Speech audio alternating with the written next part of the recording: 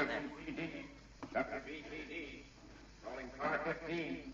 Go to 14th and Oak. A man creating a disturbance. That is all. There. Isn't that wonderful? Every squad car in town will want one of these radios. I got a TL for you, Snooky. Every squad car in town has got one. Oh, well, I'll tune in some other station and see what I can get. Uh-oh, not a word about this to anybody now. Okay, Chief, I'll keep it under my hairnet. Come in. Hello there, Mr. Wimple. Oh, hi, Wimp. Hello, folks. Oh, for goodness sakes, what a cute little radio, Mr. McGee. Yeah. Does it work? Oh, it certainly does, Mr. Wimple. All you have to do is join the police force, get assigned to a squad car. Easy, Molly, now, remember. Wimp, old man, I ain't dribbling this down Main Street yet, see? But you happen to be looking at the portable radio that's going to revolutionize the industry. You don't tell me. I'll say I don't, not till I get it perfected. All I can say is this is a car radio that is also a portable radio. Use it in the car or lift it out and take it with you. He won't tell you any more than that, though, Mr. Wimple, for fear you might catch on to the idea. Yeah. Well, I wouldn't be in the market for one anyway, I'm afraid. I've already got practically the same thing. What? You have? Yes. The loudspeaker in my car usually gets right out and walks along with me, still talking. Oh, you mean... Yes. Sweetie face, my big old wife. How are you two lovebirds getting along these days, Si? Oh, everything is just going along peachy, Mr. McGee. In fact, Sweetie face hasn't said an unkind word to me since Christmas Day. Out of town, is she? No, she caught the mumps. That's pretty tough, Wimp. The mumps is something I wouldn't even wish on Sweetie Face. You wouldn't? No. Well, it wasn't exactly what I wished for either, but it's better than nothing. Well, I've got to get downtown, folks. I'm getting Sweetie Face a little sickbed present. Oh, how thoughtful. What are you going to get, Mr. Wimple? Oh, isn't very much, really. I'm just going to get her a quart of the sourest, puckeriest pickles I can find.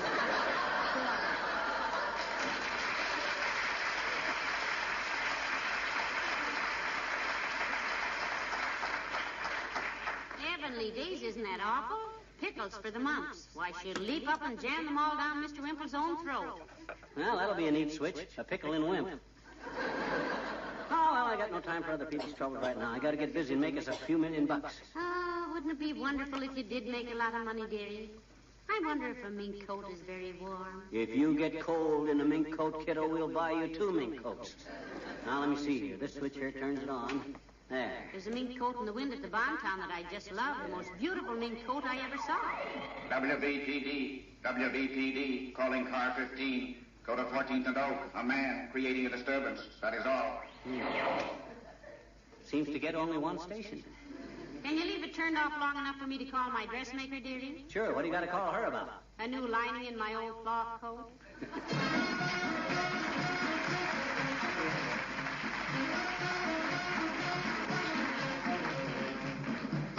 Billy Mills in the orchestra, and pass that peace pipe.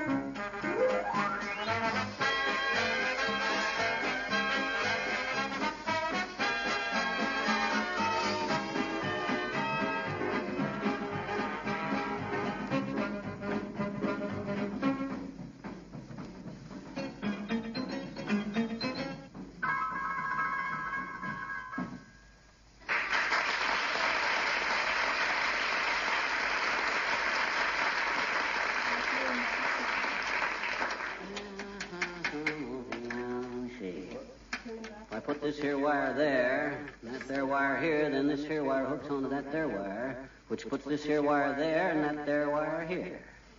There. That ought to do it. Well, how are you getting along, dearie? Just got about it rewired, Molly. Now, wait just a sec. Aha. Now, listen to this. There. WVPD, calling car 15. Go to the corner of 14th and O. A man creating a disturbance. That is all. Dreaded thing. That surplus store give me a bum set. That's what they give me a bum. Well, now, if they sold you a set that can only get policemen, they should have come right out flat-footed and said so. Don't worry, kiddo. I'll get it. Don't you worry. Just got to go by this diagram, that's all. Simple as ABC. If NBC will pardon the reference. And if they give me Hail Columbia, I'll give it right back to them, which will make it mutual. I'll have this thing fixed before... Come in. Oh, it's Mr. Williams, the weatherman, McGee. Come right in, Mr. Williams. Thank you, Mrs. McGee. Hello, McGee. Hi. Ah, rewiring a radio, I see. May I help? You know how to wire a radio, Foggy? Yes, I do. In fact, when I was in college, I built a wireless set with which I could get the British Broadcasting Company any time I liked. Heavenly days, you got Britain? Where did you go to college, Mr. Williams? Oxford. I knew you had a streak of British in you, Foggy. I knew it just the other day. Remember when I was sorting a bunch of clothes we were sending to the church? Yes. How did you know he was British from that, McGee? Maybe you didn't notice, kiddo, but I said something about the church will be glad to get this stuff, and the minute I says Churchill, Foggy leaps up and salutes. Hey, incidentally, they really have some bad fogs over there, don't they, Foggy? Oh, they do indeed. Yes, I was walking through Piccadilly one night. Walking through it? You mean that stuff they sprinkle on a hot dog you were walking through? My God. No, dearie. He said Piccadilly, not Piccalilly. Piccadilly is a district in London. Oh, yeah, Piccadilly. Yes. Thank you, Mr. Anyway, I was walking through Piccadilly one night, with some relish, I might add. And a sudden fog came up. In 10 minutes, it was so thick that Big Ben did not sound 9 o'clock until almost 10:30.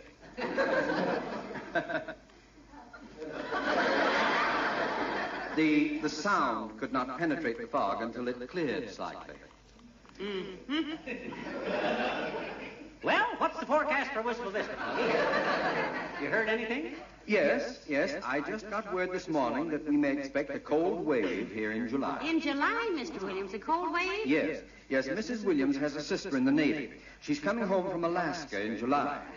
According to her letter, she's the coldest wave that ever wore a white cap. Well, good day, probably.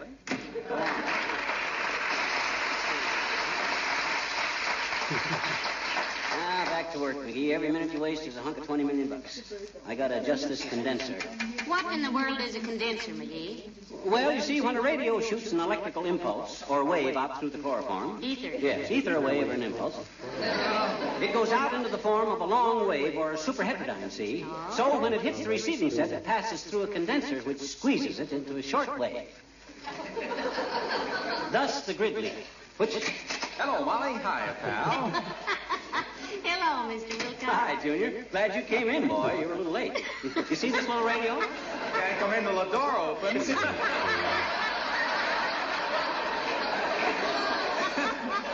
see this little radio? Yes, I see the little radio. Well, he's got a great invention, Mr. Wilcox. He really has. Yeah. A great invention is a pretty mild term for this radio, kiddo. This will be the greatest step forward in the automotive industry since a girl's knees were made safe by putting the gear shift on the steering wheel. Well, what is it, pal? What is it? Well, go on and tell him, dearie. I'm kind of excited about this myself, Mr. Wilcox. Well, here's the gimmick, Omaha. It's a car radio, you see, but removable. You yank it out of the car, turn it on to dry cell batteries, and zingo, you got a portable radio you can take any place. The McGee Cartable radio. You slap it back into the car, lock it in place, and you got a car radio. And if there's some programs you want to miss, leave it at home, and you got an extra glove compartment. Pal, it's wonderful. Thank you. I think so. Well, I can just picture the day when I'm riding along with my car radio on. I hear a well-modulated voice say, "Ladies, do you have spots before your eyes?" Spots that the children have tracked in on your kitchen floor? Oh, but McGee, it means... Then I park my car, yank the radio out, and the voice continues as I carry it toward my office. Do you suffer from worn and faded linoleum? Look, Junior, that ain't what I was... Try Glow Coat. I can hear the voice saying. Johnson's self-polishing Glow Coat. What other kind is there? Yes, the voice will be saying as I carry my McGee cartable radio into my office. Look. Johnson's self-polishing Glow Coat will banish that scuffed and seedy look from your faithful old linoleum and help to restore its pristine luster and loveliness. Yeah, but what that... No rubbing, no buffing. Pour a little out, spread it around in 20 minutes or less. Look, Waxy. Yes, Cartable. Pal. I'm going to make $1 million on this thing, Christine. How'd you like to be my private secretary? Quick, Junior, yes or no? I got to have men around me who can make decisions. Okay? No. Oh. Mr. Wilcox, what an opportunity you have passed up. I'll say. Yeah? Look, pal, when you've been in business as long as SCJ&C Inc. of Racine Whist, ask me again. As the airmail pilot said when his motor conked out over Mount Whitney at 3 a.m., no more fly-by-night stuff for me. Sorry, chum. So long, Molly.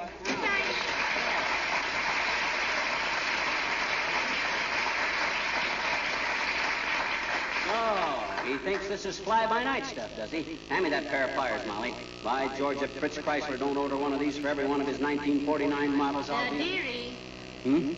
Fritz Chrysler is a violinist. Yeah? Well, if he plays along with me, he can have his own orchestra. Now, let me see. Ah, there, I got it, just like the diagram says. Turn it on, kiddo. All right, and don't think I don't appreciate the honor, McGee. WVPD, calling car 15. Go to 14th and Oak. A man creating a disturbance. That is all. Now. Hand me that diagram again. I can't. It's printed on the radio. Oh, my gosh, it is, isn't it? Well, then what have I been using for a diagram? Well, I don't know, unless... What's that paper under your elbow? That's a sample of the wallpaper I was going to get. Say... That does look kind of like a radio diagram at that, don't it? well, as I always said, one setback don't make a rocking chair. Now then, where's my screwdriver? Come in. Oh, hello, Mr. Oldtimer. Hello there, kid. Hi, Oldtimer. If I hook the amplifier tube to the power output and then... What you doing this time, Johnny? Breaking up what? Well, he's rebuilding a radio, Mr. Oldtimer. Yeah, I'm practically inventing a new radio, Oldtimer. McGee's cartable radio, combination car and portable. Is that so, Johnny? Yeah. I love radios. I remember when I was just a young feller, my mama said she'd like to have a crystal set for her birthday. So I bought her one. A crystal set? Yep, necklace and 4 earrings. 4 earrings. Mama had awful big ears. We made quite a celebration out of Mama's birthday that year, though. Papa said he was going right downtown and get her a big surprise. I love surprises. Yes, sir. And sure enough, in a couple of hours, her surprise come, addressed to Mama with a big tag on it. Took 4 men to carry it in the house. What was it? Papa? Oh. Of course, I've watched radio grow up, kid. When I was a youngster, radio hadn't even been invented yet. Yeah, when you were a youngster, they hadn't even invented people. That's pretty good, Johnny. But that ain't the way I heard it. The way I heard it, Farmer says to his wife, say, he says, you were talking in your sleep last night about Wallace starting a third party. No, I wasn't, says the farmer's wife. I just heard the chickens raising a ruckus, so I riz up and says, well, I wonder what's got into our hennery. Well, so long, kid.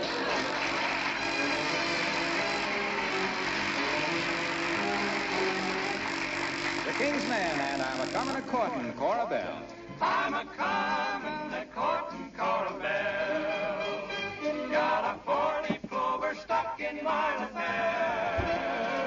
With a horseshoe in my pocket and a rabbit's foot as well. I'm a-comin' a-courtin' Cora Bell. Gotta keep up my courage, Cora Bell. For to speak up to your pappy for a spell. I'm gonna mention my intention of a honeymoon hotel. I'm a-comin' a-courtin' Cora Bell.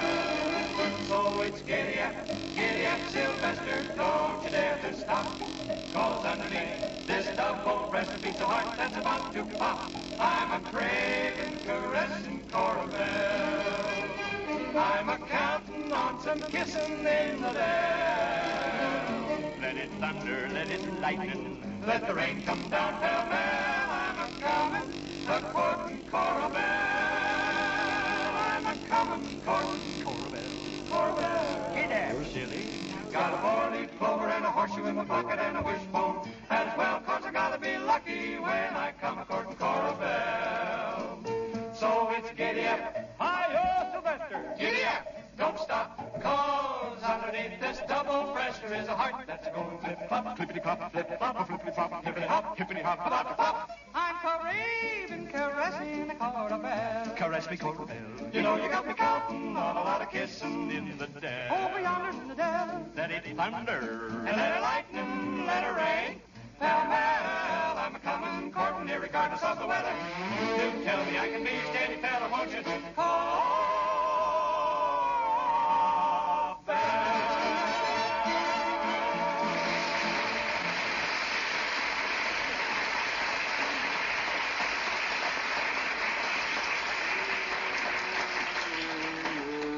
You can have her right, I want her. She's too fat for me. She's too fat. How's the radio coming along now, McGee? Got it rewired yet? I was just about to try it out, kiddo. Listen to this now. WVPD, calling car. No, that ain't quite it yet. But I got an even greater idea than I had originally. Doesn't seem possible. It is, though. Look, I can already get shortwave on this thing on account of all police calls are on shortwave. I thought police calls were all on the crime wave. No. No, that's just newspaper talk. Now then, it's a simple matter if we get local shortwave to get foreign shortwave.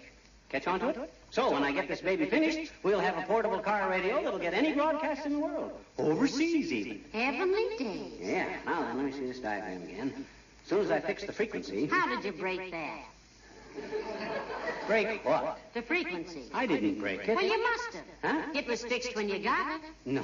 See what it says down the corner here? It says, Model B fixed frequency receiver. Yeah, but... So if it was fixed when you got it, you must have done No. Let me explain, kid. All right. A fixed frequency set means a set that the set frequency is fixed, you see. Some of the fixed frequency sets are set so the frequency is frequently fixed for a freak frequency. Or, in other words, if the freak frequency is too frequent, then the frequency you fix has to be fixed for an infrequent frequency, which is fixed. Well, good. Yeah. Now tell me about television. Well, television is an entirely different frequency. You see? Come in. Oh, it's Dr. Gamble, McGee. Hello, Doctor. Hello, my dear. Hello, Dippermouth. Hi, Pullman. Pullman, dearie? Yeah, he's the guy people are always calling up for birth reservations. You will excuse me, Button Beezer, if I fail to explode with mirth. That is a very weary bit of whimsy as far as I'm concerned. But why are you taking your radio apart? A peanut tube is not edible, you know. Don't try to tell me anything about radios, you lumpy old acidity bag. I was wiring up 20-tube superhets when you were still trying to pick up your own pulse beat on your cheap graduating stethoscope. Oh, he really has a wonderful invention for radio, Doctor. Tell him about it, McGee. I'm sure the doctor can keep a secret. Well, if I can, I'm in the wrong business, my dear. I've heard more confidential whispers in my time than a speakeasy peephole. Well, briefly, Doctor, I'm about to go into the manufacturing business. McGee's Cartable Radio, combination of car and portable. Radio for your car, then you can unhook, lift it out, and carry it around with you. You know, it hurts me to say this, Buster, but for once I think you have a sensible idea. You betcha. Yes, you better drop in and see me tomorrow. This is not normal. Now, this is a combination car and portable radio, my fat friend, but the McGee Cartable will be able to get foreign broadcasts from overseas. Just as soon as I make a few more adjustments here now. Pliers? Pliers. Screwdriver. Screwdriver. Tire tape. Can't find it. Don't need it. Now, let's see. Aha! Well, you think you found the trouble, dearie? Yeah. You see, Doctor, he had a little difficulty with it before. All he could get was the Wistful Vista police broadcast. Oh, see if you can get Romania, McGee. I want to see why King Michael quit. I can tell you that, Fatso. They twisted his army. Well, she's all hooked up, kids. Now, wait till you see what I get this time. That's different. Préfecture de Paris, Préfecture de Paris, ici, donnez-moi bicyclette 15. My gosh, did you hear that? We got Spain. That was Spanish. That was French, stupid, and keep quiet. I studied medicine at the Sorbonne in Paris. Alerte, alerte, ici, donnez-moi bicyclette 15, au coin de la rue de la Paix et de la rue du Chêne. Il y a un homme qui fait vieux scandale. C'est tout, fini. Was it really Paris, Doc? Was it really What Paris? did he say, Doctor? What did he say? Yes, it was Paris, all right. What'd he say? And as near as I can translate it, he said, Paris police calling bicycle 15, go to the corner of Rue de la Paix and Oak. A man is creating a disturbance.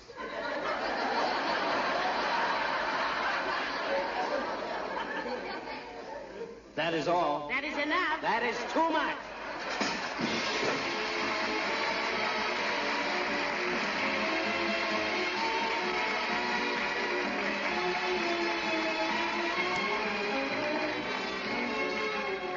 If you heard someone say, my floors haven't been washed in 17 years, you'd be surprised only if you didn't know about Johnson's liquid cleaning and polishing wax. Bright gleaming floors without tiresome scrubbing is the standard result if you use Johnson's liquid wax. You see, Johnson's liquid wax is more than just a wax. It contains an effective dry cleaning ingredient which quickly removes dirt and leaves floors immaculately clean and thoroughly waxed. You merely apply, then buff lightly. No water, no brush, no hands and knees scrubbing. This simple cleaning method leaves your floors glowing and gleaming. After the first application, all you need to do is touch up the heavy traffic spots whenever necessary. Your floors will stay perfectly beautiful longer. They'll never be exposed to water that cracks and warps wood flooring. Forget tiresome, messy scrubbing. Remember Johnson's liquid wax to bring out the beauty of your home. Look on the bright side, shine up the right side, bring out the beauty of the home.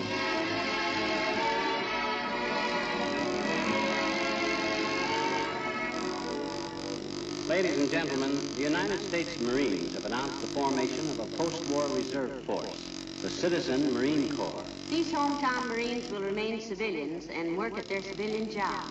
But in their spare time, they'll wear Marine uniforms and learn to handle Marine equipment. Men who enroll will be given Marine training at regular weekly meetings and at 2 weeks of summer camp each year, and all of this on salary.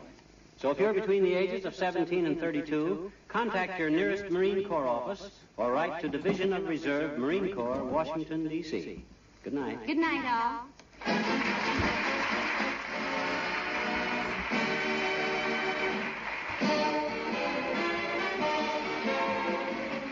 The makers of Johnson's Wax Products, Racine, Wisconsin, bring you Fibber McGee and Molly every Tuesday night. Be with us again next week, won't you? Good night.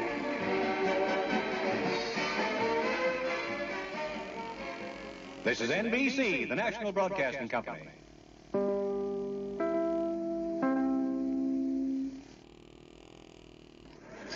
The Johnson Wax Program with Fibber McGee and Molly.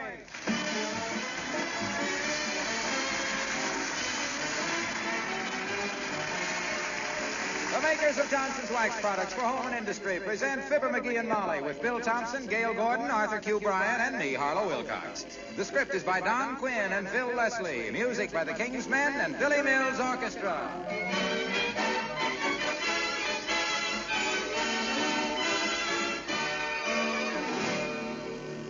You know, it's surprising how genuine Johnson's paste wax will actually make your furniture and floors more beautiful than they were the day they were brand new. The warm, shining luster of a well-waxed surface is more mellow and richer somehow. Not only do floors and furniture polished with Johnson's paste wax gleam and reflect the light and color of a lovely room, but they seem to say, here are precious things well cared for. Johnson's wax makes all wood surfaces as well as floors much more easy to keep clean. Dust and dirt just won't stick to that hard, sparkling coat of gleaming wax. A light dusting and all dirt vanishes. Johnson's wax protects your furniture from mars and scratches, too. Try it and enjoy the new richness it will give your furniture. Enjoy the luster and protection it will give your floors. Yes, enjoy the added beauty Johnson's wax will bring to your home. Look on the bright side, shine up the right side, bring out the beauty of the home.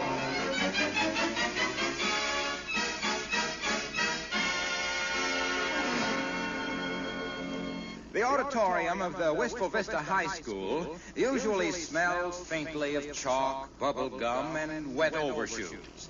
But tonight, those happy odors give way to those of face powder, chocolate cake, and wet overshoes.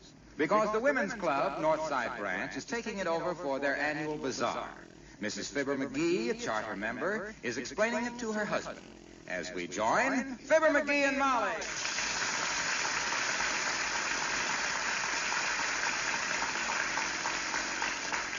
And so when Mrs. Stoops asked me if I was going to be there, I said, when have I ever missed a woman's club bazaar?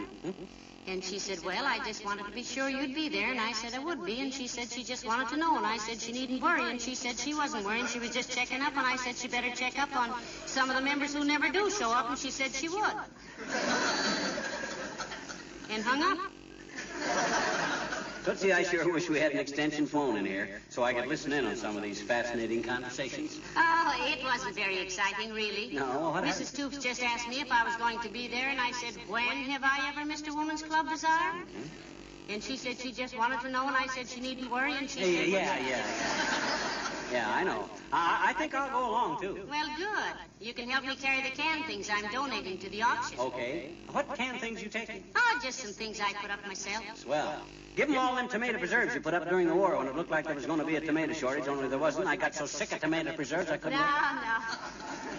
The ladies asked especially for some of my bread and butter pickles that I put up every year, so I promised them 6 jars. Well, I still think that... 6 jars of what? My bread and butter pickles. Oh. They have sort of a reputation, you know. Oh, Molly, you didn't. You couldn't. My gosh, kiddo, those are the last 6 jars of them pickles. I count them every day. You know how I love them. But, dearie, what could I do? The chairman of the committee herself asked me for them, and, well, they always bring a good price, you know. They ought to bring $8 million. Every ward on them pickles of yours is worth its weight in platinum. Why, even them little bits of pickled cauliflower. Why, I could wear them things in my hair to parties, like orchids. Hope that's Tom Brenneman. Come in. Oh, hello, Dr. Gamble. Do come in. Thank you, my dear. Hello, Rumplepuss. Hi, Doc. Well, what's biting you, Long Lip? You look as unhappy as Gene Autry in an English saddle. Pickles. What's the matter with him, Molly? Why is our little pigeon pouting? I gave his pickles away. Pardon me? Why don't you pay attention when my wife is talking, you road company Kildare? She said she gave away the last of my bread and butter pickles to the food sale at the bazaar at the high school tonight. You know those bread and butter pickles I put up every year, Doctor? Well, I promised 6 jars of them to the ladies of the women's club. Wait a minute. You mean those homemade pickles I made such a fool of myself over the last time I ate dinner here? Yeah, and believe me, Napkin Bandit, that was the last time you ate dinner here. You ate enough of those pickles to have lasted me 4 weeks. You staggered out of here loaded with enough grub for the last 6 cars of the friendship train. If I ever saw a human caboose wobbling out of our front door, it was you and... Please, McGee. Hung a lantern. Dr. Gamble was our guest. He is our guest. Well, if it embarrasses him to have me as a guest, my dear, I can easily put this on a professional basis. Take off your shirt, McGee.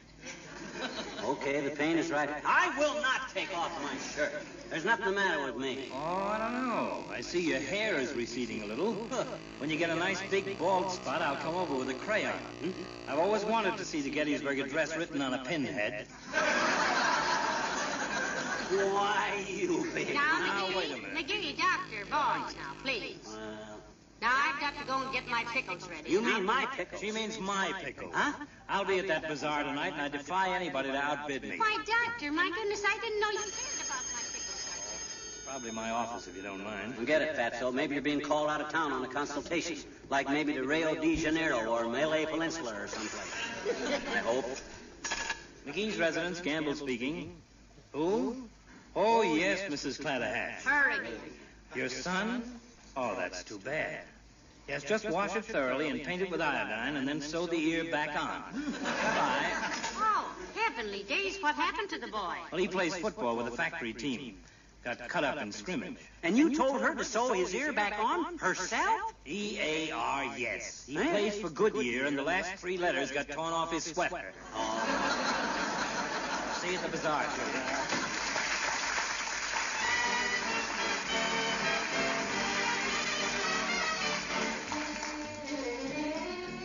Billy Mills for the orchestra and Golden Earrings.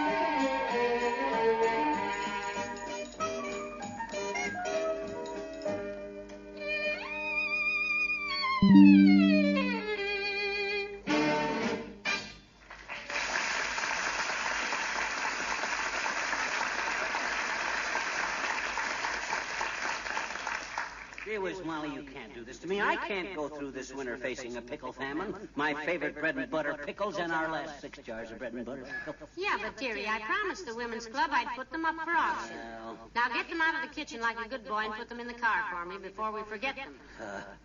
it's like auctioning off part of my family, but I'll do it. Hi, Georgia. Come in. Oh, hi, Oldtimer. Hello there, Mr. Oldtimer. Hello there, kids. Say, you two going to the big Beezer the women's club is holding at the high school tonight? It isn't Bazaar, it's a Bazaar, and we'll be there, all right. I guess almost everybody will be there. Everybody who counts, anyway. Can you count, Oldtimer? Well, I can get as far as 140 or 50, Johnny, so I guess I'll qualify. You'll find me the same spot all evening, playing bongo. Oh, you mean bingo? Nope, I mean bongo. Bongo, bongo, bongo, I don't want to leave the Congo.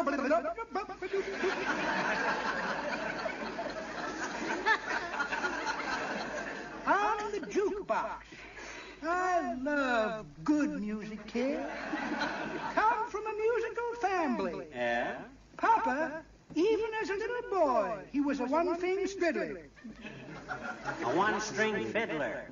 No, a one-thing striddler. He used to straddle the fence and throw things at people, one thing after another.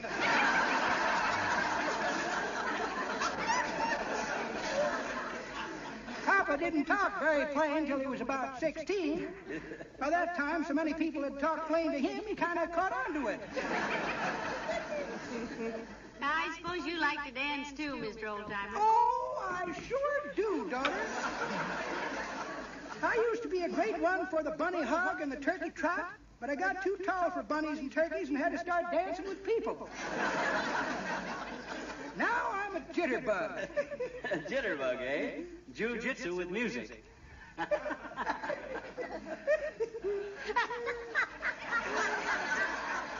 That's pretty good, Johnny, but that ain't the way I heard it. It isn't? No, the way I heard it, one feller said, tell the feller, say, it says, my brother just fixed things so he'll never have to pay another nickel's worth of income tax. Is that so, says t'other feller. How did he ever do that? Simple, says the first feller. He shot himself. Well, see you at the Beezer, kid.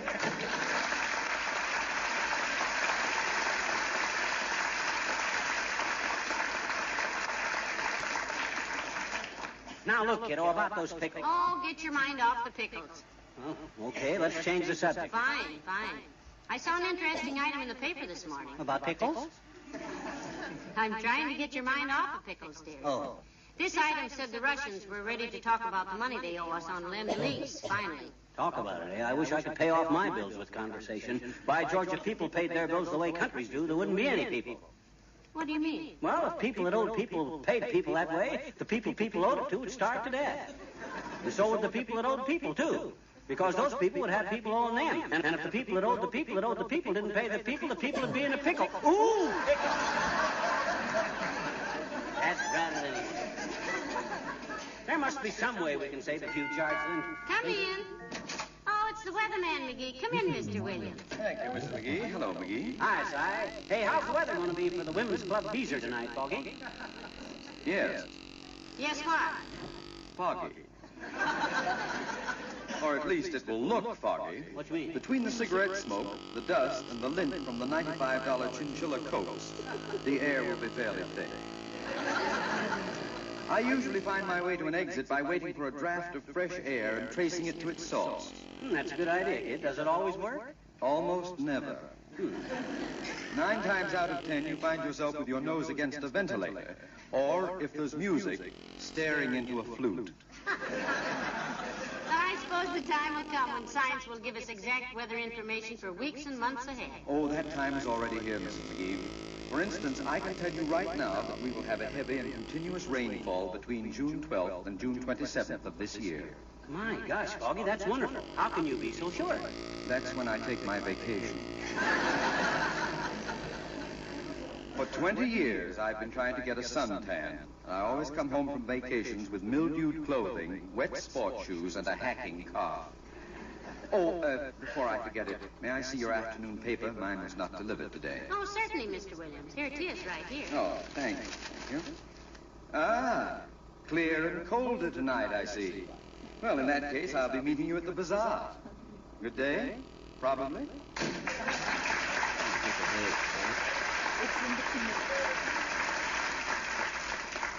What a weatherman, what a weatherman. Has to look in the paper to see what the weather's going to be. Well, you can buy a paper for a nickel. And Mrs. Williams tells me that's more than the Weather Bureau can get out of Congress for new equipment. But about those pickles.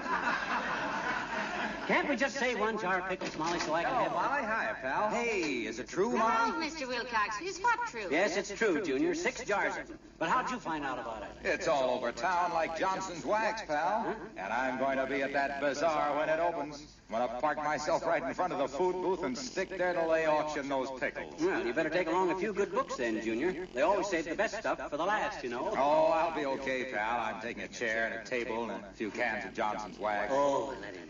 While I'm waiting, I'll be showing anybody that happens along how Johnson's wax protects and beautifies tabletops, chairs, and other fine furniture. He's waiting, he said. I'll point out to all those eager housewives how a Johnson wax kept home is a hospitable home, a clean home, a home that no matter how humble or how elaborate always smiles a cheerful welcome. Yeah, but the food sale booth How is right Johnson's down. wax not only protects their fine furniture and woodwork, but gives them a brilliant gleaming luster that brings out the beauty of the home. Yeah. Why, Johnson's wax is...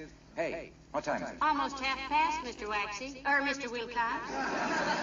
Well, gee, I'd better beat it. I want to get downtown before the bank closes and draw out my life savings. I'm going to buy those pickles tonight. Hey, wait a minute, Omaha. Your life savings. How much have you got in the bank? $12. Huh? I'd have more, but the Johnson Company only pays me what I'm worth. So long, Molly.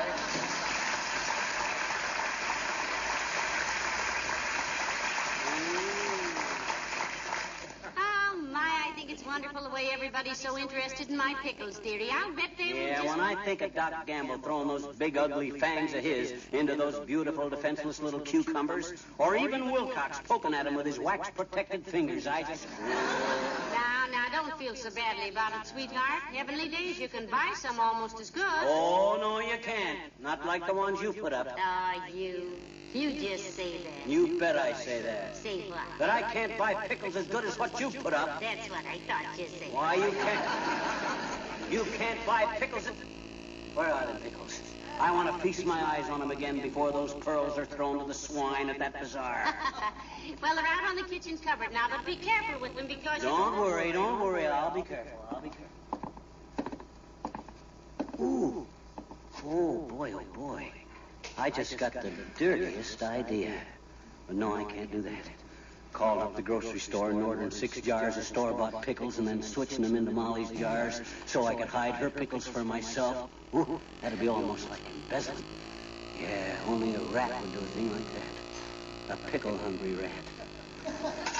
Hello, operator. Give me Jimmy Sales Market. Hello, Market. Give me the pickle counter. I want 6 jars of cheap pickles, quick, and slip them in the back way because I don't want anybody here.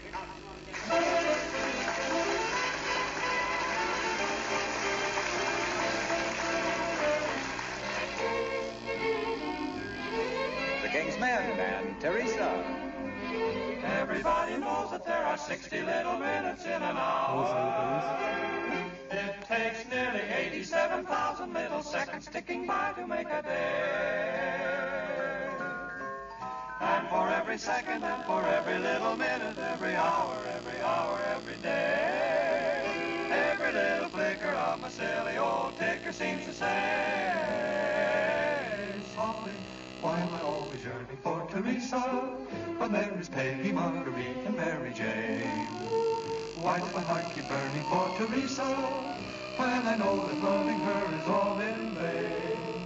Peggy is delightful and Marguerite is sweet, and a little smile from Mary Jane can make my day complete. Ah, but nevertheless, there's only one I dream of. Teresa, Teresa, my all. There's plenty of others whose mothers are wonderful cooks, and 50 little nifties who beat her for looks. Why am I always yearning for Teresa, Teresa, when there are other girls that I could be around? Why does my heart keep burning for Teresa, Teresa, when she never builds me up but tears me down? What's her magic power that makes me want her near when she's near somebody else from all the tales I hear? Nevertheless, there's only one I dream of, not Peggy nor Marty. It has to be Teresa I love. Love, Teresa, Teresa.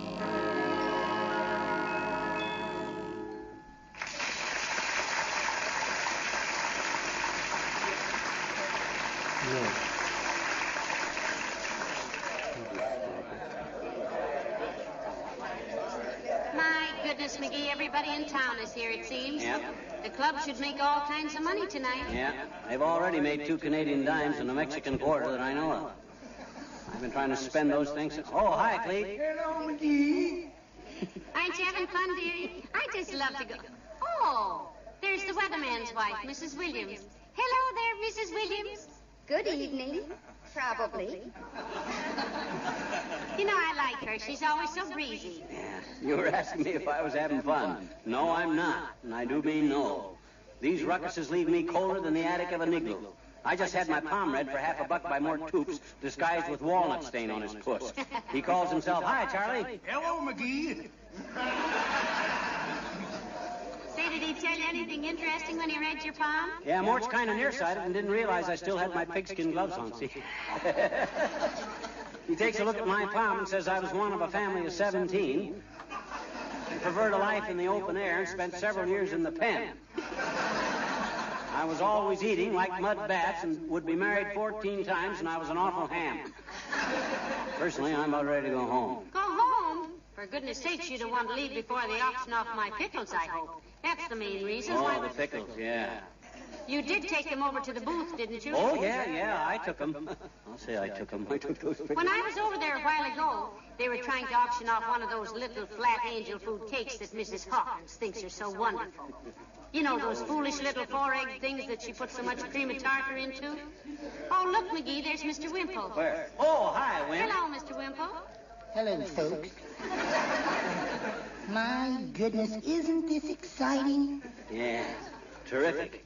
This shindig's got about as much real spine-tingling drama as a turtle race. Hey, you look a little mussed up, Wimp. What happened? Oh, I was running the fish pond for a while, Mr. McGee, but I quit. It was too embarrassing. Embarrassing? Yes, people kept paying their dimes and dropping their hooks in and catching me. Well, even the best of us get hooked at these joints, Wimp. Oh, I didn't mind getting hooked, Mr. McGee, but they kept unhooking me and throwing me back. Sweetie Face, that's my big old wife. Yeah. Sweetie Face is helping out here, too. She's at one of the booths over there selling kisses. Oh, where's your booth, Mr. Wimple? They put her way down there to the left. Under the big sign that says, fire sale, 2 cents each. Oh, is she burned up? Well, she ought to be. Hey, McGee, come on. Hello, Dr. Gamble. Hi, Molly. Come on, they're going to auction off your pickles. I'm going down close. Oh, come on, McGee. Let's move up closer and see how much they bring. Yeah, let's watch. Look at old Doc shove through there. Is that sucker? Now, ladies and gentlemen, 6 jars of delicious homemade bread and butter pickles canned by Mrs. Molly McGee. That's what you think, Bud. I got her pickle fixed. I'm told these pickles are absolutely out of this world, and we're going to offer them now to the highest bidder. 6 jars. $1 a jar. Oh, there's a starting bid. $6 for 6 jars, Dr. Gamble says. Who'll offer 7? $7. Who was that, McGee? Can you see? Was that Mrs. Hawkins? $10. Hey, that was Foggy Williams, Molly. You see him over there? $10 I'm bid. $10 for these delicious pickles. Now, who'll make it 11? Remind me to give Mr. Williams a jar next year. Isn't he nice to bid $10? $10 I'm offered. Who'll make it? 10.05.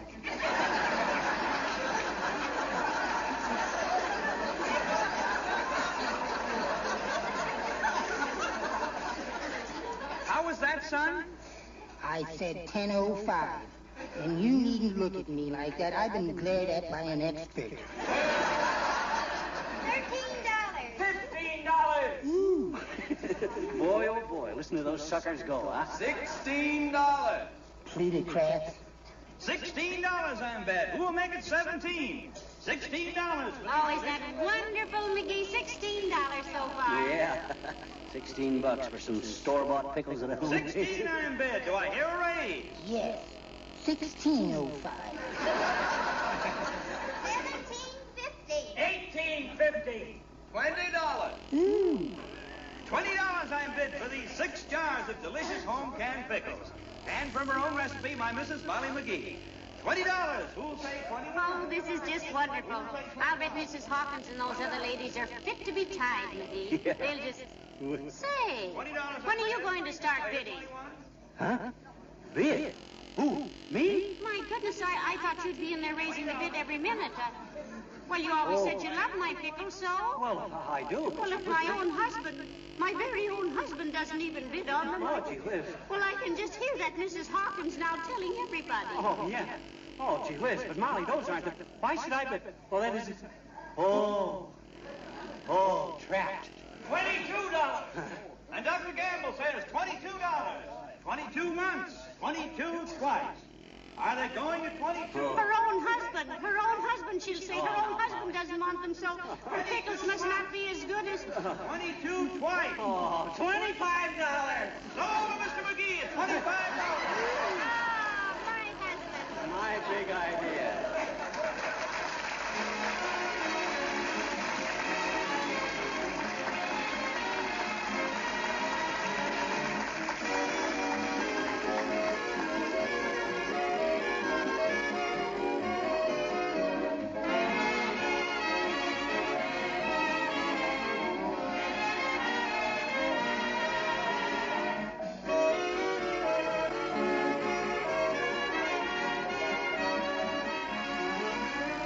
Fibber and Molly return in just a moment.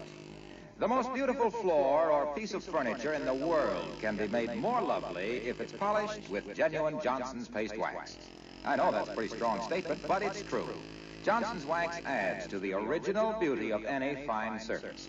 Tabletops, chairs, all wood surfaces, things made of leather, they all glow with a warm, mellow, new beauty under that shining, hard, protective coat. The grain of the wood, the very texture of the surface are all vastly improved by a gleaming coat of Johnson's wax. It makes it easy to keep good things looking lovely, too. A light dusting with a dry cloth and dust and dirt disappear from a well-waxed surface. Now, I'm sure you want your fine things and floors to look their best and last their longest. Well, there's no better way to beautify and protect them than with wax. And, of course, there's no better wax than Johnson's wax. Use genuine Johnson's wax to bring out the hidden beauty of your home. Look on the bright side, shine up the right side, bring out the beauty of the home.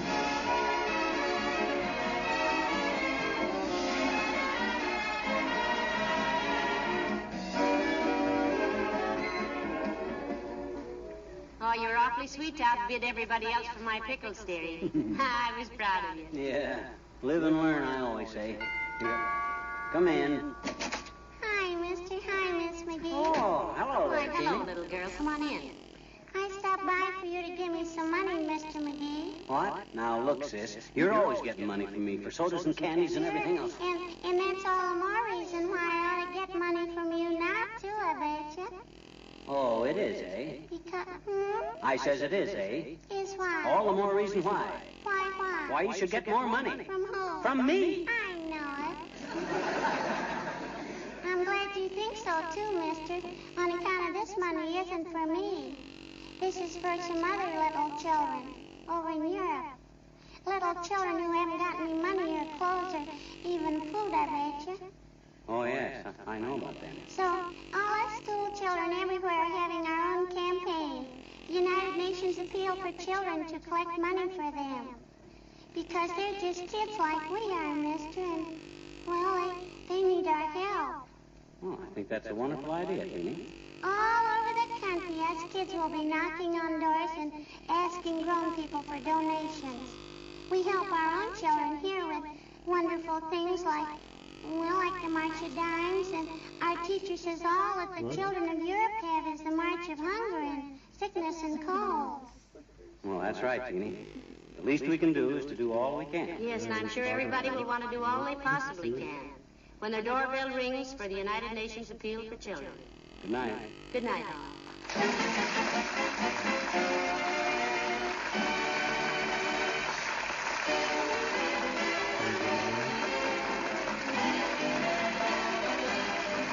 The makers of Johnson's Wax Products, Racine, Wisconsin, bring you Fibber McGee and Molly every Tuesday night. Be with us again next week, won't you? Good night. This is NBC, the National Broadcasting Company.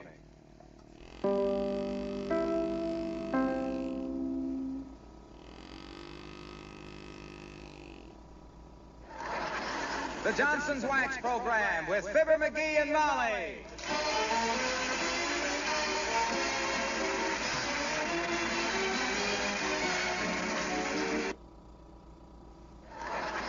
The Johnson's Wax Program with Fibber McGee and Molly.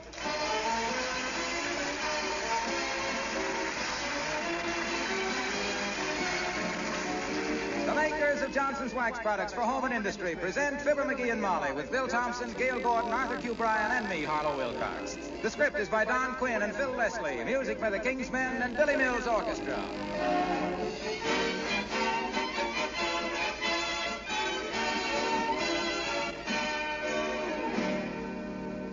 Busy housewives who use Johnson's self-polishing glow coat often say, I have to wax my kitchen linoleum, but I'll be through in a few minutes. And they mean in a very few minutes. It's true because with Johnson's self-polishing glow coat, you merely apply and let dry. Glow coat dries to a hard, shining finish without rubbing or buffing. It begins to glow immediately. When glow coat is dry, your varnished floors or linoleum are bright and sparkling under a rich coat of new beauty. A protective coat of wax armor that will help keep your floors like new years longer. The same warm luster that adds glamour to your floors and protects them from harm and wear makes them so easy to keep clean. Dust, dirt, and spilled things vanish from a glow-coated surface with just a wipe of a damp cloth. Give your floors and linoleum a beauty treatment the fast and easy way. Make them shine with Johnson's self-polishing glow coat and enjoy bringing out the beauty of your home. Look on the bright side, shine up the right side, bring out the beauty of the home.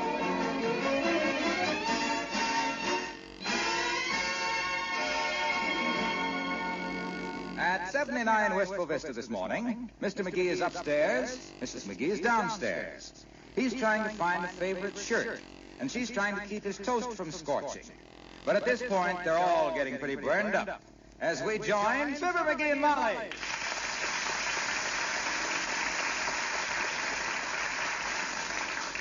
Oh, McGee, sweetheart? Yeah? Breakfast is getting ruined. Are you coming down, or shall I go ahead and eat? Yeah, sure. Yeah, sure, what? What'd you say, Molly? Let's start over. What in the world are you doing up there anyhow? You told me half an hour ago you'd be right down to I'm breakfast. trying to find my clean green shirt, Molly. Doggone it, I've turned every drawer in the bureau upside down. I can't find my clean green shirt. My clean green shirt, any place. Well, there are other clean shirts up there, McGee. Your green one went to the laundry and the bundle isn't back yet. Now get ready for breakfast before it's spoiled. I might as well wear the shirt I got on then. If that laundry... Hey, wait a minute. That laundry was supposed to be back here last Saturday, wasn't it? Well, it usually comes on Saturday, but so far the driver hasn't shown Why, up. those dirty highbinders. They got a lot of nerve. What do they think there is, on a war? Holding up our laundry over the weekend so they can wear my good shirts. That's what they're doing. They got a lot of nerve wearing my shirts over the weekend. McGee, no. I don't think a laundryman would do that. Oh, no. Well, don't be knave, Tootsie. I'll bet every size 15.5 guy in that laundry with 28-inch sleeves wore one of my good shirts Sunday. That's why they couldn't bring our laundry back. They had it on. Well, look, now, let's eat breakfast as soon as you're ready, and then I'll call up and see about it. I'm a little short on linens myself by now. I'll phone the laundry. I'll phone the laundry. When that scrub coach down there hears what I gotta say, his ears will wilt like drugstore lettuce. Hand me the phone. But, McGee, sweetheart, your breakfast... Never mind, I got a better idea. I'll go down there. I'll find out what goes with our clothes. I'll go down there and go down that manager's throat. That's what I'll go down there and go down that. I'll burn that guy like homemade chili. Yes, but now first you ought to eat some breakfast. Come in. Oh, it's Mr. Wimple. Hi, Wimp. Hello, folks. Oh, did I come by too early, Mr. McGee? No. That's okay. Hey, do you have much trouble with the laundry, Wimp? Well, yes, quite a bit, Mr. McGee. No matter how hard I rub, the sheets always come out tattletale gray. No kidding, Wimp. You mean to say you do the laundry at your house yourself? Oh, yes, You mean to say you don't, Mr. McGee?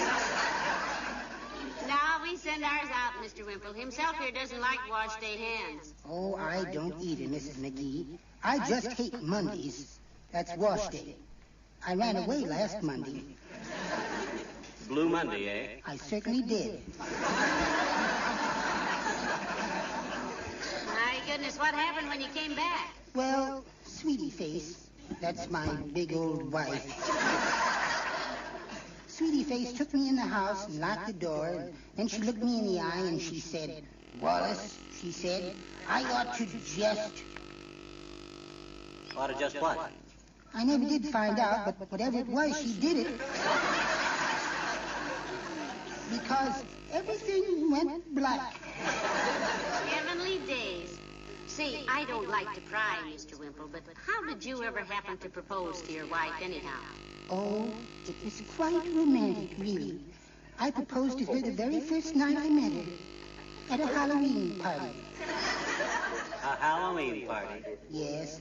Then she took off her mask and I saw my mistake. Was it too late for you to back out then, Mr. Wimple? Yes, it was, Mrs. McGee. She caught me right at the county line. Well, I just dropped by to ask you a very important question, if you don't mind, Mr. McGee. Why, not at all, Wimp. Shoot. Well, if someone was inside a closet and the door accidentally slammed shut and latched, and then somebody on the outside took the doorknob off, is there any way that door can be opened from inside the closet? No, sir. I've tried that myself, Wimp. Somebody outside has got to open it.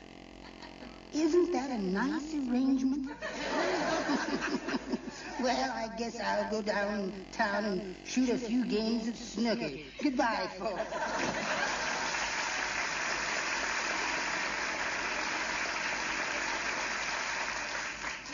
Dearie, and get ready for breakfast. I'll put on some fresh... I haven't got time now, Molly. I'm sore. I'm going downtown to track down our laundry bundle. But you've got to eat some breakfast. No, sir. I'm taking no chances. When I walk into that laundry, I want to be the nastiest character those guys ever listened to. And you know I'm not fit to live with when I haven't had my breakfast. You going? Come on. All right, dearie. I'll go on one condition. What's that? While I'm putting on my hat, you go and put on your trousers. What? Oh, my gosh. I thought it seemed awful drafty. I'll be right back.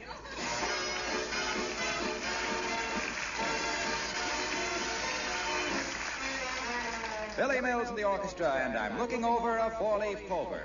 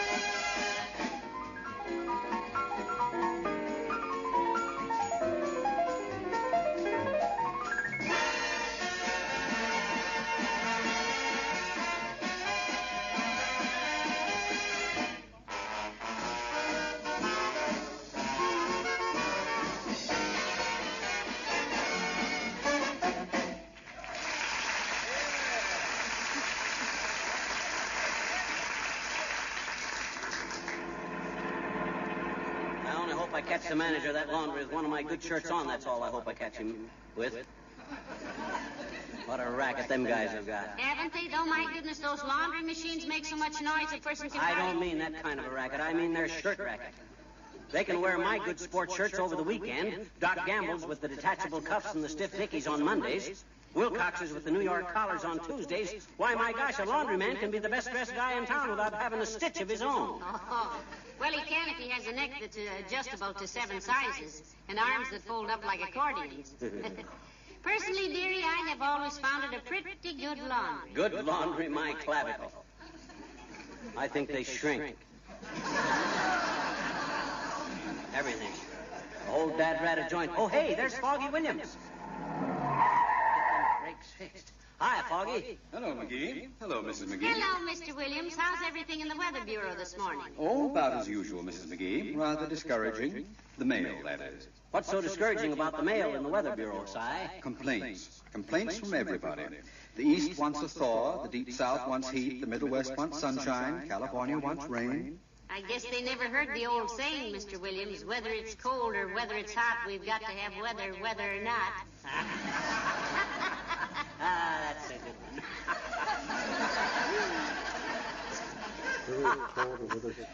one. Yes. Well, I'm getting pretty tired of it myself, Mrs. McGee. I'm tired of discussing the heat with Miami, the clouds with St. Louis, the snow with New York, the rain with California, and the hail with all of them. That's telling them, Foggy, old man. By the way, what's the local prediction? Or haven't you seen the afternoon paper yet? Well, my assistant, Mr. Murdoch, says it will be very dry and warmer. Oh? But he just said that because his celluloid cuffs caught on fire. Heavenly days, his cuffs caught on fire. Yes. Yes, he was affectionately stroking our little Marjorie. Who's Marjorie? The office cat. Oh. Murdoch was petting Marjorie when a spark flew up and started a fire on Murdoch's cuffs, which he'd just gone over with cleaning fluid. Static electricity, you know. He says that always means dry weather. You agree with him, Mr. Williams? Mostly, yes. Except for a little shower on the south side this afternoon. Just on the south side shower? Yes. Yes, it's for my sister who's getting married. Oh. I'm on my way over there now. Good day, otherwise.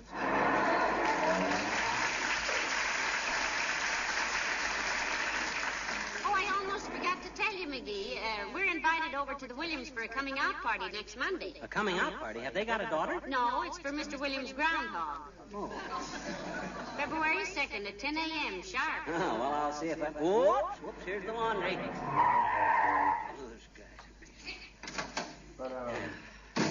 I certainly hope they haven't lost our bundle. All my good table linens were in it. They better not have lost our bundle. They're in trouble enough with me right now. That laundry was due back last Saturday, and by George... Good day, Mr. and Mrs. McGee. Huh? Welcome to the Wistful Vista Laundry, where the customer should not get nervous because we're all in the lather to give him service. My goodness, miss, we've never been in here before. Yeah, how did you know who we were, sis? Oh, that's a little service we have, Mr. McGee. When you drove past the south end of the plant, one of our courtesy department took your license number, checked with the police department, and phoned the front desk. Thus, we were able to call you by name when you entered. Now then, about your missing laundry. Hey, now, wait a minute. How do you know that's what we come down here for? Well, sir, almost nobody stops here with a shriek of brakes and comes scowling into this office just to tell us they got their laundry back, beautifully washed and ironed. So... I see what you mean. To tell the truth, miss, our laundry is missing. I'll say it's missing. It was due back last Saturday. By George, and my best green sports shirt was in that laundry. And by George... You have a very good point there, Mr. Wilcox.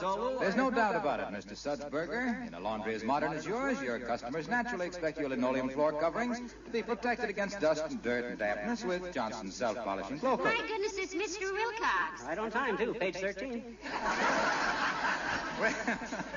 With as much money invested in linoleum as you have here, Mr. Sudsberger, Johnson's Glow Coat's not only a beautifying process and a protection for your investment, but it means an attractive, sparkling effect of cleanliness and a favorable impression on your customers. Yes, that's an angle, all right, Mr. Wilcox. If he listens to Junior very long, he'll hear enough angles to put up another Pentagon building. Quiet, dearie. And don't overlook the time-saving feature of Glow Coat, Mr. Sudsberger. It requires no rubbing or buffing, you know, and it dries in 20 minutes or less to a handsome, gleaming polish. Yeah. Save Sudsberger enough time so he can look for our laundry, Waxy. Oh, hello there, pal. Hello, Molly. Mr. Sudsberger, I'd like you to meet a couple of friends of mine, Mr. and Mrs. Fibber McGee. This is Mr. Sudsberger. How do you do, I'm sure. Hi, Suds. Now, look, I want to know what... Mr. and Mrs. McGee, what can I do for you? Well, you see, but our laundry was sent... I'll be running along, folks. See you later, Mr. Sudsberger. Yes, come in anytime, Mr. Johnson.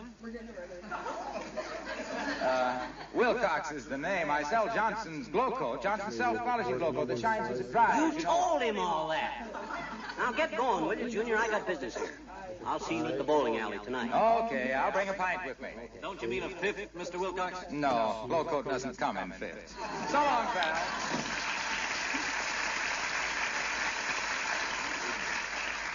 Now look here, Sudsbuster. Our laundry was due back last Saturday, and here it is Tuesday. And if you think for 1 minute... Well, what's that? Nothing to be alarmed about, Miss McGee. 3 rings merely indicates that someone left his cufflinks in a shirt. Valuable ones? I'll be able to tell you in a moment. Listen. Gracious me, yes, gold ones with emeralds. Excuse me a moment, I'll be right back. Perhaps I can assist you in locating your laundry bundle, Mr. McGee. Well, somebody better assist us, sis. By George, Shall I describe the bundle to you, miss? I think I can remember most of the articles. That won't be necessary, Mrs. McGee. We have an automatic bundle locator, you know. We merely insert your name and address, and in a few minutes a little card pops out with all the information on it. Oh, my gosh, that's wonderful, sis. I'll bet a thing like that must have cost $500,000. Oh, no, it's just a little slot in the wall. I put your name through it, a man takes it, looks around, and reports back. I see. Well, oh, look, McGee, look who's coming. Oh, what do you know? Hi, Oldtimer. Hello there, kids. Looking for jobs down here? Huh? My sister Bessie, she worked here for a while, but she had to quit. Disjointed both her elbows, wringing out army blankets. Retired last year with the rank of lieutenant colonel and disability pay. No, we're not looking for work, Mr. Oldtimer. We're trying to locate a bundle of laundry. How about you, Oldtimer? You don't work here, do you? Nope. But Papa used to, I think. Yeah? I used to hear Mama explaining to the neighbors how Papa would fall into the starch. Fall into the starch? Well, it must have been what she meant. Used to see Papa wobble up the walk, and she'd say, "Well, here comes your daddy, stiff again." Oh, Papa, he had every kind of a job there was. One time or another, camel driver, olive pitter, taxidermist. Taxidermist, eh? Birds or animals? People, Johnny. Used to stand at the loading platform at the Union Station and stop people in the taxi.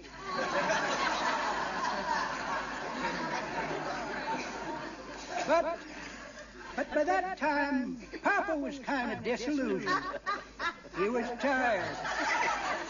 He was discouraged. So he went and joined the Legion. Ta-ta, to forget. You mean the Foreign Legion, of course. No, the American Legion. Ever see them fellas at a convention? Boy, do they forget. I'll be seeing you, kids. Got to get downtown and do something about my Social Security. Your Social Security? What are you going to do about it? Get my suspenders fixed. Didn't you notice me holding up my pants with both hands? Well, good luck with it, Johnny. So long, Gunner.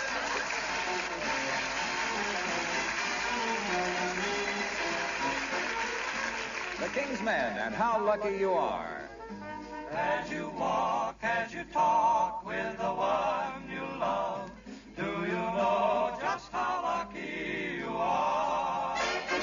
When you stroll down the lane beneath the moon up above, do you know just how lucky you are?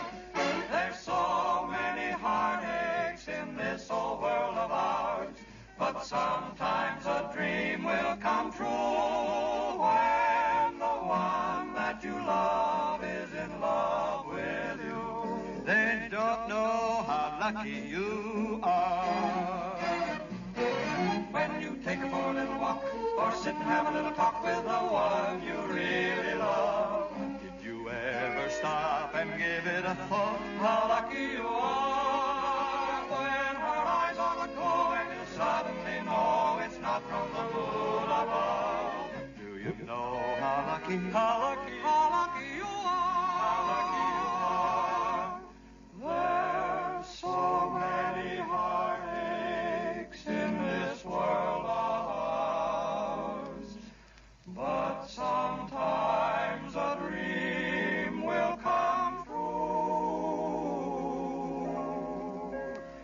when the one that you love is in love with you. That's the greatest of blessings by far. You don't know how lucky you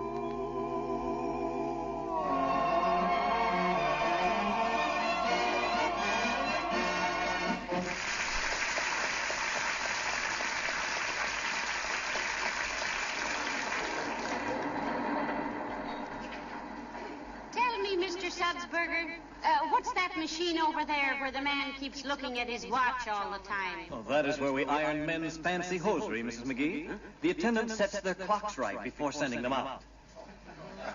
Well, I guess you've seen everything. We've heard everything, too. Shall we step back into the office and see if they've located your bundle? Well, somebody better by George located our bundle. If they haven't, by George... Now, if you'll excuse me a moment, folks, I'll see about your lost bundle. Certainly, Mr. Sudsberger. Burger. Prove it. What? I see what you mean. Well, see you in a few minutes. My goodness, with all this modern machinery, they can lose a bundle so scientifically that nobody could ever find it again. Now, these things don't scare me, kiddo. If my shirts are in one of those mechanical washwomen, I'll tear it apart limb from gear.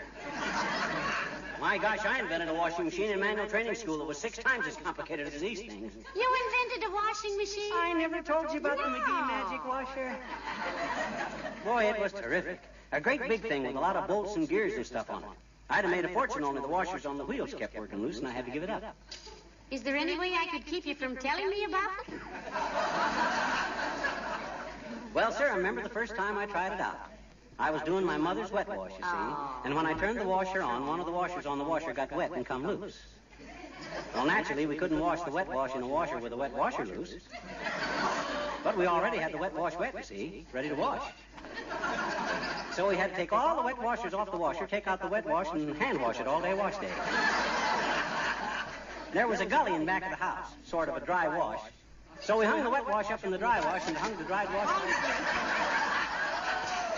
Hold everything. Here comes Dr. Gamble. Hello there, Doctor. Oh, hi, Doc. Hello, my boy. How are you, Molly? Well, I'm fine, Doctor, except that I'm a little worried about some of my good table linen. Our bundle of laundry seems to have been lost someplace. Never mind about the table linen, kiddo. How about my new green sports shirt? The one with the long pointed collar and the pleated pockets that I paid $4.50 for after it was marked down from 1775. The one I look kind of like Robert Montgomery in. I've seen that green shirt of yours, ragbag. And personally, I think it makes you look more like Sir Walter Raleigh. You do, Doc? Sir Walter Raleigh? But he's been dead for 300 years. That's what I mean. Well, get a load of who's criticizing somebody else's taste in clothes. You're the only guy I know that's been thrown on top of a laundry truck 3 times by nearsighted laundrymen. And not so nearsighted at that. McGee, now don't talk to Dr. Gamble that way. Oh, let him have his fun, my dear. He suffers from an inferiority complex when he sees a man with creases in his trousers. The knees of his pants look like he'd spent 15 years playing squat tag. Creases, he says. Ha! For your information, Fatso, creases in men's clothes are supposed to go vertical. Wrinkles go horizontal. And you got more wrinkles than Whistler's mother's grandfather. Now, look, boys, will And you for please... your own information, tough stuff with the rough cuff, the rear deck of those blue serge rompers you're wearing is getting a little too shiny for sartorial perfection. Oh. I have seen people following you down the street with their hands shading their eyes. Oh. You should either dull the finish a trifle or wear seat covers. Why, you baggy old... Boys, now stop. Yeah, but he's... I don't like to enter into these bouts, but I have a little comment to make myself. You both dress like you had just returned from 10 years exploring in Outer Mongolia. Well, I was Frankly, I have never seen 2 grown men who cared less about a knot in a necktie or the fold of a lapel. Doctor, your left cuff has more loose threads than the plot of a soap opera. Yeah. McGee, your heels are run over so far you walk like a rocking horse. See? Doctor, your pockets bulge like a 2-sided kangaroo. McGee, your shoes are scuffed up like you'd kicked your way out of a quarry. Have either of you any further comment? Not I. Not I, too. All right. See you later, McGee. Bye, my dear. Goodbye, Doctor.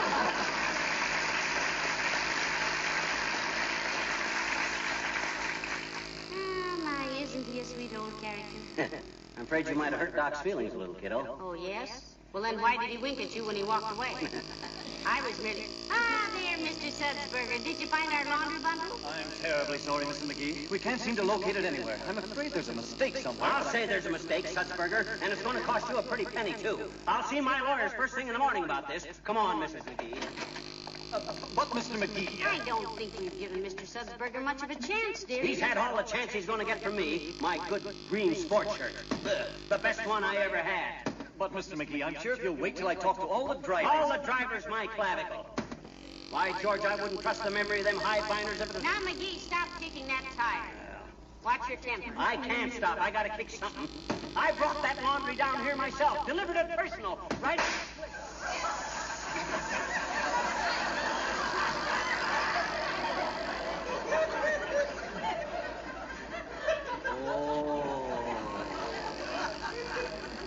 Flat tire. Yes. I should have kicked the curbstone or something. Let me change it for you, Mr. McGee. You and Mrs. McGee just sit down there on the steps. I'll change that tire for you. Now, where's your jack? I'll be glad to change it. Anything to keep a customer happy. That's our policy. Oh, you needn't do that, Mr. Sudsberger. My goodness. You heard the man, Molly. That's their policy. Wait till I get the trunk open. Let's see. Who are we to change the company's policy? Jack is in the trunk here somewhere, bud. That it's stuff in here. My gosh, I can't find anything under this big bundle of dirty laundry in here. Laundry! Mm-hmm. Looks like. Mr. McGee, I apologize. I never thought of looking in the trunk of your car. Oh, forget it, Sudsberger. We all have our dumb moments.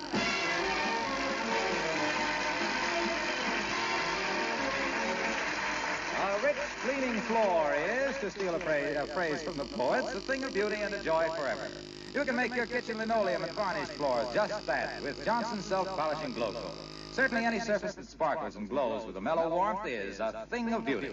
A floor that has luster and shine shows the care the housewife has put into it, reflects her pride in keeping good things looking lovely. Floors polished with Johnson's self-polishing glow coat will be a joy practically forever. You'll add years of life and beauty to them if they are protected with this hard, handsome armor of wax. And they'll be a joy to clean.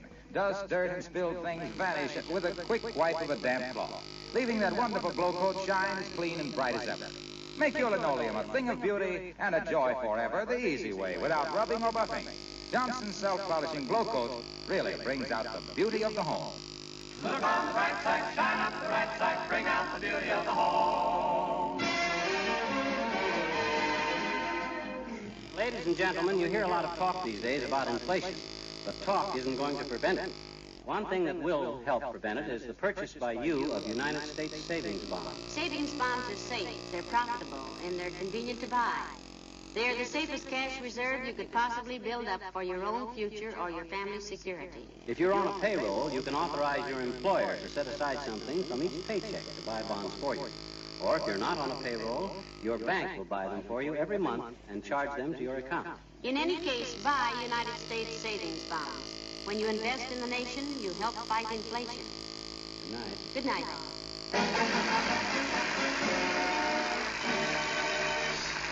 The makers of Johnson's Wax Products of Racine, Wisconsin, bring you Fibber McGee and Molly each Tuesday night at this time. Be with us again next week, won't you? Good night.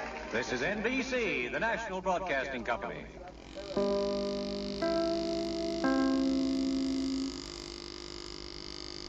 The Johnson's Wax Program with Fibber McGee and Molly.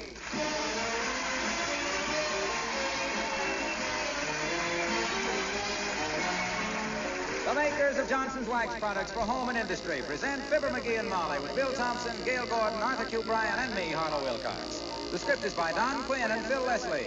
Music by the King's Men and Billy Mills Orchestra.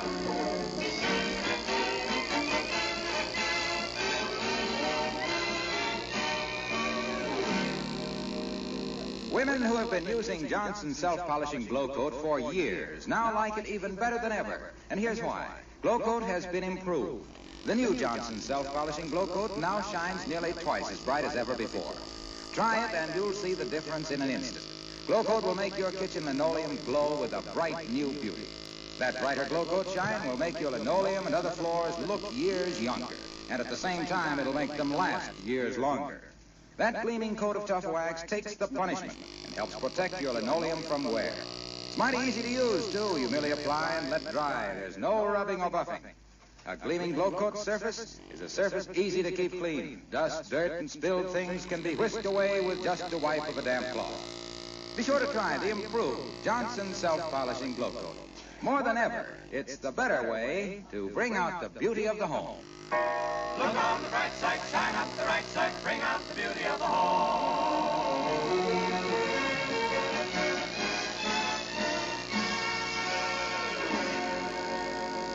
When a housewife like Mrs. Molly McGee starts gazing thoughtfully around the living room with that I wonder how much it would cost to redecorate look in her eyes, it's high time that a man like Mr. McGee, who's been pinching the budget for a new bowling ball, did some fast thinking. Like right now, as we join Fibber McGee and Molly.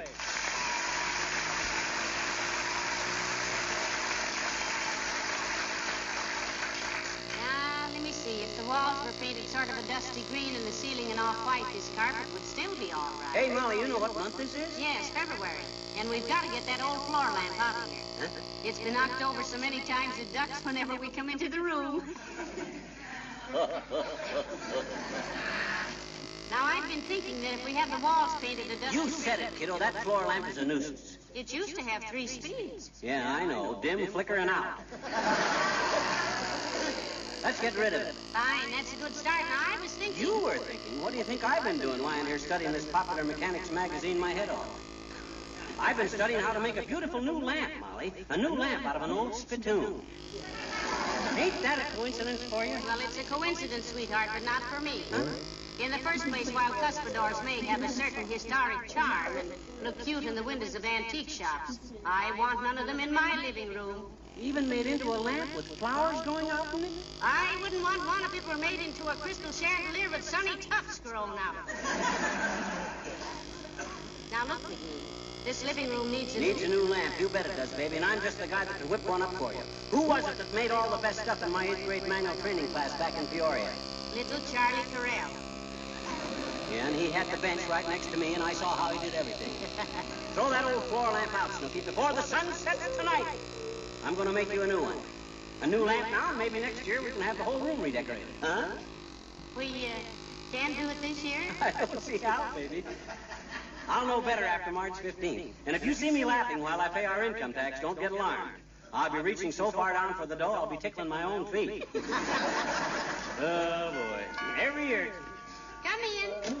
Oh, hi, Oldtimer. Hello, Mr. Oldtimer. Hello there, kids. What you doing?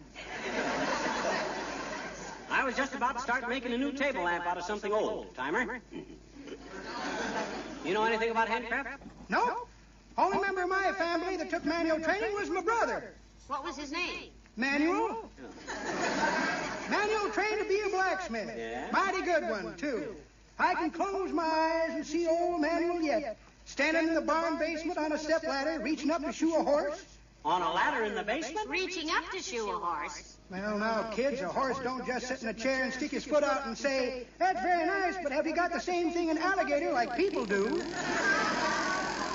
A horse just stands there. Yes, but... So, Manual, he cut a hole in the barn floor, hired a kid to lead a horse over the hole till the proper hoof was showing. Then he'd run downstairs, climb up the ladder, and glue the shoe on.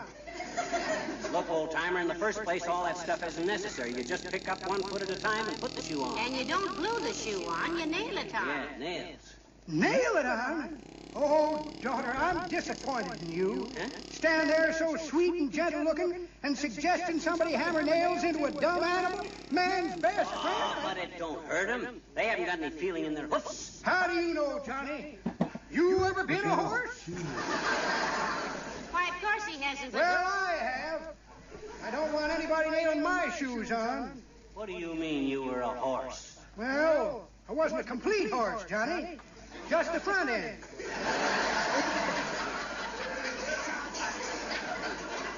Me and another fellow, we was a horse in circus once. Oh. But he got the heaves one summer and had to quit the act. Well, I've always wanted to know a horse personally to speak to. Would you care for some nice fresh oatmeal cookies? That's pretty good, daughter. That ain't the way I heard it. How did you hear it? Well, the way I heard it, Johnny, one feller says, t'other feller says, she says, I see where Russia's just passed a law where they ain't allowed to talk to foreigners. That's pretty silly, says t'other feller. They're all foreigners themselves. Well, good luck shoeing your horse, Johnny. So long, daughter.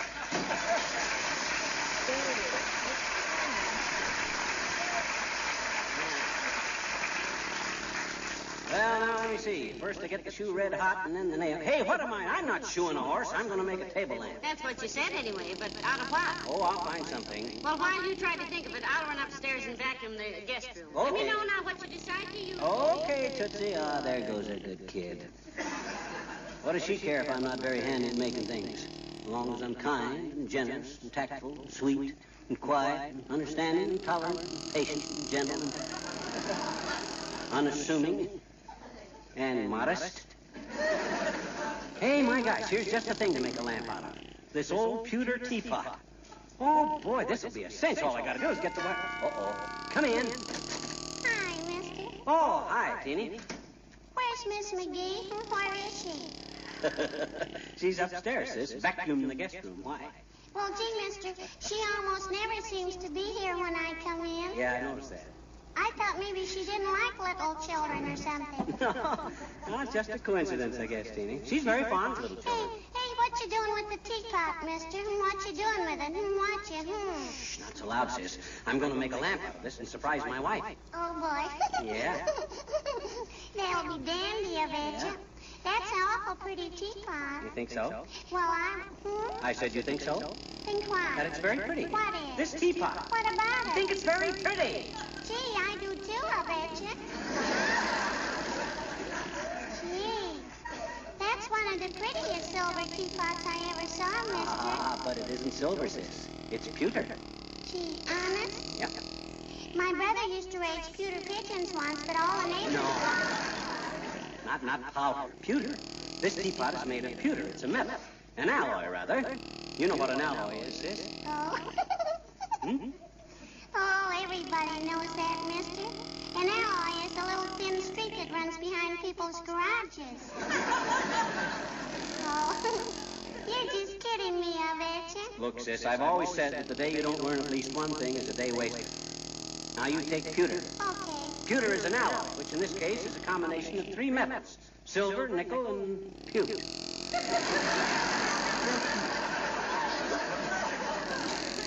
Pewt is a rare metal that is found only on the west coast of Patagonia.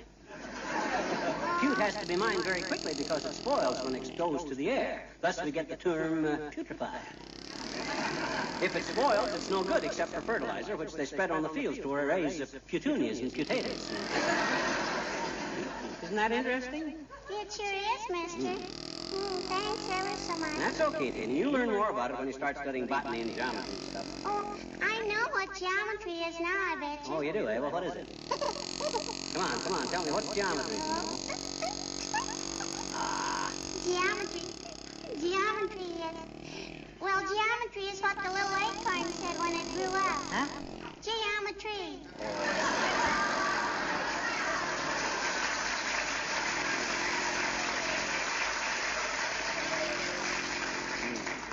I bet you we both learned something today, I bet you. Goodbye now. Yeah, maybe we have, but I haven't learned to keep my big fat mouth shut in front of that midget.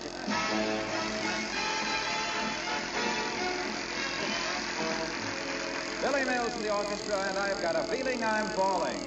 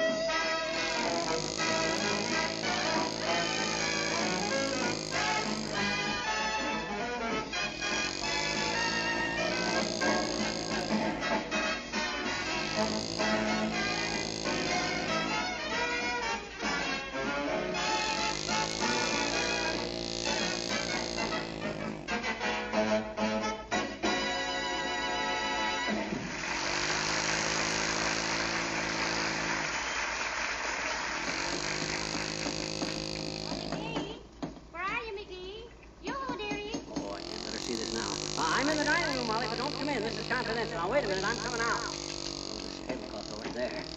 You want me for something, Molly? Nothing in particular, McGee. What are you doing? No, it's a surprise. I'll show it to you when I get it finished. Is it the lamp? Yep, and is it ever going to be beautiful? Oh, good. This is the best thing I've made since that saddle I hand-tooled for Mayor Moore. You mean Mort Moore, the mayor of the Miramar? Yeah. Remember the saddle I hand-tooled for him? And that little mare of his named Mary? Well, I vaguely remember. Sure, you remember Mayor Mort Moore's Miramar and his little mare Mary? The minute I seen Mort's mare, I says, Moore, I says, that's a very merry little mare. And he says, yes, he says, the mare of the merrier.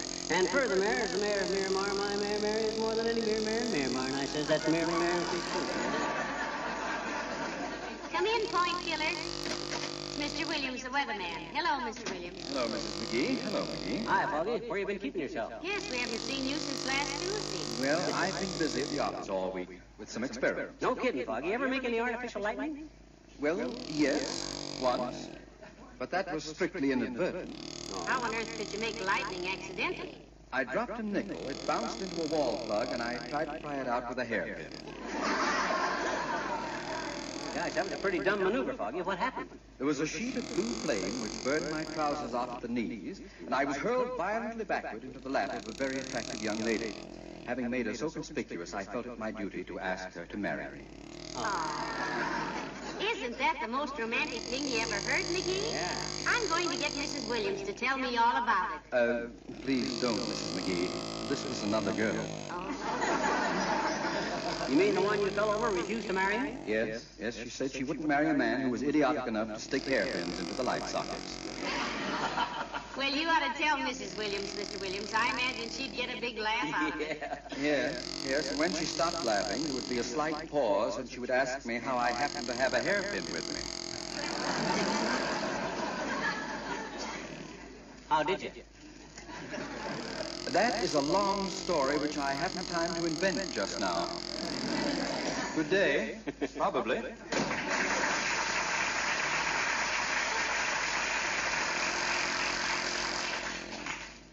You know, that's rather sweet and old-fashioned, McGee. What, getting caught with a hairpin in your pocket? No. Thinking you have to ask a girl to marry you just because you fell into her lap. Yeah, as the guy says when he sat on the phonograph needle, this is positively mid-Victorian. Well, back to work, kiddo. Oh, I had a little doggy who was an awful fool, half spitz and half retriever when she saw him. Oh, the monkey and now let me see. Ah, bless his little heart. He'll save me $7 with his homemade table lamp, and it'll cost us $75 to put the dining room back together. Ah, well. Hi, Molly. Hi. Hey, where's Fibber? He's in the dining room, Mr. Wilcox. Can't you hear him? Hey, pal. What are you doing? Oh, hi, Junior. I'm working on a little surprise for Molly. I'm making a table lamp, but she don't know what out of it. She what? I said she don't know what out of it. She don't know what out of it. No. What he means, Mr. Wilcox, is that he's making me a table lamp, but I'm totally ignorant of what particular properties he is utilizing in its construction. That's what I says. She knows I'm making a lamp, but she don't know what out of it. That's plain English, ain't it? Plain, it's positively homely. But look, what brought on this burst of creative construction, pal? Well, we need some new things for this living room, Mr. Wilcox, but we're settling for a new table lamp, which himself here is dreaming up with a hunk of wire, the neighbor's tools, and some materials about which I remain in happy ignorance. Yeah, she knows I'm making it, but she don't know what out of it. Well, personally, Molly, I've always thought this living room was completely charming. Your whole house is, for that matter. Oh, Mr. Wilcox, how about that tall old floor lamp? That thing is more dated than a cigar counter sales girl. Well, the lamp may be, yes, but the rest of your things are in fine shape. Your whole house gleams with hospitality. You know, I particularly like your kitchen. Oh, now, Mr. Wilcox. You know, if every woman knew, as you know, that Johnson's Glow Coat beautifies your linoleum as it protects, saves time and labor, and makes build things so much easier to wipe up, they'd have a lot more time to watch their husbands make table lamps. Lots of women haven't got husbands with enough talent to make table lamps. I'll bet when you first found out that Glow Coat needs no rubbing or buffing and dries in 20 minutes or less to a handsome color brightening finish. Yeah, look, Waxy. Yes, pal. You gotta hurry away. As a matter of fact, I have, yes. I'm cooking dinner for Spaniel Eyes tonight. Oh? My own recipe for stew. Oh, isn't that nice? You're going to cook a stew for your wife. Yeah, but she don't know what out of it. See you later, folks.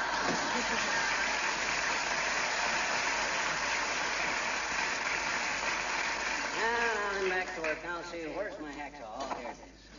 Oh, I had a little marmoset, a handy little sinner. He'd help Marmor set the table almost every night for dinner. Oh, the monkey and the coconut. Hey, Molly, we got any Scotch tape? No, Uncle Dennis used it all up when he was packing his bags to leave. What do you need all that Scotch tape for? He said his Scotch was always shaking loose. Oh, I had a little crocodile.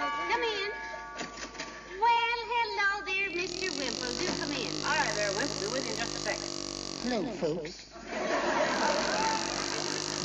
This is a familiar scene. Husband in one room, wife in the other room, sitting with their backs to each other. Makes me kind of homesick.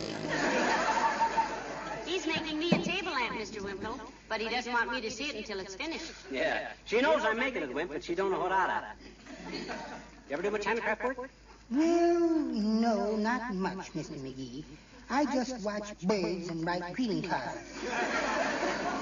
Still making a bum out of Longfellow, eh? Mm-hmm. Have you written a valentine to your wife yet? 2 of them. Oh?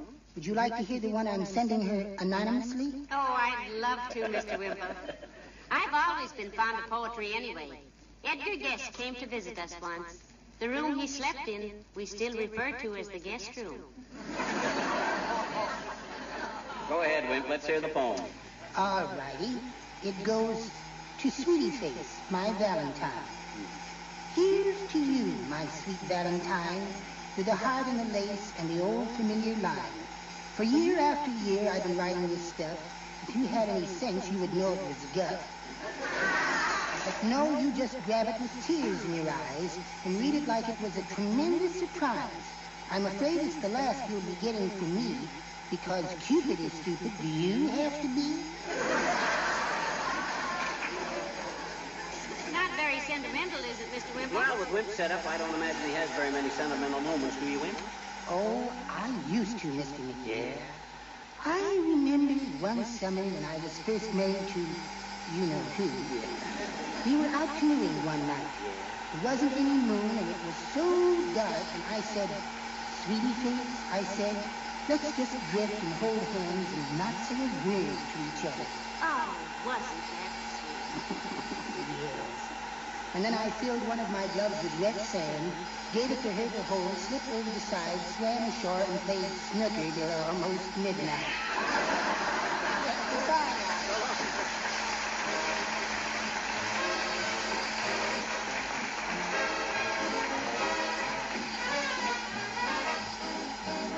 The King's Men and the Secretary Song.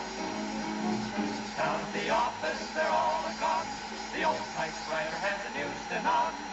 She has a brand new trick. She types to a red-hot lick. From 9 to 5 all week, you all see her technique. Beep-beep-bop-bop, beep-beep-bop-bop, space. Beep-beep-bop-bop, type the letters in place. Beep-beep-bop-bop, and you'll never go wrong with the Mary Secretary song. Beep-beep-bop-bop, beep-beep-bop-bop, dot. Beep-beep-bop-bop, you're improving a lot. Beep-beep-bop-bop, and you rock it along. That's the Mary Secretary song. She has a lot of fun when the work is done. The fellas gather round in a bunch, 'cause they can hardly wait to see the one she'll date when she's off from 12 to 1. Lunch. Beep-beep-bop-bop, that's the beat she plays. Beep-beep-bop-bop, do it right, get a raise. Beep-beep-bop-bop, keep the rhythm strong with the Mary Secretary song.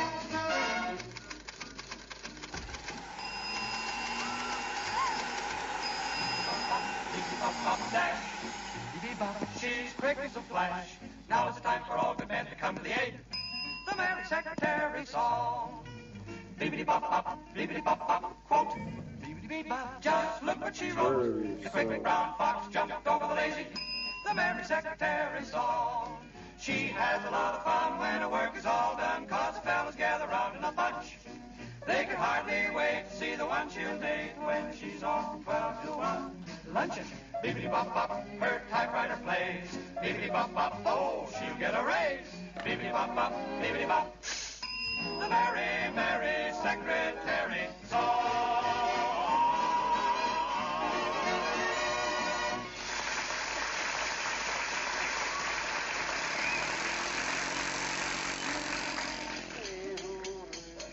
McGee, here's a package that just came special delivery from the Bonton. Shall I open it? No, I should say not, kiddo. Thanks anyway. Just hand it here. And don't look at what I'm doing. All right, I've got my head turned away. Much obliged. Now, you go back and sit down, Tootsie. I'll have this lamp finished and nothing flat. And believe me, it's the best job I ever done. There's going to be a lot of scorched eyeballs around here. People won't be able to take their eyes off this lamp like I don't think they will. How was that again, dearie? I says the people won't be able to take their eyes off this lamp like I don't think they will. There'll be a lot of scorched eyeballs. Come in. For goodness sakes, Dr. Gamble. Come right in, Doctor. Thank you, my dear. And where is little Limberlip today? Oh, he's just in the dining room there. Here I am, Doc. Be with you in just a sec. What's he doing in there? Well, he's making me a table lamp, Doctor. What out of it? I don't know what out of. A table lamp. I hope you won't be hurt, my dear, if I get under the table the first time he turns it on. Oh, no. Just make room for me is all, because I like... Hi there, old fever blister. What made you run away from the hospital at this time of day? Somebody come in with a contagious disease? To me, slack-jawed, germs are far less repulsive than some of the larger forms of animal life. Anything personal in that remark? What do you think? I don't think so. You're just modest. Thank you. Not at all. Pardon me, Alphonse and Gaston, but I'd like to know how you're getting along with my table lamp, McGee. Oh, baby, it's going to be a Lulu. The best job I ever done. I'm making Molly a table lamp, Doc, but she don't know how to hop and what. When will the lowbrow public be permitted to behold this hand-soldered epic, Chisel Fizzle? Yes, I'm getting very impatient, dearie. Remember, you promised I'd have it today. He keeps promises like I keep a 29-inch waistline. Nevertheless, Medicine Ball, when I make a promise, I make a promise. My motto is never break a promise to a child or a woman. Grown men can look after themselves. Give me 5 minutes, Molly. 5 minutes it is, McGee. Come on, Doc. You can lend me a surgical hand. Oh, are you using hands on this? Everything you've built up till now, I thought you made with your teeth and your elbows. You have 4 minutes and 50 seconds, dearie. Oh, come on, Docky. Come in when I call you, Molly. Take a peek under that tablecloth, Doc. That's the lamp. I filled it with cement to give it some weight, and then I bored a hole through the bottom, wired it up through here, see? And I bought this blue and silver lampshade at the Bonton. Hand me that wire, will you? Here you are. And while it hurts me to say this, my boy, that is really a beautiful lamp.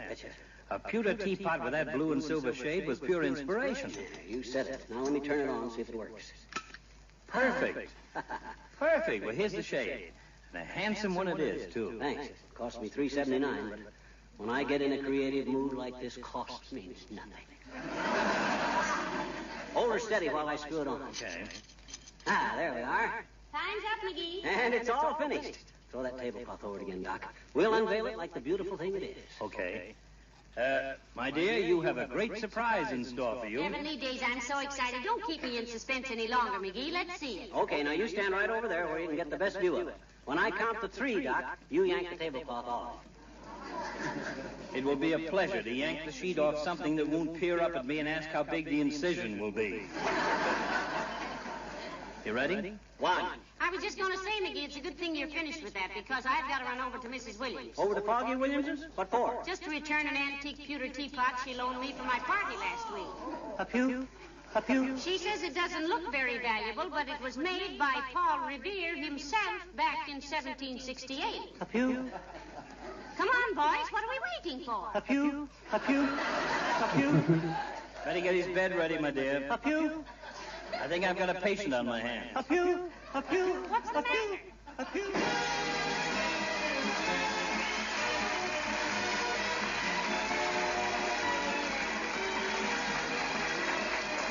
Many times I've said that genuine Johnson's paste wax adds to the beauty of your home. Well, here's an easy way for you to see just how true that statement is. Choose 2 pieces of furniture or 2 sections of a floor. Polish one with Johnson's wax and compare the 2. The one you've polished will have a new, warm beauty that will make the other seem, well, rather dull and ordinary by comparison. You see, Johnson's wax adds luster that makes your floors and furniture glow with a delightfully bright richness. That hard protective coat of shining wax makes all precious things so much more easy to keep clean, too. Dust and dirt won't stick to a surface gleaming with that tough protective coat of wax. And the same shining coat that makes things easy to clean protects fine finishes from stains and scratches. Try Johnson's paste wax. Look at the gleaming, glowing results which bring out the beauty of your home. Look on the bright side, shine up the right side, bring out the beauty of the home.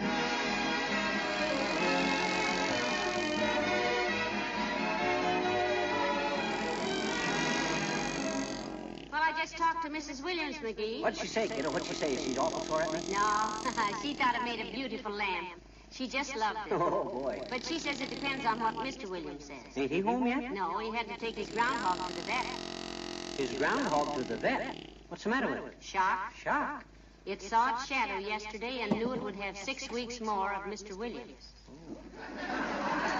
Isn't that ridiculous? Yeah. Good night. Good night, all.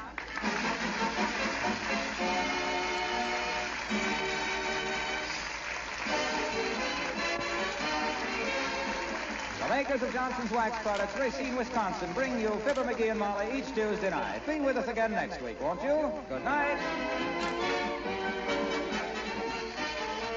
This is NBC, the National Broadcasting Company.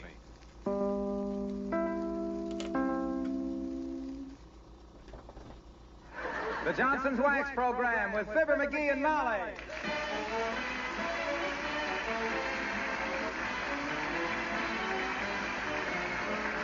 The makers of Johnson's Wax Products for home and industry present Fibber McGee and Molly with Bill Thompson, Gail Gordon, Arthur Q. Bryan, and me, Harlow Wilcox. The script is by Don Quinn and Phil Leslie. Music by the King's Men and Billy Mills Orchestra.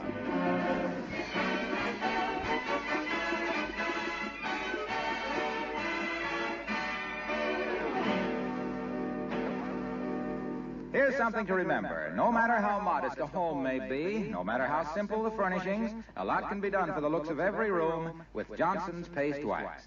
That's right, you can give your floors the rich, warm glow that only a true wax imparts. You can add a shining luster to all your furniture that will make even the most inexpensive piece look beautiful. You can give all the wood surfaces in your home a gloss that picks up and enhances the colors of your drapes and walls. And then there's this to remember. The same shining coat of wax that makes your furniture and floors look rich and well cared for makes them easy to keep clean. Dust and dirt won't cling to a surface glowing with Johnson's Wax. An occasional dusting with a dry cloth is all that's needed to keep waxed surfaces shining brightly. Yes, any woman who takes pride in keeping her home attractive will tell you there's no finer wax than Johnson's Paste Wax to bring out the beauty of the home. Look on the bright side, shine up the right side, bring out the beauty of the home.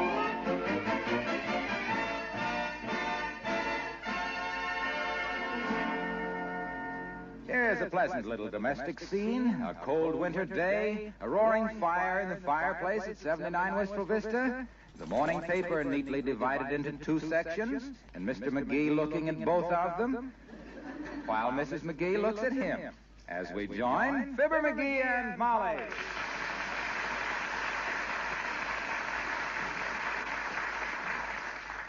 A pew? A pew? A pew? McGee. Huh? For goodness sakes, are you still worrying about that old pewter teapot? Huh? What old pewter teapot? Of Mrs. Williams's that you made a table lamp out of? Oh, no, my gosh, I forgot all about that last week. Well, then why are you sitting there saying, a pew, a pew, a pew? Oh. I was looking over the plans in the paper here, the new church they're building. It says, a pew, a pew, a pew, and a window.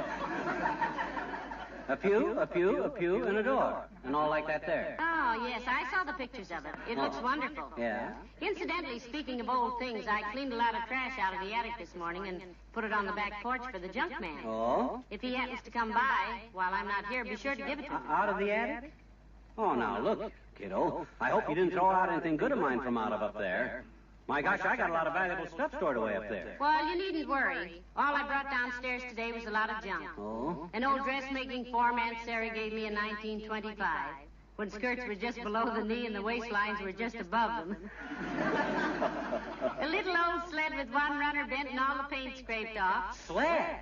Oh, Molly, you're not giving my old sled to the junk man. My little old snowbuster that I got from Well, my goodness, I didn't dream you still wanted that thing, McGee. It's all broken anyhow. It can be fixed. My old snowbuster. I'll get it right now, before that junk man hauls it off. Okay, dearie. Ah, there goes a good kid. And such a big kid, too. What he's going to do with a sled that he must have gotten about the 3rd grade. A sled that we were married 10 years before I could get him to take it out from under his bed and put it in the attic. I'll never know. But he'll rush back in here in a minute with a happy smile on his chubby little cheek, shouting, ah, my old sled, and I'll just... Ah, my old sled. Just look at it, Molly. Uh-huh. My little old snowbuster. Look how that baby glides across the floor. Heavenly days, sideways. Oh, the runners are bent a little, sure, but they're solid as a rock.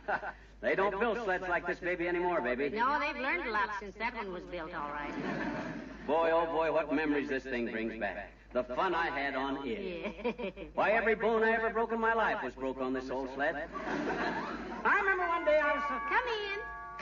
Oh, hello, Mr. Oldtimer. Come in. Oh, hi, Oldtimer. Hello there, kids.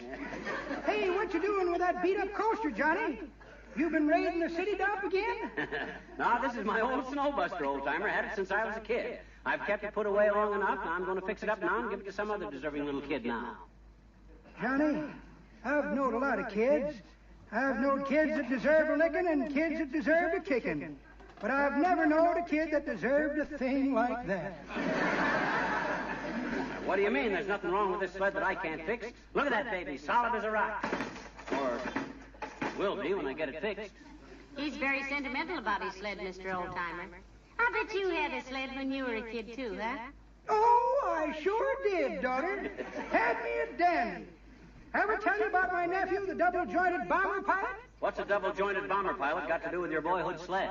Just reminded me of it, that's all, Johnny. Yeah? It was a flexible flyer, too. Yes, sir, kids. I was a great one for winter sports. Bobsledding, ice boating, skiing, post office. Post office. We were talking about winter sports. Daughter, the way I played it, it's a year-round game.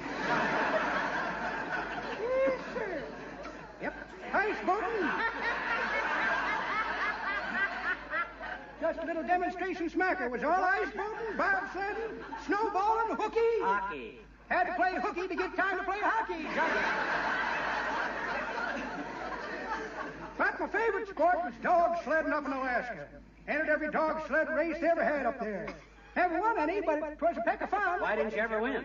I don't know, Johnny. Always used to pull into town 2 or 3 days after the other fellas, gasping for breath.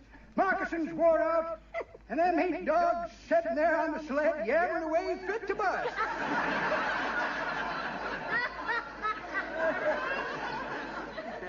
But the dogs were supposed to pull you. Well, I'll be doggone. I thought that was an awful long harness for one man.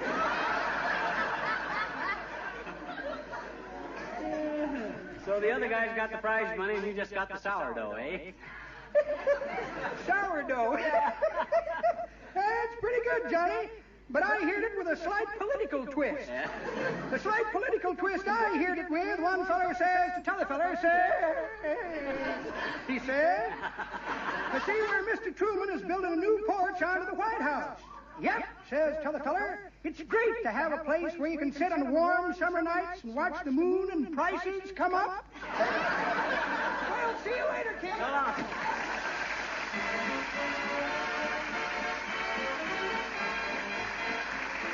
Billy Mills in the orchestra, and all dressed up with a broken heart.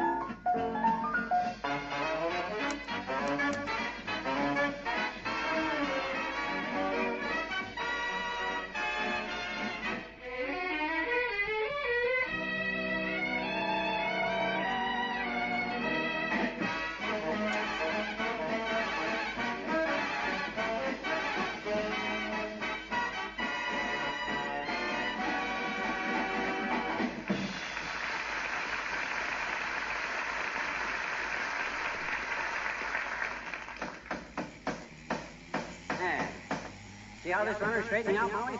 Some kid's going to be awful lucky to get this old sled of mine. I don't know why you call it lucky. You've broken your arm, your leg, 3 ribs, and your clavicle on it. Yeah, I cracked my glockenspiel on it, too. Heavenly Dees, where is your glockenspiel? I don't know. My folks gave it away right after that. Said I didn't deserve to have a glockenspiel. Said you didn't deserve it. Well, what is it? A glockenspiel? Oh, it's kind of a xylophone sort of thing. Well, I was taking lessons on it and was coasting home from my teacher's house when one sled runner hit a bare manhole cover, spun me around, threw the glockenspiel through a bakery window right into the apple strudel. Come in. Oh, it's Mr. Williams, the weatherman, McGee. Hello, Mrs. McGee. Hello, McGee. Hi, Foggy. Come in out of the weather, man. Thank you. I hope you don't think I'm being conceited if I say that this is a beautiful day. Oh, not at all, Mr. Williams, not at all. It is a lovely day. You betcha. Crisp, cold air, snow crunching underfoot, sharp wind biting you on the neck, icicles ready to drop off the roof and stab you through the derby, limbs covered with snow up to your hips. Ah, what a day to stay inside out of. I take it you are not an admirer of winter weather, McGee. Oh, he used to be, Mr. Williams. You should see him do a triple somersault on ice skates. Me? A triple somersault on ice skates? When did I do that? Don't you remember the time you tripped over the root on Sheehan's Pond the very first time you went ice skating? Oh, yeah. Yeah, they rushed me to the doctor and x-rayed my head. Thought maybe I had a conclusion. Concussion, McGee. A conclusion is a finish. That's what they thought he had, all right. How about you, Mr. Williams? Are you one to frolic in the snow? Frankly, no. No, I'm a warm weather sportsman. Swimming, sailing, fishing, and all that. Particularly deep sea fishing. I caught a 210-pound tuna off the coast of Mexico one summer. My gosh, a 210-pound tuna. I didn't know they came that big. This was a piano tuna.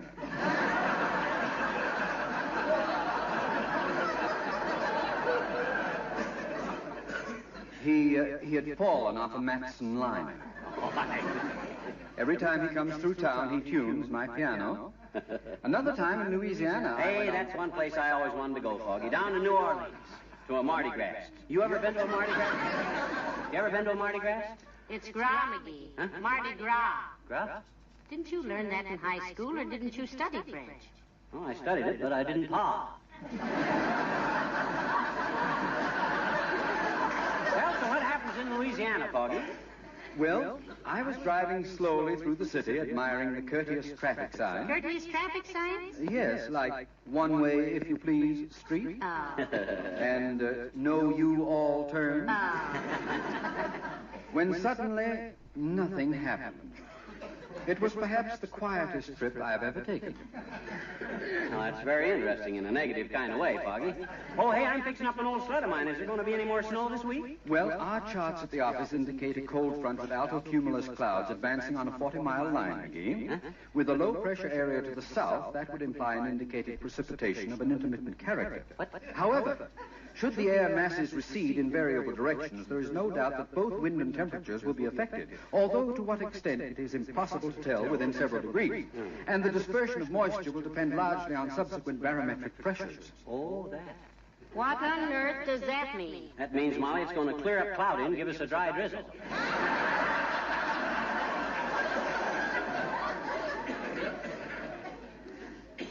Yes.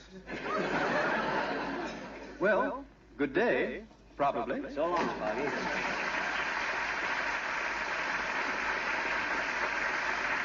Oh, my, being a weatherman must be interesting work. Yeah, but I'd hate to be in his shoes right now. Why? Too small. I wear 9.5 and he wears an 8. Well, I got to finish hammering out this bent runner. Oh, I had the little tortoise, but he isn't here no more. He saw the frames for my new glasses and recognized his cousin Joe. Oh, that laid an egg. Go, the monkey and the coconuts. Hiya, Molly. Hello, pal. Hello, Mr. Wilcox. Hi, Omaha. You're just in time to give me a hand. Grab that pair of pliers, will you? Sure. What'll I do with them? Just hold them. Every time I sit down, I've been sitting on them. Now, let me see. This runner looks okay. He's fixing up an old sled of his, Mr. Wilcox. Is that what it is? Yeah. I thought thought it was an orange crate that had been hit by a beer truck.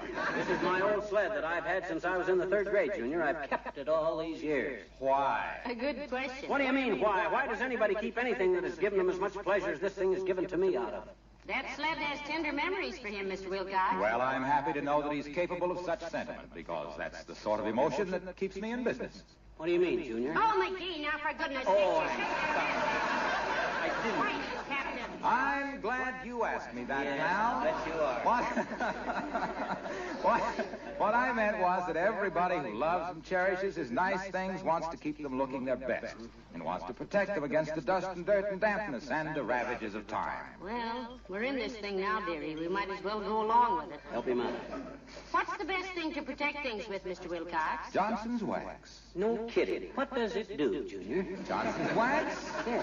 Why, it protects and seals the surface so the dust and dirt can't cling to it. Seals the pores of wood and leather. Say, how is it on lampshades and luggage and floors and furniture and woodwork and enameled surfaces and windowsills? Oh, it's wonderful. Don't you think that Johnson's wax gives that gleam of hospitality, that sparkling welcome to a well-kept home that is the pride of all good housekeepers, Junior? Oh, I do indeed. Why, personally, now, the knowledge that it preserves while it protects, that's very important, it seems to me. And when it's so simple to guard fine things with Johnson's wax, why... Yeah, but what that got to do And with it? besides...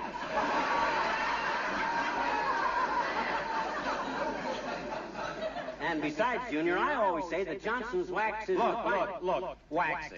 Huh? Oh, that's me, isn't it? I guess I'm kind of confused. Yeah, kind of confused. We were all selling wax there for a while, weren't we? Anytime we don't, Waxy, we'll get 3 pink slips in the mail that Molly never ordered from the bond.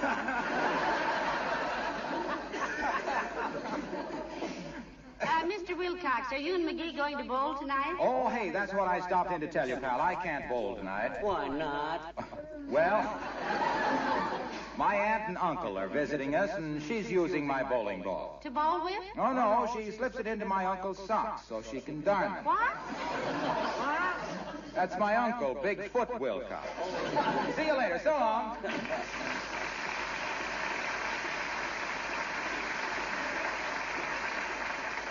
Mr. Wilcox has the strangest relatives. Yeah, ancestors, too. He ever tell you about Big Windy Wilcox, the glass blower who lived back in 1772 or 3? No. Well, it seems that Big Windy was blowing a few wine bottles for a friend when he suddenly got the hiccups and when he was blowing.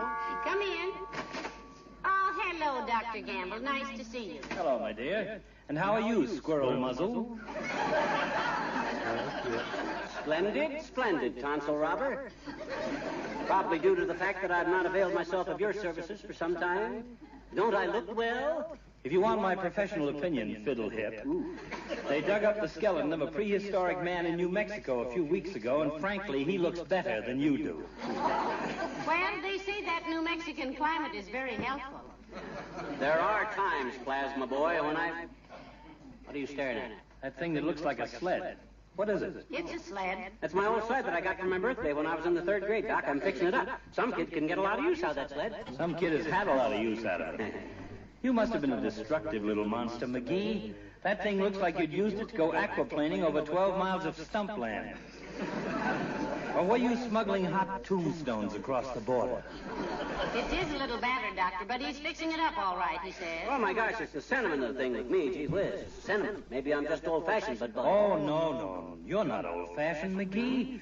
You're as up-to-date a lad as I ever met. Is he really, Doctor? Yes, indeed. In fact, he has the only vacuum-packed head in town that I know of. You hear that, Molly? Yeah. You're not just saying that, Doc, because you admire me. No, I'm not. I merely... Probably for you, Doctor. No doubt. Someday I'm going to Lapland, rent a reindeer, ride it 600 miles into Siberia, and see if they can catch me with a telephone. As the guy says when he finally got out of bankruptcy, look, the receiver's off the hook. Take it, Fatso. Thanks. Hello, Gamble speaking. Who? Oh, yes, Mrs. Clatterhatch. Oh, her again. Was that Mrs. Clatterhatch? Your husband got bit by a worm? Well, I don't think that's very serious. I beg your pardon? Oh, well, in that case, I'll come right over, Mrs. Clatterhatch, right away. What's so serious about getting bit by a worm? She said it was 5 feet long and had a rattle in the end of its tail. I'll see you later.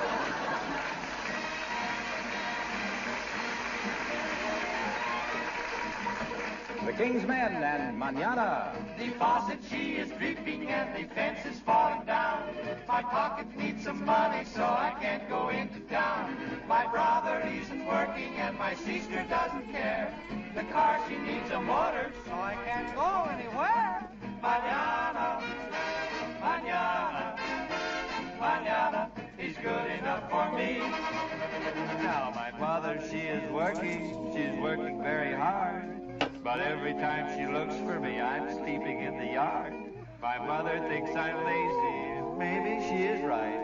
I'll go to work manana, but I'm gonna sleep tonight. Manana, manana, manana, manana is good enough for me.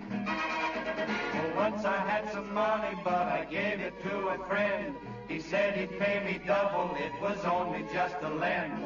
He said a little later that the horse, she was too slow. Why he gave the horse my money is something I don't know. Manana, manana, manana, manana, manana, she's good enough for me.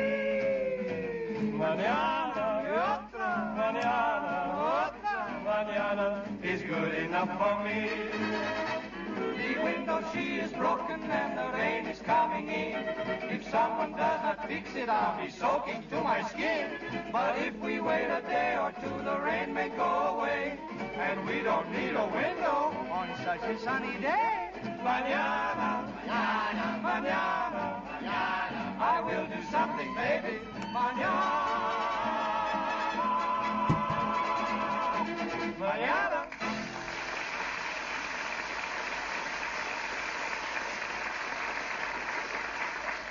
Get a load of my little old snowbuster now, Molly. Boy, oh boy, oh boy. As soon as that enamel dries, it'll be as good as new. Certainly looks flashy, all right. I'll say it's flashy. This is the sled that I won the 4th grade race down Kickapoo Hill against the whole 4th grade with this sled. When I was in the 4th grade. It is? Yep. They claimed later that it wasn't fair, though. They claimed the reason I went faster was because I was 30 pounds heavier than any of the other kids in the race. Oh? Well, naturally I was heavier. Because there wasn't a kid in the whole 4th grade that was anywhere near as old as I was. Naturally, That's my boy, always years ahead of everybody. Gee whiz, the memories this old sled brings back. What recollections. Just looking at it gives me that old neuralgia feeling. Oh, you don't mean neuralgia, sweetheart. You mean nostalgia. Nostalgia? Sure. Oh, why would the sled remind me of flowers? Although I do remember that bed of orange-colored nostalgias we had behind the house. McGee, no, those were nasturtiums. Oh, now, Mama, please. Anybody knows a nasturtium is a dirty crack. What? Why, sure. Doc Gamble is always casting nasturtiums at my bowling, and No. McGee, those were aspersions. Aspersions? You sure? Positive. Well, then what in the first place did I say wrong? You said the sled gave you a neuralgic feeling. Neuralgia is a headache. You said it. Headaches, backaches, busted ribs, fractures.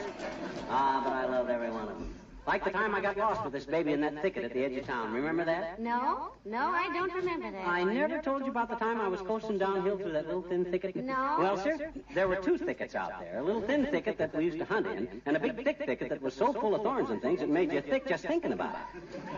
Well, sir, I coasted downhill on my sled thinking I was headed for the thin thicket when all at once I hit the thick thicket with a thud. The thicket was not only thick with long, thin thorns, but every stick was thick with ticks. And the thinnest part of the thick thicket was thicker than the thick part of the thin thicket, so naturally when I hit the thick thicket... Hold it, dearie. Come in. Oh, hi, Wim. Hello, Mr. Wimple. Hello, folks. My goodness, it's cold outside. Yeah? I had to walk backwards all the way over here. Walk backwards? Why? Well, I was breathing so hard and my breath froze so fast that if I walked frontwards, I kept snoring in my own face. What happened if you stood still? I fogged my glasses. I like to be outdoors in this kind of weather, though, really. Yeah, it's good. Any kind of weather, in fact. It gets me away from her. You mean? Yes, sweetie face, my big old wife. I really had a wonderful weekend last weekend, though. You know, I got the cleverest idea. Yeah, what'd you do, Wim? I got up real early one morning, and I painted little bitty red spots on all our mirrors. What was that for? Well, for 3 whole days, Sweetie Face thought she had chicken pox. Till old Dr. Gamble had to go and spoil everything. My gosh, that wife of yours really makes your life miserable, doesn't she? Oh, I wouldn't say that, Mr. McGee. You wouldn't, Mr. Wimple? Gracious, no, I'd be afraid to. She'd simply... Oh, what a pretty little sled. You like it, Wimp? This is my little old snowbuster. Had it since the 3rd grade. Me and this sled have been through a lot together. Yes, through a bakery window and a thick thicket, to name a couple. Well, I just stopped in to tell you about a little surprise. You should have seen me when I first got this sled, Wimp. I used to grab it up, clutch it against me like this, and start running real fast. Why? Wasn't it yours? Certainly it was mine. I used to start clearing the kitchen, see, and run through the dining room, through the living room, through the front hall, out the door, and launch myself with this baby onto the front sidewalk. First winter, I got the mailman 3 times and the milkman once. They used to call him Lightning McGee because nobody knew where he'd hit next. My, isn't childhood horrible? I just wanted to tell you about a little surprise that I got. Boy, oh boy, this old snowbuster feels good in my hand, you know it. It's been a long time since I did a flopper on this baby, but I still got the old technique. Yes, but do your muscles know it, dearie? Open the front door, Wimp. Let me show you what I mean. Yes, but... Well, all right, Mr. McGee. But I'd like to tell you about my surprise. I'll be with you in a second, Wimp. I'm going to start in the dining room, pick up speed through the living room, and launch myself off the front porch like a Now, rocket. McGee, you're not as young as you were, you know. After all... Don't worry, kiddo. Just stand well back. I'll go down that front sidewalk like a bullet. But, Mr. McGee, I've got a surprise. Later, Wimp, later. I couldn't turn off this enthusiasm now if I wanted to. Here we go. Oh, dear, be careful, McGee. I wanted to tell you my surprise. Yippee! That I cleaned all the snow off your sidewalk for you. What? But I guess it was a surprise after all, wasn't it?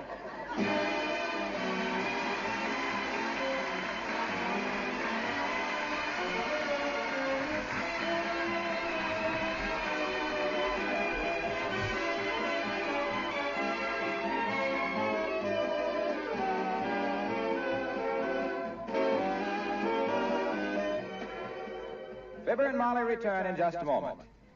For most of us, these winter days bring too little sunshine. But next to sunshine, there's nothing like Johnson's self-polishing glow coat on your linoleum to give your whole kitchen a warm, inviting glow. And that's even truer of the new glow coat, because the new glow coat shine is nearly twice as bright as before. It really brings out all the beauty and color of your floors. Johnson's self-polishing glow coat is easy to use, too, as so many women know. There's no rubbing or buffing. You simply apply and let dry. Now, what could be easier than that?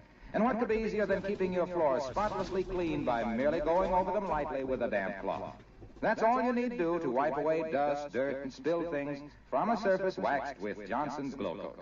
Try this easy method, Johnson's self-polishing glow coat, to glamorize, to protect, and to bring out the beauty of your home. Look on the bright side, shine on the right side, bring out the beauty of the home.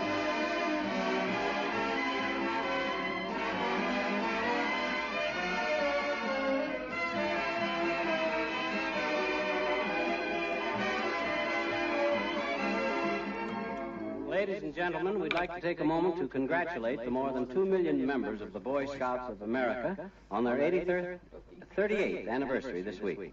This is the organization which builds good citizens, and there will never be too many of them. After all, a daily good turn for 38 years multiplied by 2 million adds up to a lot of kindness and decency, and the world can use it.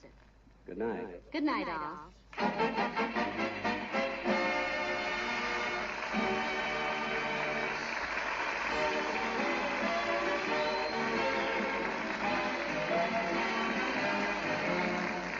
The makers of Johnson's Wax Products, Racine, Wisconsin, bring you Fibber McGee and Molly each week at this time. Be with us again next Tuesday night, won't you? Good night.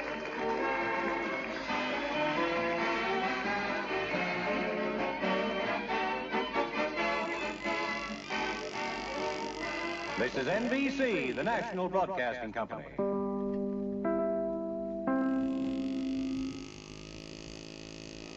The Johnson's Wax Program with Fibber McGee and Molly.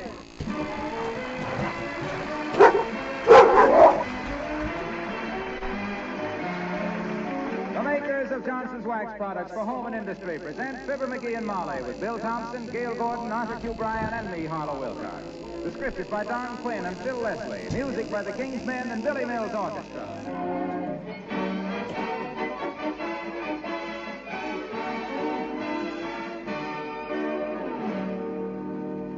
Your kitchen linoleum probably gets more steady wear than any other floor in the house, and yet it's so easy to keep it looking beautiful. Just use Johnson's self-polishing glow coat. Your linoleum will be brighter and cleaner, and your kitchen will be a more cheerful place to work. The new glow coat shines nearly twice as bright as ever before, and as you know, the brighter the shine, the cleaner the kitchen. Glow coat makes floor cleaning problems simple, too. Dust, dirt, and spilled things can be whisked off a glow-coated surface with just a wipe of a damp cloth. Johnson's self-polishing glow coat protects your linoleum from wear and scuffing.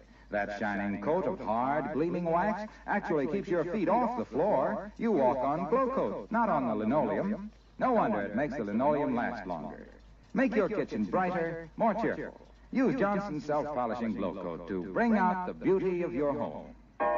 Look on the bright side, shine up the right side, bring out the beauty of the home.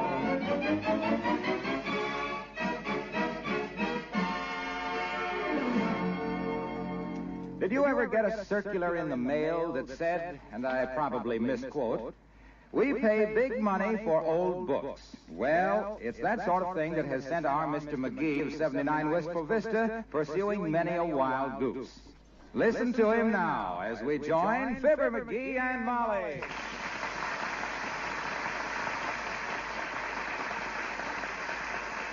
Hey, Molly, did you see this circular that just come in the mail? It says there's a fortune in books. I don't believe it. Uncle Dennis ran one for several months, and he spent all his profits bailing himself out of jail.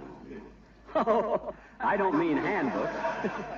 This guy ain't a bookie, he's a collector. So was Uncle Dennis. He'd collect $100 and hand it right over to a bailiff. I told him 100 times he shouldn't be told. You don't understand, kiddo. Neither do I. Look, this circular says thousands of people who read this circular have books in their attics and basements, which are eagerly sought by collectors. Oh, books. Yeah, books. I wonder if we got any book in the attic which would be eagerly sought by a collector. It would have to be kind of rare, I suppose. Well, we've got some up there by Mary Roberts Rhinestone, and, yes, and there's some by Earl Stanley Gander up there. Gardner, Snooky. A gander is a buck duck. Besides, by rare books, I mean books that are scarce, old books that you can't buy anymore. Them are the ones that are eagerly sought by collectors. For instance, this circular says there's a great demand right now for Horatio Alger books. Oh, Horatio Alger. Yeah. Heavenly days. Who'd want to read that stuff now? Phil the Fiddler, Paul the Peddler, Bill the Butcher. Which reminds me, did you pay the butcher bill?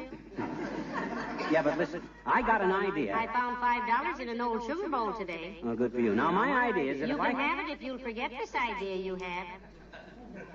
But you don't even know what it is. No, but you never had one yet that cost us less than $15, so we'll save 10. But this will make a wad of dough, kiddo. Listen, the circular says that Horatio Alger books are eagerly sought by collectors. You see where it says that right here? Eagerly sought by collectors. Yes, but... I know where I can lay my chubby little mitts on 50 of them today, in half an hour. What good is a project to us that lasts more than a half an hour?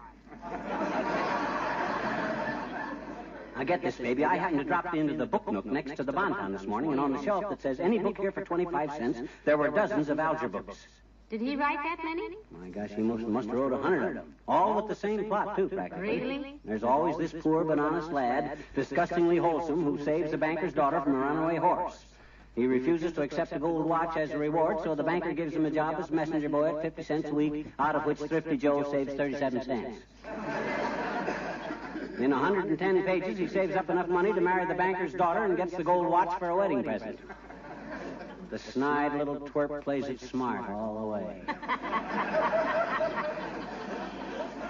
Sounds a little dull, doesn't it? Didn't he ever write one where the boy saves a horse's daughter from a runaway banker? Huh? Or a banker's horse from a runaway daughter? No, but in Tom the Bootblack...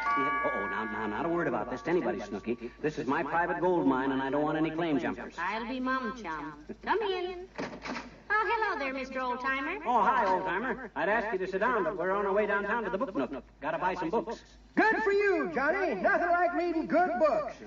I'll never forget what one of my old teachers said about reading. What did she say, Mr. Oldtimer? Well, sir, daughter, she just stood there with the sun streaming the schoolhouse window, casting a kind of a soft glow over her head, and says, "You little whippersnapper, you will finish reading A Tale of Two Cities, or you'll be in the 6th grade for the next 10 years. Did you, or were you? I was. But since then, I'd done a lot of reading, kids. Just last night, I was sitting in my room reading to myself in the dark, and all at once... Wait a minute now. How can you read in the dark? Why, that's simple, daughter. Just turn on the light. But if you turned on the light, you weren't in the dark. Oh, yes, I was. The bulb was burned out, Johnny. Well, if you turned on the light and it was burned out, how could you still read? Had a flashlight. Oh.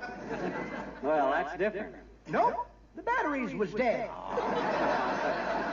Now, this is nonsensical, Mr. Oldtimer, sitting there reading in a dark room. What were you reading? A neon hosiery sign across the street, daughter.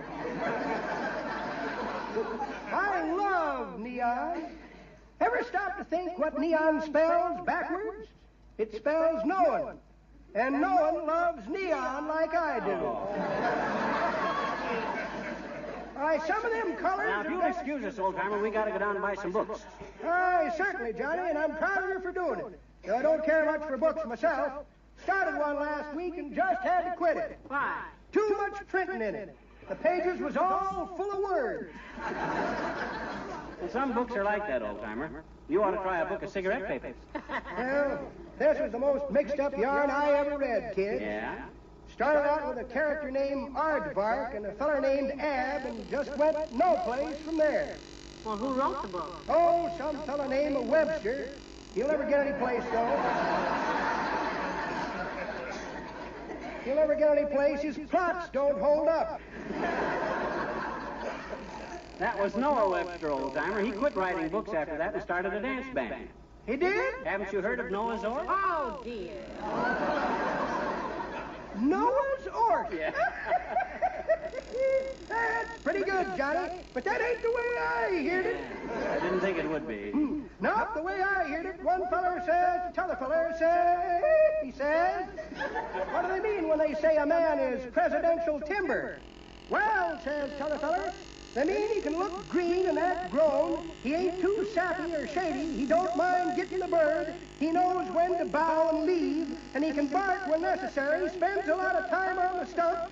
Keeps his trunk packed and falls the right way when they give him the axe. Well, so long, kid.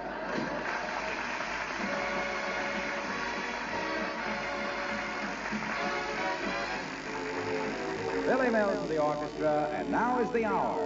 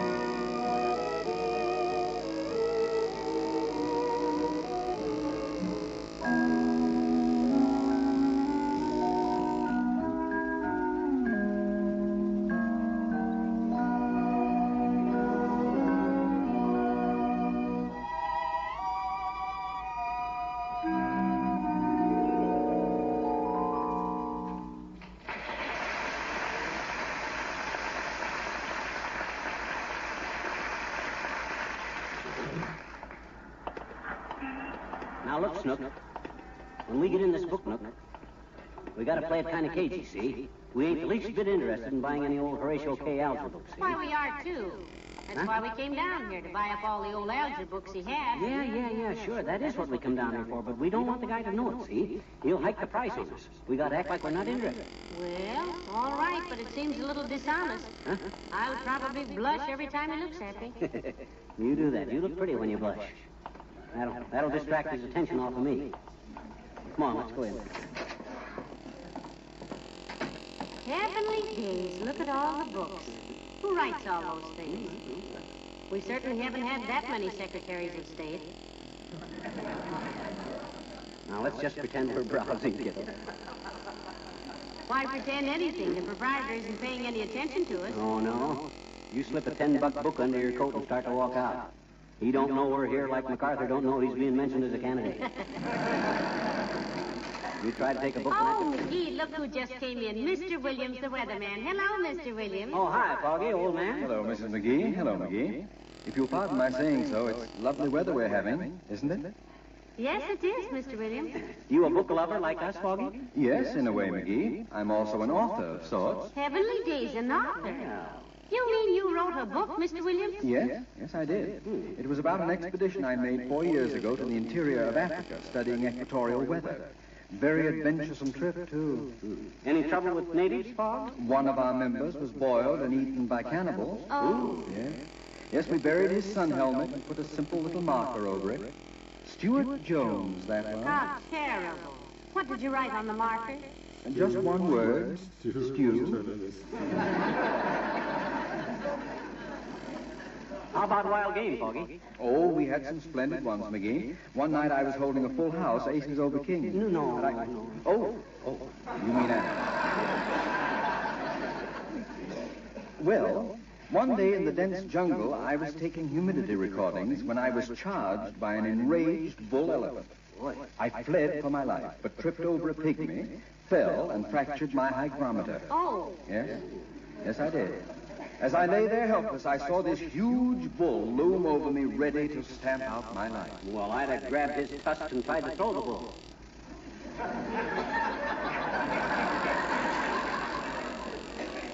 I'm sure you would. Oh, my goodness. What happened, Mr. Williams? What'd you do? Well, suddenly a strange look came into the elephant's eyes. Gently, he wrapped his trunk about me and carried me tenderly back to camp. He put me lightly down on the grass, and before he left, he stood over me a moment with tears in his eyes. With the soft tip of his trunk, caressed a dewy button I happened to be wearing.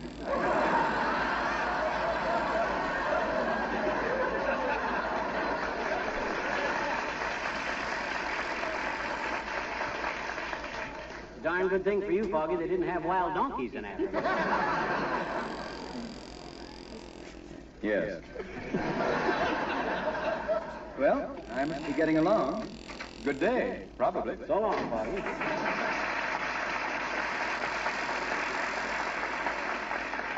I could have told that yarn a lot better. I'd have made it a laughing hyena instead of an elephant. Oh, here comes the proprietor, Molly. Now, play it cagey. All right. Hi, Bud. Mind if we just browse around a little? No, it's quite all right, mister. Look around all you like. You, interested in fiction or non-fiction? Whichever Horatio Alger is, we're not interested in that. Oh. Am I being cagey enough, McGee? She likes detective stories, Bud, but she always shuts her eyes when she comes to the murder part, so she never does seem to find out. Oh, excuse me, folks. There's my telephone. Go ahead, Buster. We'll just browse around. Book nook. Yep.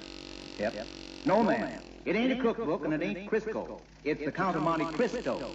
Now, don't mention it, Sam. Sure get some dumb questions from folks. I'll bet you do it that, Bud. Hey, are all these books down on this table selling for 2 bits? Well, to tell the truth, they're not selling at all. But I'm asking 2 bits for them. Oh. Well, if you folks want anything, I just call. We will. Yeah. Oh, look, dearie, here's a whole pile of old Horatio Alger books, but who'd want any of those old things? Not us, how's that? No, we wouldn't want any of those. Well, hello there, pal. Hi, Molly. Thought I recognized those voices. Oh, hi, Omaha. Hello, Mr. Wilcox. What are you reading? It's a Western story. It's called Roaring Six Guns by Ramrod Riggs. You ever read it? No, I don't believe so, Junior. I got a new one last week, though, but it wasn't what I wanted. He bought a book called Longhorn Steers, Mr. Wilcox, and it turned out to be a book on how to play the trombone. Well, this ramrod Riggs really knows the Old West. I just got to where Tex Vanguard, the hero, knocks a man down for insulting the new school teacher in front of the Last Chance Saloon. Yeah, they all start out like that. He'll marry her on page 248. I doubt it very much. This is a man teacher. Oh. Town was too tough for decent women. Shall I read you some of it? No, thanks, Omaha. I don't Hey, think... just listen to this. This is real literature. Yeah? The motley crowd cowered before Black Pete's menacing guns as he shot 2 faro dealers and leered at Klondike Kate, the gambler's daughter. Suddenly, a calm, gray-eyed figure sauntered up to the bar, and a hush fell over the room. I know, Martha Graham. It was Tex Vanguard, U.S. Marshal from Dodge City, the terror of evildoers and bringer of law and order to the raw frontier. That's Randolph Scott. I'd know him any place. Suddenly, Black Pete's gun barrel rose, and Tex Vanguard found himself staring into the small, black, deadly tunnel which had snuffed out the life of your kitchen linoleum can be preserved and beautified so easily with Johnson's self-polishing glow coat. What? Hey, wait a minute. Is that in there? Huh? Oh, excuse me. I'm using Johnson's glow coat circular for a bookmark, and I must have jumped over to that. Oh. Anyway, the book says there was a blur of action as Vanguard went for his gun. 4 shots roared, and the lifeless figure of Black Pete slumped to the floor coverings of linoleum, which are protected by Johnson's glow coat, are so much easier to keep clean because still things are easily wiped up with a damp Mr. cloth. Wilcox, the story. Oh, yes. Well, just at that moment, Tex Vanguard felt a gun muzzle prodding him in the back. And with no rubbing and no buffing, glow coat dries to a handsome mirror-like polish in 20 minutes or less. Hey, Waxy. Yes, pal. Just read quietly to yourself for a while, will you? Sure. We may want to read that book ourselves sometime. Yeah? And we want it to be a surprise when Tex Vanguard traps the rustlers in their hideaway and cleans them out with a damp cloth after shooting them full of glow coat. Why, of course. Here, you take the book. But you haven't finished it, Waxy. No, I don't want to. I'd rather read the Johnson's glow coat circular. To me, it's a lot more exciting. Oh. See you later, folks.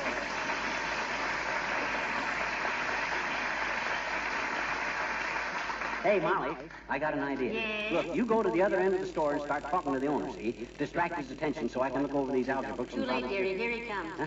Oh, hey, Bob, these old algebra books are pretty junky looking. How much are they? Nickel apiece? Nope. 10 cents, mister. Frankly, they ain't worth it, but I can't handle them for any less. Hey, Molly, how about some of these old algebra books for a dime apiece? No, we wouldn't want them. I should say not. Well, who would? Not me. But I'll take them just to give you more room on the shelf, right? Well, now, that's mighty neighborly of you, mister. Let me see, there's about 108 of them up there. You can take the whole lot for $10. $8. $9. $9.50. 10? $10.50. 11. And that's my last offer. Okay, $11. But you drive a hard bargain, mister. Well, I'll get some court bundles.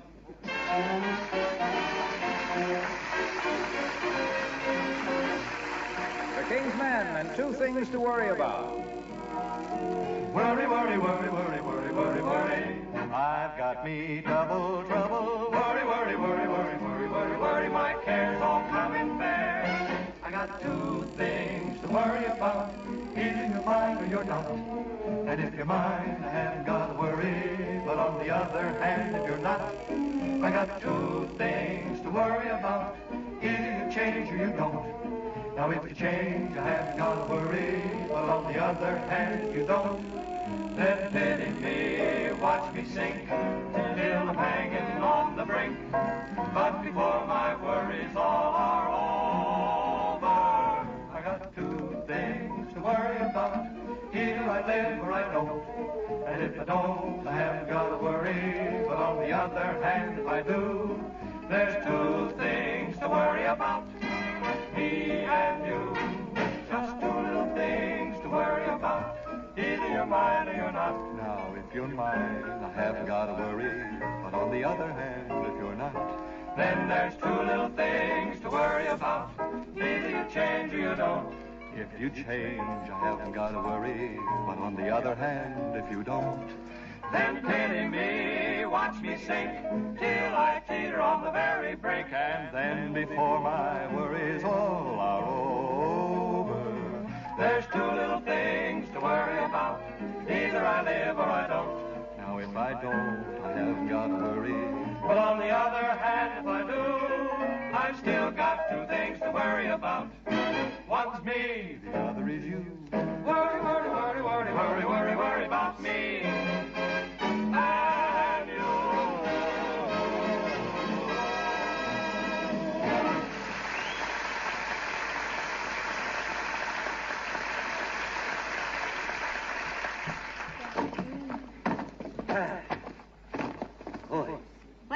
we're home with these books, what have you got? A sore arm from lugging these books. You'll find out what I got, though, when that book collector gets here. I phoned him from the drugstore and told him I had a collection of algebra books that was a collector's dream. I think you got your money's worth all right. The titles alone, you Oh, said. now stand back, kiddo. Here comes opportunity. Come in. Oh, it's Dr. Gamble, McGee. Come in, Doctor. Hello, Molly. And good day to you, drumhead. Hi, Phil Pitcher. I thought you were somebody important, but come on in anyway. If I were somebody important, why would I be calling on you, Pop-Up? We thought you were a book collector, Doctor. He was expecting one. And why not? He's had every other kind of collector on his trail. Why, he's... Hey, where'd you get the pile of penny dreadfuls, Dreadful? I bought them, Fatso, at the Book Nook, next to the Bonton. There's a guy coming over here to buy Let me see them. those. Horatio Alger. Betcha. Great Scott, I haven't seen books like these since my kid days. You never had any kid days, and you know it. You were born at the age of 42 with a gold probe in your mouth, and you've been... Aren't these titles wonderful, Molly? Look at this. Do or Die, Paul Pearson's Pluck, Boot Black to Banker. Oh, that's a great title. All a boy had to do to get rich in those days was invest in a box of shoe polish and a brush and wait. What's so different about that? Doc Gamble started out with a $1 watch and a calomel tablet, and look at him now. Oh, McGee. That's not true, and he knows it. I had a thermometer, too, when I started out. I'll say you had a thermometer. The only thermometer I ever saw that had 3 degrees of fever painted right on it. You got rich with that thermometer. Now, McGee, stop it. Dr. Gamble isn't rich. Certainly not. Just handsome and talented. Oh. Say, look at this one, Molly. Ned the Newsboy. There's the book that changed my whole career. Changed your career? What happened? You cut your thumb turning the pages and decided to take up medicine? No, I was working as a fire watcher for the Forest Service, and while I was reading this book, 300 acres of timber burned up. Well, McGee expects these books to change his career, too, Doctor. We're going to be rich any minute now. Oh, I hope not. I like McGee just as he is. Do you really, Doc? Yes, I do. Yes, I do, McGee. Dumb, floundering, inconsistent, rude, and uncouth. I'm as couth as you are. When I think what you'd be like if you had money, I shudder. And when I shudder, walls crack for miles around. Oh, now, you wouldn't mind if we got wealthy, Doctor? We'd still come to you with our trouble. Yeah, and speaking of troubles, I never will forget the time I was working in that clothing store back in Peoria. I had more... You never told me you worked in a clothing store, McGee. I never told you about that. You never did, no. Well, sir, I was a clerk in this clothing store, see, specializing in sweaters and sport coats. I sold a guy a cashmere sweater and a check coat one day, and he gave me a check for the check coat, but he paid me cash for the cashmere. Well, sir, when I give the cash to the bank cashier and chuck this chap's check on the counter for cashing, the cashier checked the cash in his check cashing account and double-checked the check against the check stubs and found the check checker had failed to check the exchequer and there wasn't enough cash to cash the check I got for the check coat, so the chump chucked the check back to me and checked out the door.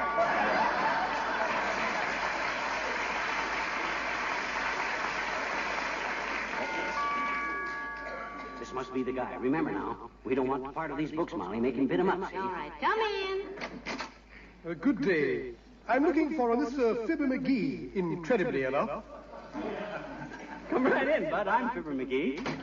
Thank you. And this is my wife, Mrs. McGee. How do you do, I'm sure. And, this is Dr. Gamble, Bud, in case you ever want your appendix taken out and a scar left on your tummy that looks like you've been hit by a road scraper. How do you do, sir? I've heard a lot about you, Doctor. I'm K. Stanley Flyleaf, the book collector. Oh, yes, I've heard of you, too. One of the country's leading bibliophiles. Let him show you his bibs and files later on. We got business here. You are the gentleman who called me and said he had a selection of algers? Oh, yes, he's the one, all right, sir. There they are, right there on the table. Ah, yes. If you don't mind while I... Oh, sure, help yourself. Oh. Huh? These are not first editions. What? In fact, none of them is. What's that got to do with it? They're Horatio Alger books, aren't they? Oh, certainly, but I can pick algers like this up in any bookstore for 3 cents apiece. These are worthless. Oh, but he's off. I rather doubt it, madam. And I'm sorry we wasted each other's time. Good day, sir. Good day, Doctor. Good day. Been nice knowing you. Hey, watch out for that doorstop, Bud. It's right in the door. Heavenly days. I I'm so sorry, Mr. Flyleaf. Are you hurt? No, he isn't hurt, are you, Flyleaf? Are you hurt, Flyleaf? What's he staring at? That old book we've been using as a doorstop. What's wrong, Bud? I say, why didn't you show me this? Why? This is a first edition of Uncle Tom's Cabin. Harriet Beecher Stowe. Very rare. Will you sell me this? Sell that? Of course not, Bud. We need that book. We lean it against the door to hold it open whenever we don't want to... Oh, but it's worth $200, McGee. What? $200? Oh, just make out the check to F. McGee, Bud. For that kind of dough, I'll lean against the door myself.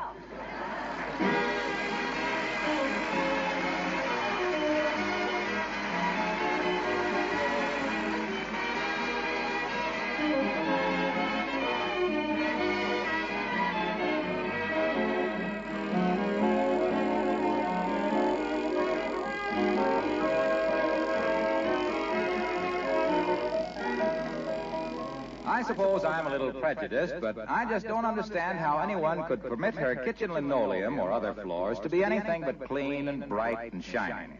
It's so easy to make floors glow and gleam with Johnson's self-polishing glow coat. There's no rubbing or buffing. All you have to do is apply and let dry. You'll be proud of that rich, new floor beauty every time you walk across it. A shining coat of glow coat makes your floors easy to keep clean, too. Dust, dirt, and spilled things can be whisked away with just a wipe of a damp cloth. Johnson's self-polishing glow coat also protects your floors from wear and scuffing. That glowing protective wax coat can take an awful beating and still come up shining. Think about it for a minute, then make up your mind to give your floors the added shining beauty that comes with Johnson's self-polishing glow coat. Try glow coat and enjoy the easy way to bring out the beauty of the home. Look on the bright side, shine up the right side, bring out the beauty of the home.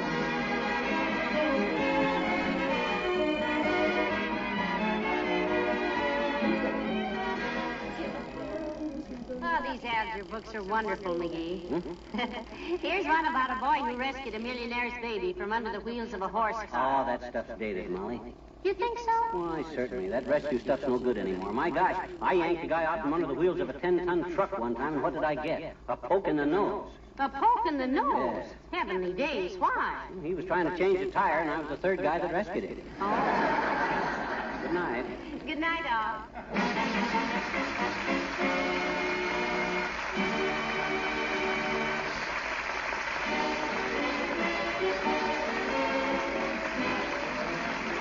The makers of Johnson's Wax Products, Racine, Wisconsin, bring you Fibber McGee and Molly every Tuesday night. Be with us again next week, won't you? Good night.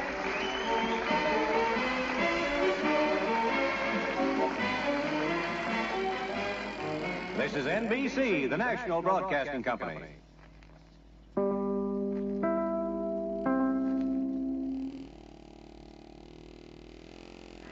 The Johnson's Wax Program with Fibber McGee and Molly.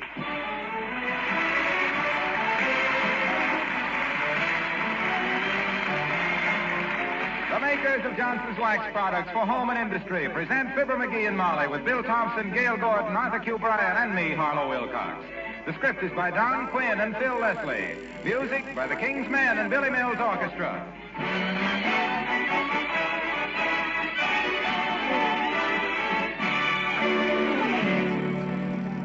Fibber and Molly join us in just a moment. Millions of women are delighted with Johnson's liquid cleaning and polishing wax, and well they might be. This amazing liquid wax actually makes floor scrubbing and even mopping just as unnecessary as they are unpleasant.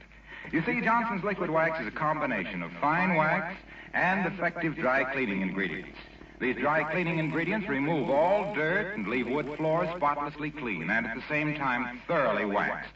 You merely apply and let dry. Then buff lightly to make your floors perfectly clean and shining with a rich luster.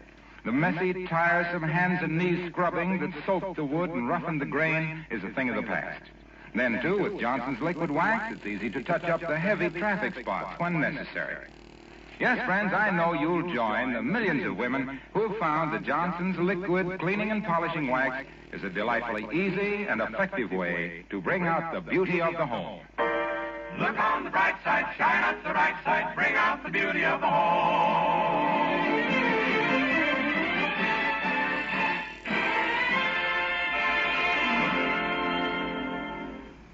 primitive man got his news by listening to the boom of a jungle drum. The savage Indian gossiped by smoke signal. Then came the telegraph, the telephone, radio. But for sheer speed and volume, nobody gets more news about more things quicker than a woman sitting around the beauty parlor. Like Mrs. McGee of Fibber McGee and Molly.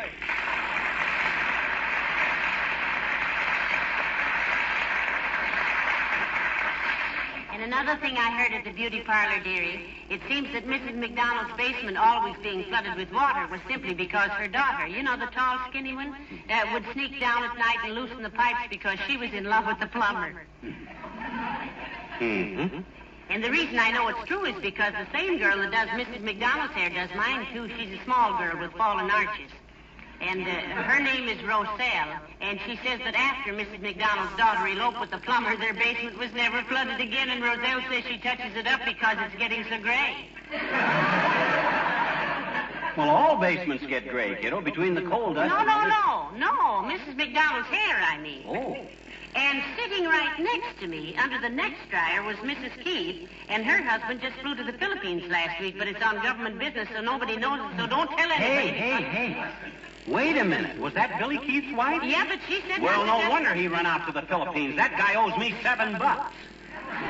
Why, that dirty chiseler goes halfway around the world to keep him paying me my $7. But that isn't why he went, dearie. The government sent him. Oh, yeah? Well, you know the right people, and you can get the government to send you any place. I knew the wrong people in 1918, and they sent me to France. Believe me, kiddo, Billy Keith knows the right people. Mrs. Keith said he got a $5 refund on his income tax last year, too. Aha, you see? He knows where the body is buried, kiddo.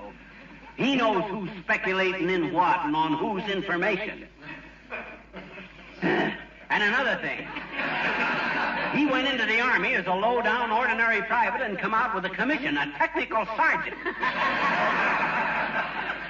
Well, if he's so smart, why does he have to go all the way to the Philippine Islands to keep from paying somebody? I don't know, but I'll bet... Come in. Oh, hello, Mr. Oldtimer. Oh, hi, Oldtimer. My gosh, the Philippines. What you finding so hard at, Johnny? In some kind of trouble, are you, son? Maybe I can help out. I used to be a judge, you know. What? You used to be a judge? Well, heavenly days, a judge. Municipal or state, Mr. Oldtimer? Beauty contest, daughter. Atlantic City, back in 1911, that was. Had to give it up, though, when they started wearing them skimpy bathing suits.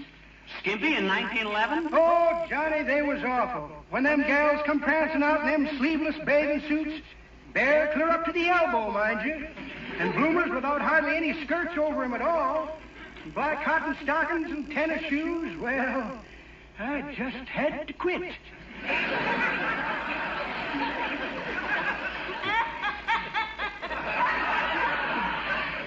Embarrassing, was it? Well, it wasn't that so much, daughter, but my eyes kept bugging out so far they kept knocking my glasses off. I remember those bathing suits. It took a fairly strong girl just to walk along the beach with one of them things on. That's pretty good, Johnny, but that ain't the way I heard it. I'd be interested to know how you heard it. Well, sir, daughter, the way I heard it, one feller says to t'other feller, say, he says. Where you going in such a hurry? Gonna see a television broadcast, says t'other feller. Is it true that television beams only reach as far as the horizon? So we hear, says the first feller.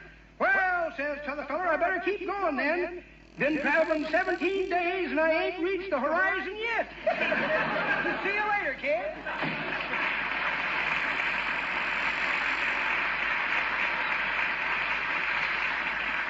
Well, he was no help. And if you think I'm going to forget all about collecting my $7 just because Billy Keith scrammed out to the Philippines, there's no two ways about it any day in the week, irregardless. Can't you send him a letter or a cablegram? No, sir. Not another nickel will I spend on that guy. Come in. Oh, it's the weatherman, McGee. Hello, Mr. Williams. Hi, Fog. Hello, Mrs. McGee. Hello, McGee. My goodness, it must be getting colder out, Mr. Williams. I see you're wearing your earmuffs. Earmuffs? Oh. I forgot to take off my headphones. I've been busy with my shortwave radio. I am a ham, you know. Well, now, isn't that a coincidence? So is McGee, everyone says.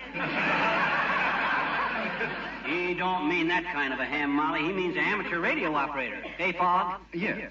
It must be handy to have a shortwave set in your business, Mr. Williams. You can get the weather reports from all over the world, can't you? Oh, I do, Mrs. McGee, I do. You do? Yes. Just last night I was talking to the British forecaster in Rangoon. He says the monsoon season has started. No kidding. Monsoon in Rangoon, eh? You think they'll have a drought in the south, Foggy? Or maybe a little more snow and more snow in Kokomo? Hey, Mo? No, but there'll be lots of rain in eastern Maine and storms in Mandalay. There'll be heavy gales in New South Wales, and I must blow, too. Good day. He's getting comical, McGee. Don't go, Mr. Williams. Say, can you get the Philippine Islands by shortwave? Oh, my gosh, I never thought of that. Can you get Manila, Foggy? Manila? Oh, yes. I often talk to a friend of mine down there. Quite simple, too. Just call 18JV2 Manila, and if a man answers, it's him. Oh, this is wonderful. Look, come over and, let me come over and talk over it, will you, Foggy, over to your house? He wants to reach a friend of his down there by the name of Billy Keith, Mr. Williams. He's with the government. Yeah. Oh, yes, I know Billy. I'll call my man in Manila, have him get in touch with Keith, and ask him to stand by to talk to you. Fine. Would 9 o'clock this evening be all right? Oh, wonderful. Now, let's see. What time would that be in Manila? That would be about 3:30 last Wednesday, wouldn't it? Well, 9 o'clock is swell, Foggy. I appreciate this a lot. Good. I'll go home right now and start setting it up. I'll just duck out the side door here if you don't... No, that's not the side... That's the hot part.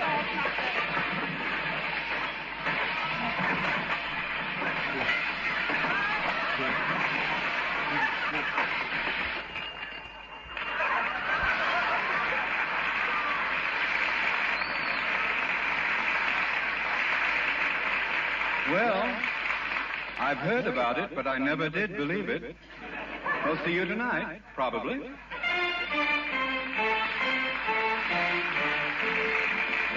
Billy Mills to the orchestra, and Papa, won't you dance with me?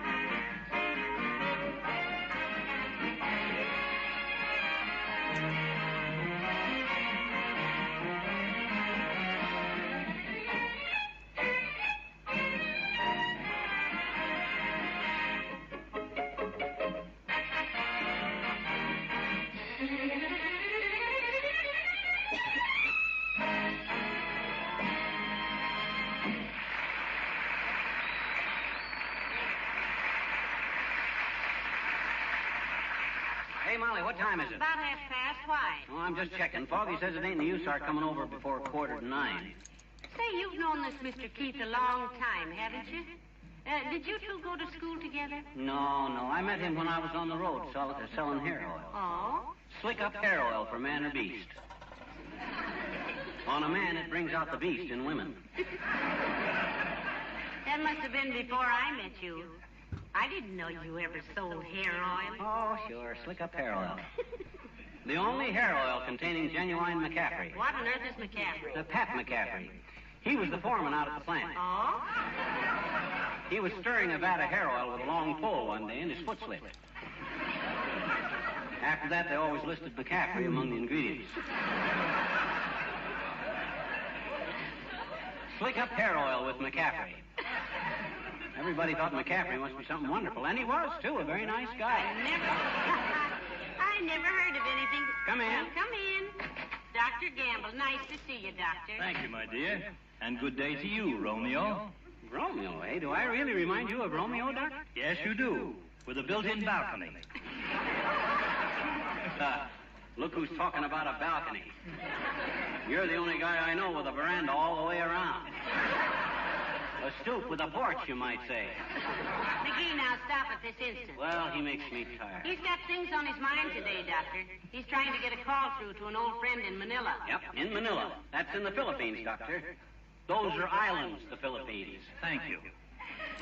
But isn't it a little out of character for you to spend all that dough on a long-distance call, wallet watcher? When it comes to money, you're about as loose as wallpaper. Well, he isn't making a long-distance call, Doctor. Mr. Williams next door is getting Manila on his shortwave radio. Yes, and please omit the references to my thrifty habits, Doctor. It ill behooves one of your ilk.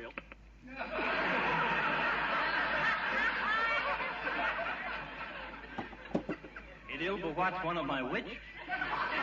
I say it ill behooves one of your ilk to chide another for small economies. Is it true that you're putting up a new apartment building with the material you saved out of old plaster casts? Nonsense. How could he do that? I don't know. Ask him. You shouldn't talk about me being tight, Sonny. You pull a penny out of your pocket, people crowd around to watch the Indian blink in the light of day. And another thing, but I mustn't go on like this. After all, I'm local chairman for American Brotherhood Week. Oh, are you really, Doctor? And what is American Brotherhood Week? I've heard a lot about it, but I'm not quite sure. It's a week dedicated to the brotherhood of man, regardless of race or creed. Hey, Dockie? Well, I didn't think it was possible, Crumble Brain, but you have finally said something with which I can agree. Certainly. You see, Molly, the idea is that nations can't expect to get along with each other if people can. And sooner or later, if nations don't get along together, there'll be a series of loud explosions and there won't be any more people. Heavenly day. So we start on a local level. We suggest tolerance. Going to church, for instance, doesn't mean very much if you sneer at somebody else's on the way to your own. And speaking of sneering, I have a consultation with 3 other doctors in just 20 minutes. I'll see you both later. Well, good day, Doctor. Bye, Molly. So long, brother. Take it easy, brother.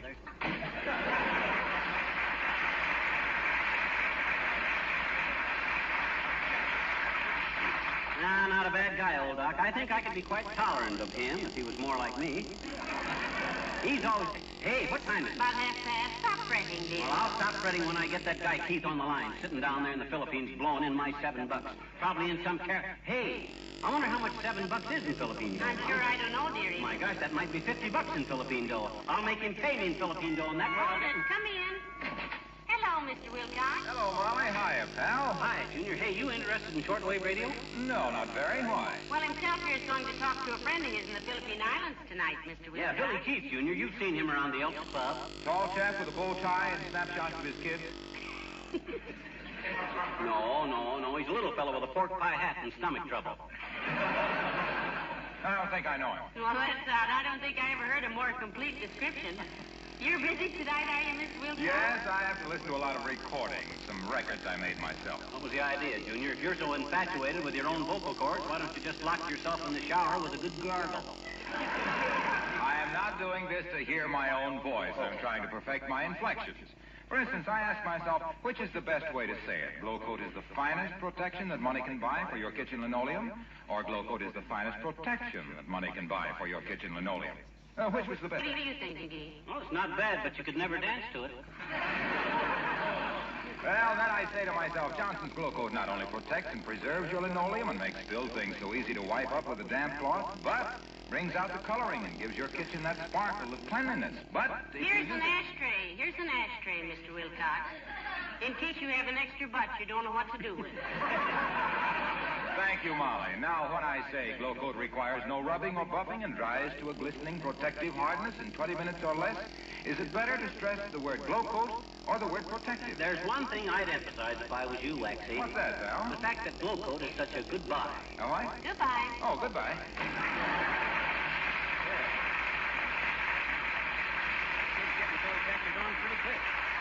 Hey, hadn't we better get dinner over with so we'll be ready to go to Foggy's house at 8:45? Yes, I'll fix something that's easy. And say, how about waffles and bacon? Great. We got plenty of maple syrup? Right from Vermont, where Democrats travel by night. I'll have it ready in 20 minutes or less. Okay, Tootsie. There goes a good kid. Luckiest day in my life was the day after I proposed to her when her old man come down with laryngitis. If he hadn't lost his voice, he'd have talked her out of marrying me, just be sure. Come in. Hi, mister. Oh, hello there, Teeny. Hey, you know what? No, I'm going to talk over the shortwave tonight to Manila. Gee, that's nothing, mister. Huh? My daddy and mommy talked over the shortwave just this morning. They did? Sure they did, I bet you. They talked over the shortwave Mama just got at the beauty parlor. Daddy didn't like it. He didn't, eh? He said, I said your daddy didn't like it. Like what? Her shortwave. Oh, Your mama. when? This morning. I know it. You don't have to be so casual about me speaking to the Philippines, sis. That's thousands and thousands of miles away from here. Well, gee, mister, you don't have to tell me, I bet you. We had the Philippine Islands in school. Oh? The Philippine Islands lie in the Malay Archipelago and are made up of some 7,000 islands and islets. The capital is Manila on the island of Bazaar, and the principal exports are tobacco, sugar cane, coconut oil, and General MacArthur. Well, you sure got a retentive memory, sis. You remember everything you get in school? Oh. It's the stuff I like, mister. I see. I'm reading a dandy novel right now in history class. A novel in history class? Sure. It fits right behind my history book and doesn't even show a bit of it. Oh, boy, is it ever romantic. Romantic, eh? Oh, I'll say. It's about a girl who works all the time and never has any time for boyfriends. She's a Ph.D. Ph.D., Doctor of Philosophy? No, a poor, hard-working drip. Anyhow, one night a friend of hers fixes her up with a blind date for a dance, and the boy turns out to be rich and handsome. And the girl falls head over heels in love. So they get married? Oh, no. Her family doesn't approve of her getting married, see. Oh, I see. So she runs out on the hero and doesn't even tell him her address. Just ducks. Oh, I see. Pays like a $2 sports shirt, eh? Sure. But that doesn't stop him, I bet you. No? He drags out the throne net and tears the town up. Till he finds her on the last page and she falls into his arms for the finish, oh boy. That's a very interesting plot, sis. That ought to make a good movie. It always has, mister. Now, what's the name of that? Cinderella. Oh.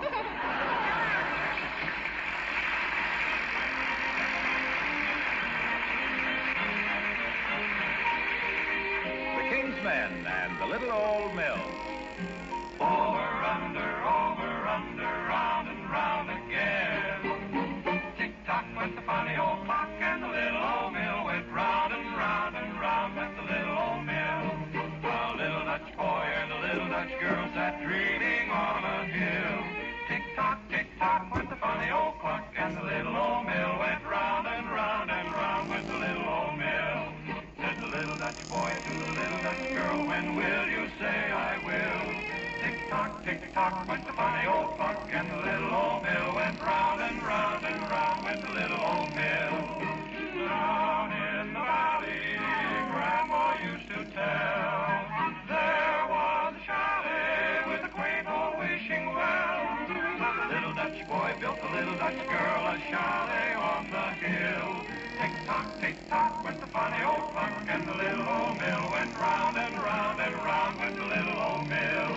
Days flew by and months went by and years rolled by, and then said the little Dutch boy to the little Dutch girl, oh, do you love me still? Went the funny old clock, and the little old mill went, and round went the little old mill. Said the little Dutch girl to the little Dutch boy, you know I always will. Went the funny old clock, and the little old mill went, and round went the little old mill. Down in the valley where they used to dwell, on in the chalet with the quaint old wishing well. But the little Dutch pair are so happy up there in the chalet on the hill. Tick-tock goes the funny old clock, and the little old mill goes, and round goes the little old mill, and round goes the little old mill, and round goes the little old mill.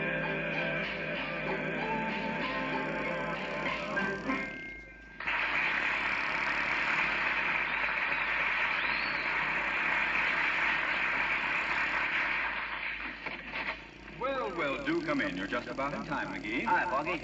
I've contacted Manila, and my friend will try to have Billy Keith on hand at 9 o'clock, if they can locate him. Fine. And if he's a government man, they'll know where to look for him. May I have your coat, Mrs. McGee? What for? Hasn't your wife got a coat of her own? Oh, he means he just wants to hang it up, silly. Oh. Just kidding, Foggy. Yes. Now, if you'll just make yourselves comfortable, I'll see if I can raise Manila again. My goodness, all that noise on such a short way. W3KDC Wistful Vista calling 18JV2 Manila. Come in, Manila. Come in, Manila. Yeah, don't stand out there in the heat, Manila. Come on in. W3KDC Wistful Vista calling 18JV2 Manila. Come in, Manila. I'll wait a few minutes and try again. It isn't quite time yet anyway, and I think I wonder who that could be. Come in. Oh, excuse me, Mr. Williams. This is your house, isn't it? Quite all right. Oh, hello, Wallace. Hello, Mr. Wimple. Come in. Oh, hi, Wimp. Hello, Mr. Williams. Mr. McGee. Who's in charge here, anyhow? This is Old Home Week, Wallace. Sit down and relax, just like you were in your own home. You've never been in my home, have you? Did you ever try to relax in a living room full of Sweetie Face, my big old wife? Have you and her been having trouble again, Wimp? No, just me. Oh. Did you ever come running downstairs, yank open the front door, and dash out, and then find the screen was hooked? Heavenly days, what brought that on, Mr. Wimple? Oh, Sweetie Face is so unreasonable, Mrs. McGee. Her feet got cold last night, and she made me go bring her a hot water bottle full of boiling water. And she got angry at me. My goodness, I think that was pretty decent of you, myself. I thought so, too. After all, she didn't tell me to put the stopper in it. Well, we're just about to call Manila on the radio here, Wallace. Care to stay and listen in? Oh, thank you. That'd be just peachy. Well, come on, Foggy, get with it. Let's get my $7 back. But, McGee, now, Mr. Williams has been trying. My goodness, don't be so impatient. No, I can't help it, kiddo. That's the way I do business. When I owe a guy money, that's one thing, but when a guy owes me, I want it right now or else. Come in, 18JV2. Come in, Manila. Oh, come on, Manila. 18JV2, Manila to W3KDC, Wistful Vista. Over. I've got them, McGee. Hello, 18JV2, stand by. Here, McGee, take it. Say over when you're through talking. Over, oh boy, wait till I get a hold of that guy. Hello, Manila. This is W3KDC, Wistful Vista. Fibber McGee talking. Over. 18JV2, Manila to W3KDC, Wistful Vista. Who? Over. W3KDC, Wistful Vista to 18JV2, Manila. Fibber McGee, over. 18JV2, Manila to W3KDC, Wistful Vista. So, over. W3KDC, Wistful Vista to 18JV2, Manila. You got a guy down there that owes me $7, Billy Keith. My goodness, you don't have to tell a man's business to everybody. Quiet, Molly, they can't hear me. Get Billy Keith on the mic, bud. Tell him Fibber McGee is right on his trail. Over. 18JV2, Manila to W3KDC, Wistful Vista. Who? Over. That ratted butter. I mean, W3KDC, Wistful Vista to 18JV2, Manila. That ratted butt, I want Billy Keith. Over. It's with the government down there. Over again. Oh, isn't radio wonderful, Mr. Williams? 18JV2, Manila to W3KDC, Wistful Vista. Oh, him. Over. Yeah, him. Over. He's not here. Over. This is almost as quick as swimming. Over. Where is he, Dad Rabbit? He owes me dough, and if he thinks he's going to get away with it, he's got another thing coming. Over.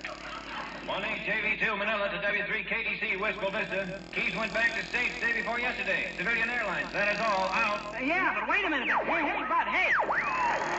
How do you jiggle the hook on this thing, Foggy? They cut me off. Oh, I'm sorry, McGee, but they've evidently gone off the air. But, McGee, the man said Mr. Keith had gone home, so... Oh, pardon me. We've got company again. Come in. Hi there, Williams. I hope you don't mind me dropping in. Well, Billy Keith. Come right in, Billy. We were just talking about you. Thought maybe I'd find you over here, McGee. Hello, Mr. McGee. I stopped by to pay you that $7 I owe you, McGee. Well, Billy Keith, old man. Why, shucks, there wasn't any rush. My God. Well, thanks, but my gosh, I never worried about that $7 for a minute. Good. Now, would you mind letting me have my $200 watch back that you're holding for security? Foggy? Yes, Mr. Wimple, all over.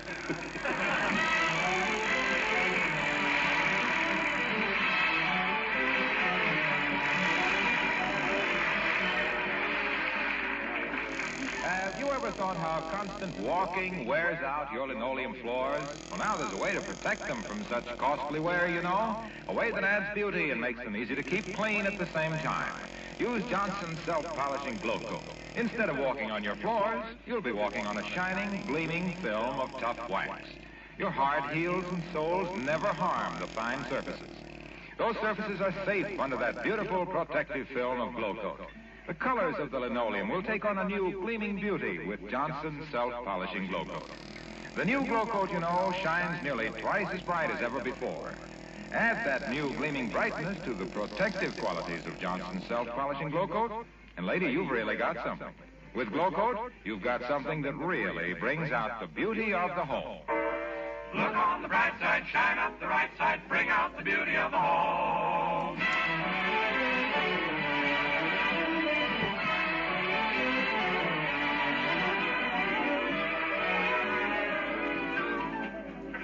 Imagine, McGee, to the Philippines and back again in only a week. Yeah, his wife was sore because he was gone so long. Started to bawl him out almost before he got off the plane. Flipper? And he wanted to, but there was a cop. Oh, yeah. Yeah. Good night. Good night, all. Over.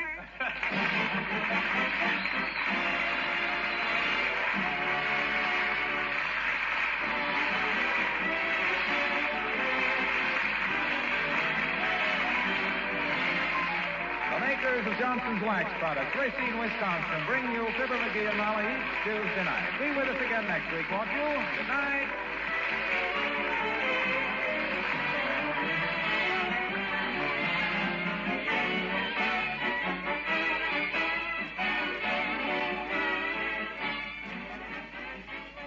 This is NBC, the national broadcasting company. The Johnson's Wax Program with Fibber McGee and Molly.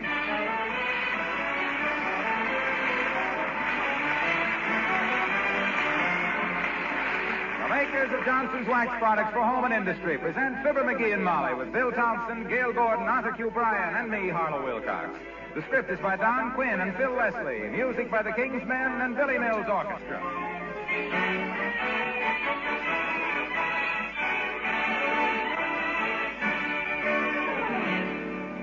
Fibber and Molly join us in a moment. Say, men, take advantage of this surprising offer. Buy a can of Johnson's Car New at the regular price and get a soft, fleecy woolen car dusting mitt at no extra cost. The mitt fits right over your hand like a glove. It keeps your hands clean as you wipe off road dust. It makes it easy for you to maintain the Car New shine. Now, here's all you do to get this 49-cent value mitt. Just buy a can of Johnson's Car New, the amazing liquid car polish that cleans and shines your car in one easy operation. The mitt is attached to the can. There's nothing to send in, nothing extra to pay. Just ask your dealer for Johnson's Car New and get your mitt. Better keep it in the car, though. Wives find it the perfect dusting mitt for home use. Remember, a washable, fleecy, soft car dusting mitt. It's yours with a can of Johnson's Car New.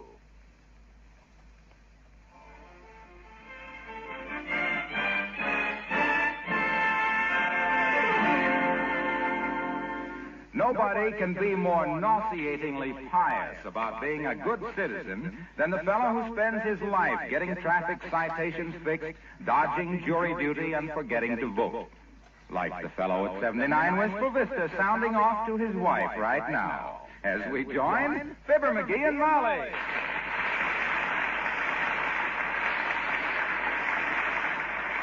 And as I have always said, my dear, any chap who refuses to do jury duty is simply not a good citizen. That isn't what I remember you're always saying. It ain't? No. As nearly as I can remember, you've always said that any peasant who got stuck for jury duty was a limphead. And a yokel with no connections. Oh? And that if you ever got a jury summons, you had more ways of getting out of it than a bookworm in a loose-leaf diary. I said that? You said that. I certainly must have been joking. Oh, I can understand why a citizen like me hesitates to take his valuable time for cases of no consequence. No sensible judge is going to waste a guy like me time. Waste a guy like me. Waste a guy like me. What I mean is, I am always ready to serve my community as a juror when a case comes up worthy of my best judgment. I see by tonight's Gazette that the bus company is suing the city of Wistful Vista for $500,000 damages. I read that too, dearie. The bus company says their equipment is being ruined by the bad paving. Right. And I believe it. I got on a bus last week, and when I handed the conductor my fare, he gave me a crash helmet and 4 Band-Aids. Yeah. There's a chuck hole full of water on 14th Street that's getting so big the city don't know whether to fill it in or stock it with big mouth bags. Anyway, a lawsuit like that is big enough to need men like me on the jury, and I've decided to serve. When did you get your summons? I didn't get any summons. I'm volunteering. Is there a ventriloquist in the room? I recognize the voice, but the words are so strange. I says I'm volunteering. A case involving $500,000 needs men of my caliber. Besides, $6 a day in meals is nothing. Huh? You remember the last time you volunteered for something? When was that?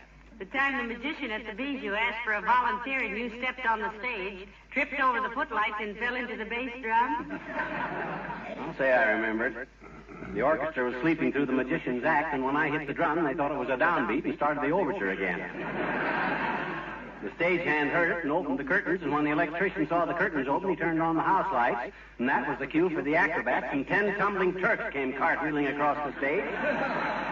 Rabbits and pigeons and ducks flew in all directions, and the magician sat right down in the middle of the stage and cried like a baby.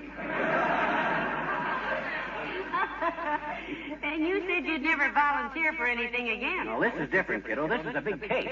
In a case like this, they need 12 good men and true with judgment and discretion. Men of honor and distinction. Oh, not men of distinction. Huh? A hung jury is bad enough, but a hungover jury would be just...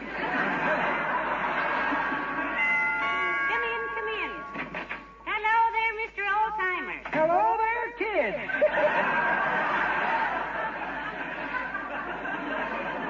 Hi, Oldtimer. Hey, you ever had any jury experience? Just how do you mean, Johnny? Experience in what? Taking them, serving on them, arguing before them, or bribing them? Have you ever served on one? Yep. Long time ago, I was on a jury out west, kid. That's so.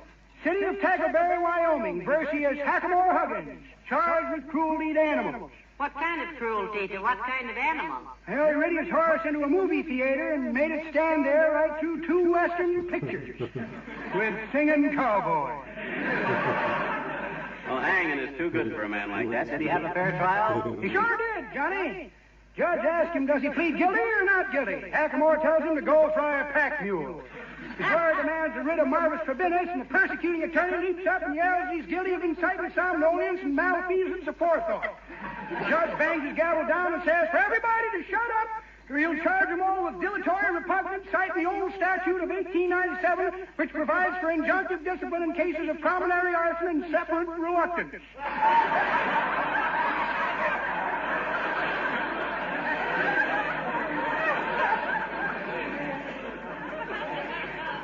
That sounds like quite a case.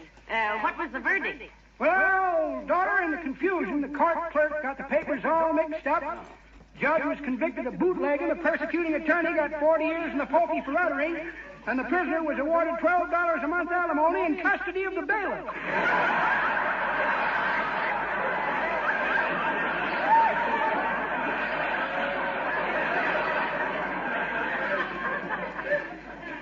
Why, yes, Johnny. I just wondered how to get on a jury is all. There's a big case coming up downtown that needs guys like me on the jury. Why don't you come along? Oh, not me, Johnny. I don't like courtrooms. Guess I'm just allergic to policemen. Cops make you nervous? Nope. But all that blue surge makes me sneeze. I remember one time Papa was being tried in court. Your father being tried for what? Reckless driving. Drove a golf ball through the mayor's bay window. What did he get? 28 days, 2 under par. I think legal work is so fascinating. My Uncle Dennis studied law, you know, but he just couldn't make the grade. Well, it's a pretty tough course, daughter. He didn't mind the course, but every time he tried to pass the bar, he got hit with a swinging door. That's pretty good, Johnny, but that ain't the way I heard it. No? No, the way I heard it. One feller says, the other feller says, he says, was the Democratic Party amused when they heard Henry Wallace was going to start a third party? Amused, says the other feller. Shucks, they thought they'd split.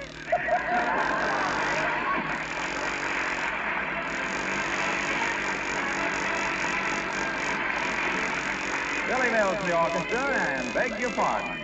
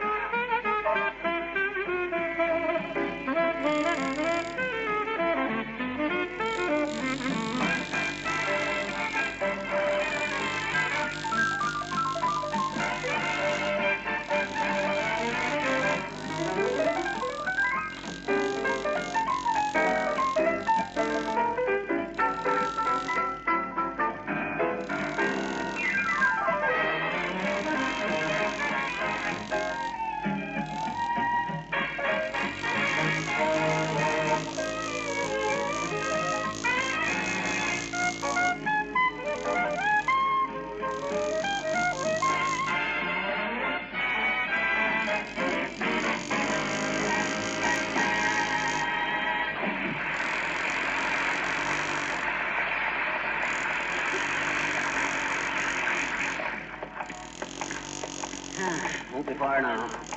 What if they don't want you to serve on this jury, dearie? What do you mean if they don't want me? Of course they'll want me. I'm a shrewd judge of character, got the kind of mind that can weigh evidence, and I play a smart game of contract bridge. What good is knowing how to play bridge? Oh, don't be naive, Tootsie. With 12 jurors locked up together for weeks and weeks, what do you think they do all that time? Discuss the case? I knew a guy once made 17 wait a bucks. minute, McGee. Here comes Mr. Williams, the weatherman. Huh? Where? Oh, hi, Foggy, old man. Hello, Mr. Williams. Hello, Mrs. McGee. Hello, McGee. Nice day, isn't it? If I do say so on behalf of my entire department, which strives from day to day to correlate and disseminate pertinent information from our meteorological instruments for one and all. Take it again from nice day, Foggy. I got my foot caught in a dangling participle. Say, I'll bet you do have some mighty valuable instruments in your office, Mr. Williams. Oh, indeed we do, Mrs. McGee. Take our anemometer, for instance. That's the instrument which measures the velocity of the wind. Yes? Is that delicate? It is so delicate that it once registered a man practicing a trumpet solo in the back room of a Harlem nightclub. With a derby hat over it. How about humidity, Foggy? I suppose you can register the perspiration on a horsefly walking up a slippery horse on a hot day. Oh, we do better than that, McGee. Our instruments have indicated the approach of our district inspector at a distance of 3,000 miles. What has your district inspector got to do with the humidity? He is adrift. Of course, the barometer is really the basic weather instrument. Accurate, is it, Mr. Williams? Almost too accurate, Mrs. McGee. It reacted very oddly every afternoon about 5 o'clock for a long time until we discovered what caused it. What was that? The janitor always came through about that time whistling stormy weather. But For delicate instruments, you should see our seismograph. Seismograph? Does that tell what size the storm is going to be? No, that registers disturbances of the Earth's crust, tremors, and earthquakes. How far away can it register in earthquakes, Well, it's not so much the distance, McGee, but the intensity. Oh? Our seismograph is so delicate that it registers the quiver on the back of the cigar store Indian at 14th and Oak Streets. Come over and see it sometime. The quiver? The quiver. Good day. Probably. Great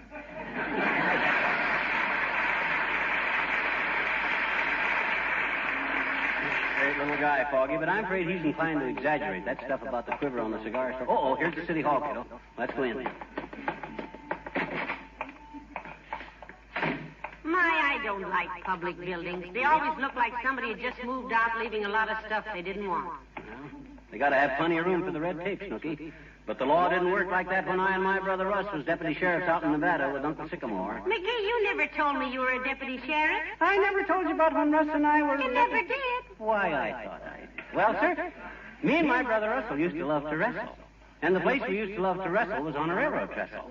First I'd wrestle Russell onto his bustle on the trestle, and then Russell would throw me on my bustle on the trestle. So when Russell joined the posse to round up rustlers, I joined old Russell in a hustle. Yes? And the first place we started wrestling rustlers was on that same trestle. But Russell got shot in the hassle trying to muscle a rustler on the trestle, and everybody made such a fuss over Russ with his trestle that they hustled the trestle. Hold it, dearie. Here comes Mr. Wilcox. You, Mr. Wilcox. Oh, hi, Junior. Hello, folks. What are you doing down here in these marble halls? Marble season doesn't open for a couple of weeks yet. Well, himself's down here for jury duty, Mr. Wilcox. Yeah, that big bus company suit against the city is coming up, Junior, and they'll need the brainiest guys they can find on that jury. So? Oh, don't feel self-conscious, pal. You go right ahead. They won't all be smarter than you are. No, Mr. Wilcox. He means that... Skip it. He wouldn't understand. You ever been on a jury yourself, Junior? Once, pal, years ago, and I've never forgotten it. Fellow'd been arrested for manslaughter. But when I sat in that jury box and looked around, I could see right away it was murder. No kidding. Murder? Absolutely murder. The way the fine woodwork in that jury box had been neglected and allowed to become scratched and marred. When Johnson's wax would have protected and preserved and beautified it. Goodness sakes, murder. So I stood up. Your Honor, I said, may I ask a question? You may, he said. So I said, Your Honor, do you realize that a liberal coat of Johnson's wax on the fine woodwork in here will give it a luster and a beauty that will add good taste and dignity to your court? Oh, malfeasance. Do you realize, I said, that just as a housewife uses Johnson's wax to protect and beautify her most treasured possessions, her fine furniture and woodwork and picture frames, so can you use Johnson's wax to bring out the beauty of your desk and your gavel and the frame around your law school diploma. Oh, he's making that up. Well, there was a babble of voices, and the judge pounded his gavel on the desk. Lucky it wasn't on your head, Omaha. Order, he shouted, order. I'll be glad to take your order, Your Honor. I replied graciously, taking out a pencil and a book of blanks, and I started to write up... No. Look, Waxy. Yes, pal? Get to the point, will you? You were trying a case when this started. How did it come out? Wonderful, pal. When the judge saw how Johnson's wax worked on the woodwork, he was so happy he dismissed the case. So long, folks. So long.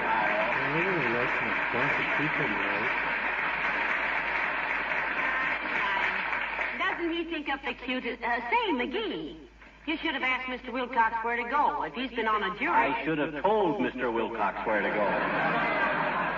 He's been in a rut so long... Oh, hey, I wonder if that's the guy to see his office right there, where it says jury commissioner. Sounds logical. Well, come on, let's go in.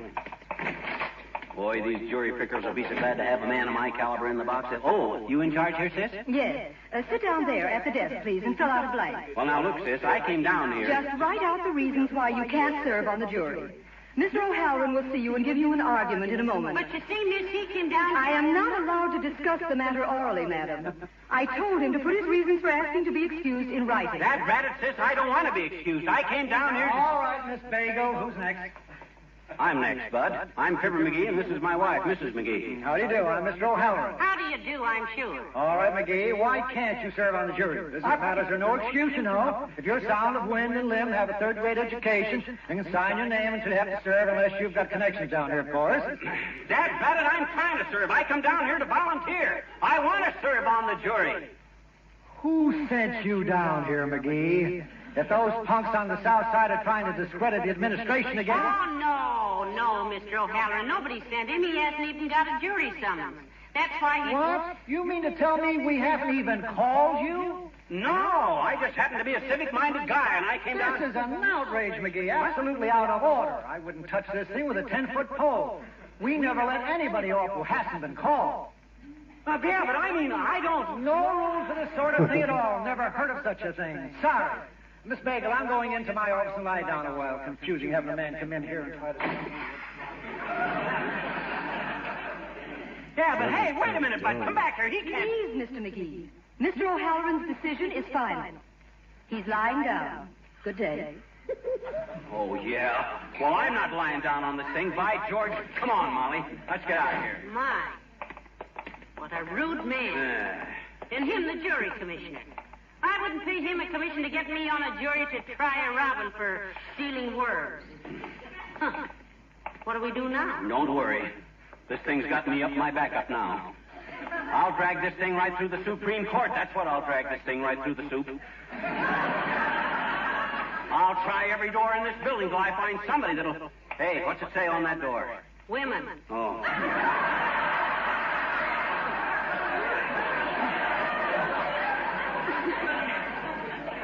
Well, I'll try every other door then. I'm going to take this thing right to the... Oh, look who's coming. Who? Doc Gamble. Hi, Doc. Hello, Petty Cash. Hello, Molly. Hello, Dr. Gamble. Nice to see you. What brings you down here, Satchel Tummy? Your medical license been revoked again? Not this time, my boy. Although they warned me that I'm violating my sacred duty to humanity by continuing to keep you alive, I promised to think it over. Oh, yeah? The only way you keep anybody alive is because I pour everything you give me out the kitchen window as soon as you leave. Really? Yeah. No wonder you can't grow any geraniums in that window box, my boy. Yeah, you said it. The only medicine you ever prescribed for me that was any help is those green pills you give me for a cold. They're terrific for opening up the drain in the kitchen sink. Now, McGee, stop it. Well, he makes me tired. Let him alone, my dear. This is very informative. I've wondered for years what those green pills were good for. Incidentally, what brings you down here? Get another traffic ticket? Bumper, bumper? No, I didn't get another traffic ticket, bumper, bumper. And look who's making snide remarks. The way you weave through traffic, lead foot, looks like you were driving a sewing machine. Oh, McGee, now stop it. Just stop it this minute. Well, I can't stand the way He's been mistreated, Doctor. Is that possible? He came down here full of enthusiasm to volunteer for jury duty just to help out, and all he's gotten is insulted. They've given him a bad time, Doctor. I say they're giving me a bad time. My gosh, all I'm trying to do is be a good citizen for $6 a day and transportation. And to make a good citizen out of you, that's cheap enough. You betcha. By George, I come down here to be on a jury, and by George, I'm going to be on a jury. By George, if I have to stand the whole fiduciary system on its ears. A very worthy project, my boy. Yeah. Why do these guys have to look at me like I was a crook? Try to be a good citizen, and everybody thinks you got an angle. I know how you feel. It's ridiculous. Well, of course it is. He's trying his best to help. Well, look, McGee, why don't you drop down and see the DA? He's a friend of mine. Oh, Mr. D.A., I've heard of him. Yeah, what time does he go on? 9:30 Eastern Standard. Oh, no! Our district attorney, right down the hall here. Oh. Tell him I sent you. Just explain the whole thing to him, like you did to me. Swell, Doc. Tell him you have no angle. You just want to be a good citizen. That's right. Oh, swell, Doc. Thanks a lot. I'll go see him. And McGee. Yeah? Before you go, just between us, old boy. Yes, pal. What is your angle? I haven't got it. Hey, what are you talking? I haven't got it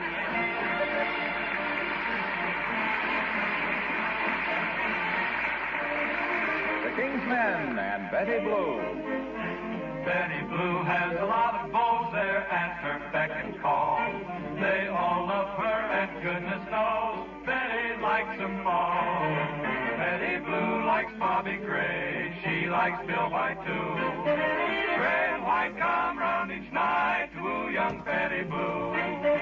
Betty Blue likes Georgie Green, Tom Brown thrills her too. And all the town knows Green and Brown are sweet on Betty Blue. Each night the ribbon in her hair is gray, brown, green, or white.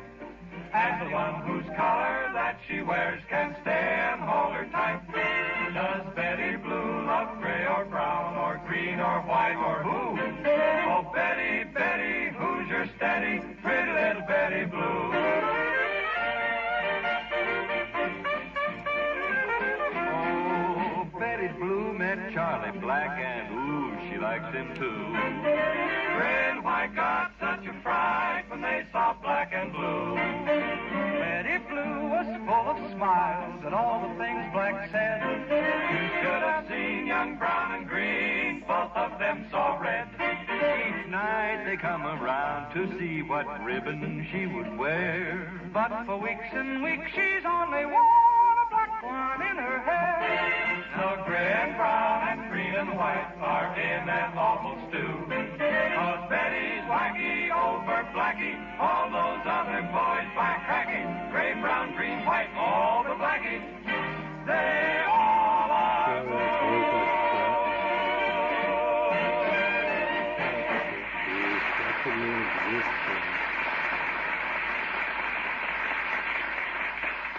Well, thanks a lot, Mr. D.A. You call the judge and tell him we'll be right over there. Well, come on, Lana, let's go. Thank you, sir. Yeah, save a lot of actors that way. Wasn't he nice, McGee? Yeah. Now I think we're getting someplace at last. Where was it he said to go, dearie? Judge who? Judge Barton.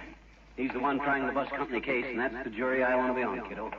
Boy, oh boy, $6 a day just for sitting. Hey, here's the courtroom. Oh, come on, kiddo, let's go in. Success at last. I'll say.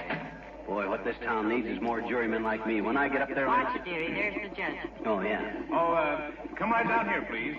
Are you Mr. McGee? That's right, Bud, Your Honor. And this is my wife, Mrs. McGee. How do you do, I'm sure. Mrs. McGee, the district attorney just called me about you, Mr. McGee, and I want to congratulate you. Yours is a splendid attitude. Oh, shucks, it's nothing that any red-blooded American boy wouldn't have done, Judge, if he was the type of guy I am.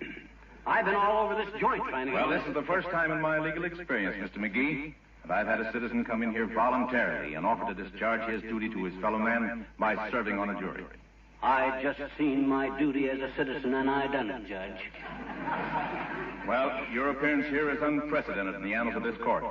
And I wish we had more men in this town like you. Isn't that nice? You know, I'd like to have you meet Mr. McHugh, the city attorney, and Mr. Ward, representing the transit company. Gentlemen, shake hands with a public-spirited citizen. How do you do? Hi. I figure a guy's got to do his duty now and then, fellows. Just because a juror gets $6 a day don't mean a thing to me. I figure it's my duty on a big case like this. If you don't mind, Mr. McGee, we'll examine you now. Huh? Oh, sure. Go right ahead and examine me, bud. Want me to take off my shirt? I had the measles when I was 6, and I broke my leg. No, McGee, no. Yeah? The attorneys just want to ask you a few questions, Mr. McGee. They'll want to know a few things about you. Oh, well, go right ahead, fellas. I got nothing to hide. Now, I believe we have your name and address here. You were born... in a little white house on the top of Kickapoo Hill in Peoria, Bud, in the year... Never mind the details of your birth, Mr. McGee. You may assume he is a citizen, Mr. McHugh. All right. Now, you're aware that the case to be tried in this court, Mr. McGee, involves the transit company as plaintiff and the city of Wistful Vista as defendant? So help me. Yes. Now, have you read anything about this case in newspapers that you feel might prejudice you in listening to the evidence and rendering a fair verdict? Have I read anything in the papers? I've read every word of this case in the papers. And as far as I'm concerned, the city hasn't got a prayer. They're as guilty as a cat with feathers on its chin. Why, I wouldn't have volunteered for this job if I hadn't made a thorough study of the case. McGee. My mind's been made up for days. And I'm going to vote guilty on the first ballot and keep on voting guilty till they hang me. Step down. You're excused. Did I say something? Come on, citizen, let's go home.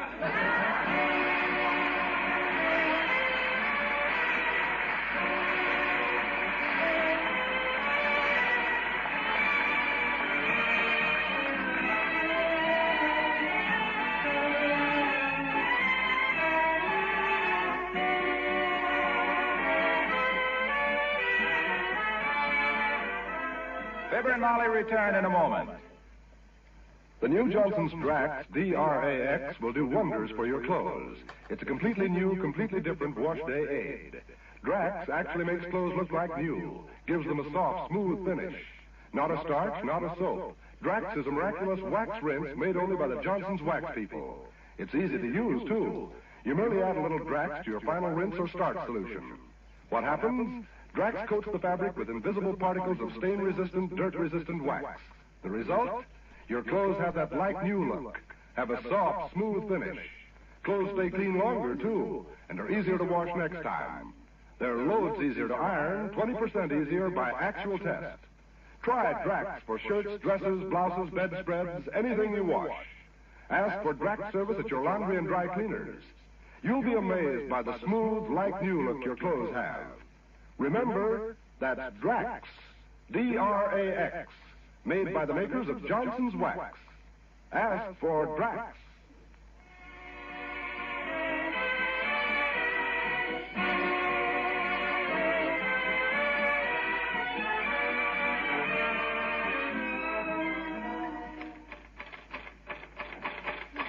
I'll bet I know what you're doing, McGee. Huh?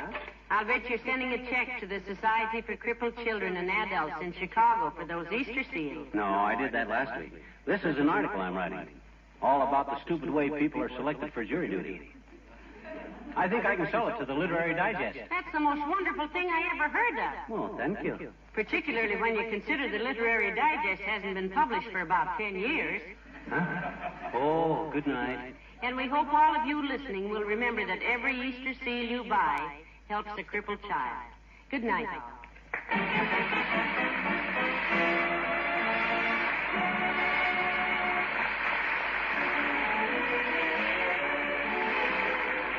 The makers of Johnson's Wax products, Racine, Wisconsin, bring you Fibber McGee and Molly each Tuesday night. Be with us again next week, won't you? Good night.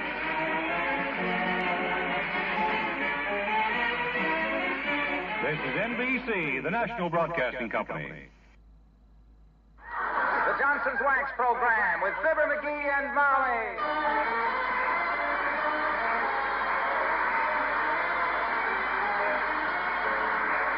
The makers of Johnson's Wax products for home and industry present Fibber McGee and Molly with Bill Thompson, Gail Gordon, Arthur Q. Bryan, and me, Harlow Wilcox.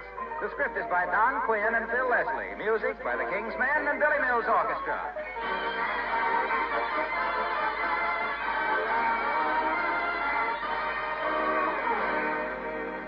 I've heard women say that putting Johnson's Glow Coat on kitchen linoleum is just like letting a little more sunshine in. And that's true, too. Johnson's self-polishing Glow Coat makes the kitchen brighter and more cheerful. That hard, gleaming Glow Coat surface reflects the light, makes linoleum colors brighter, adds sparkle and shine. And Glow Coat is so easy to use, too. You merely apply and let dry. There's no rubbing or buffing. Dust, dirt, and spilled things can be wiped up with just a whisk or two of a damp cloth. Your linoleum will stay new-looking if you use Johnson's self-polishing Glow Coat. Hard shoes can't scuff or wear linoleum if you keep a gleaming, tough, protective film of wax on your floors. Let Glow Coat take the punishment and make your kitchen bright, clean, and shining at the same time. Use Johnson's self-polishing Glow Coat to protect and to bring out the beauty of your home. Look on the bright side, shine up the right side, bring out the beauty of all.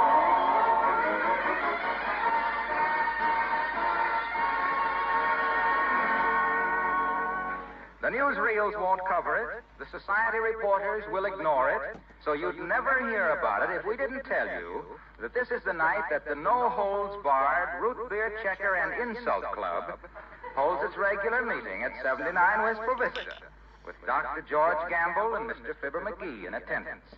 And here, getting ready to call the meeting to disorder, are Fibber McGee and Molly.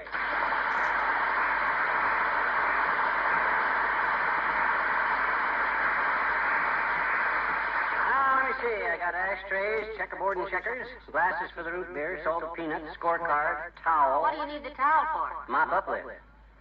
Doc always starts arguing and banging his fist on the table. The root beer slops around like Lake Erie in a high wind, and I have to mop up.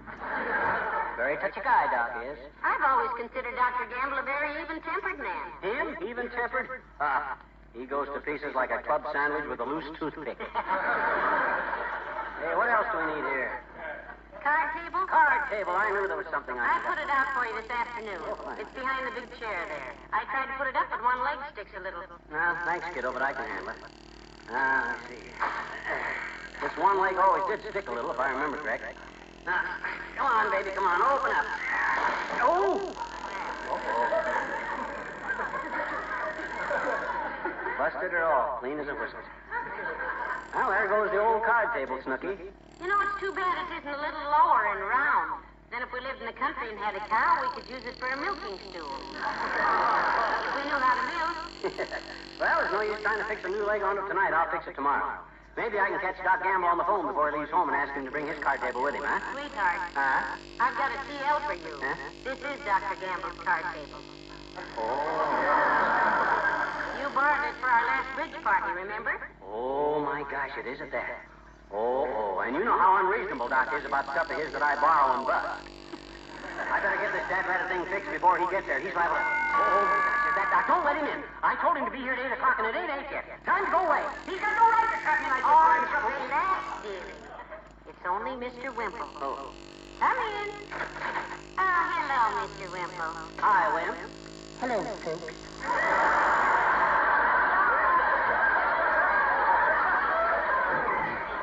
I'd invite you to stick around and bat the fat kid, but I'm expecting Doc Gamble for our regular checker game.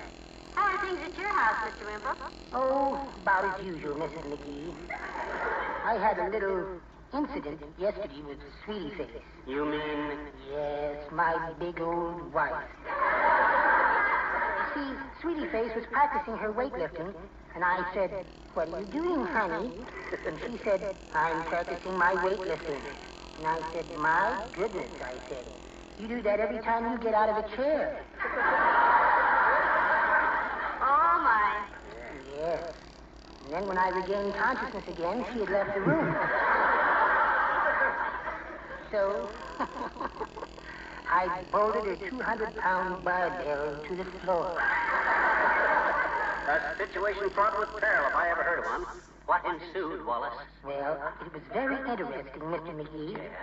Sweetie Face came in, flexed her biceps, adjusted her gym bloomers, and tried to pick up the barbell. She tugged and tugged and tugged, and she couldn't raise it an inch.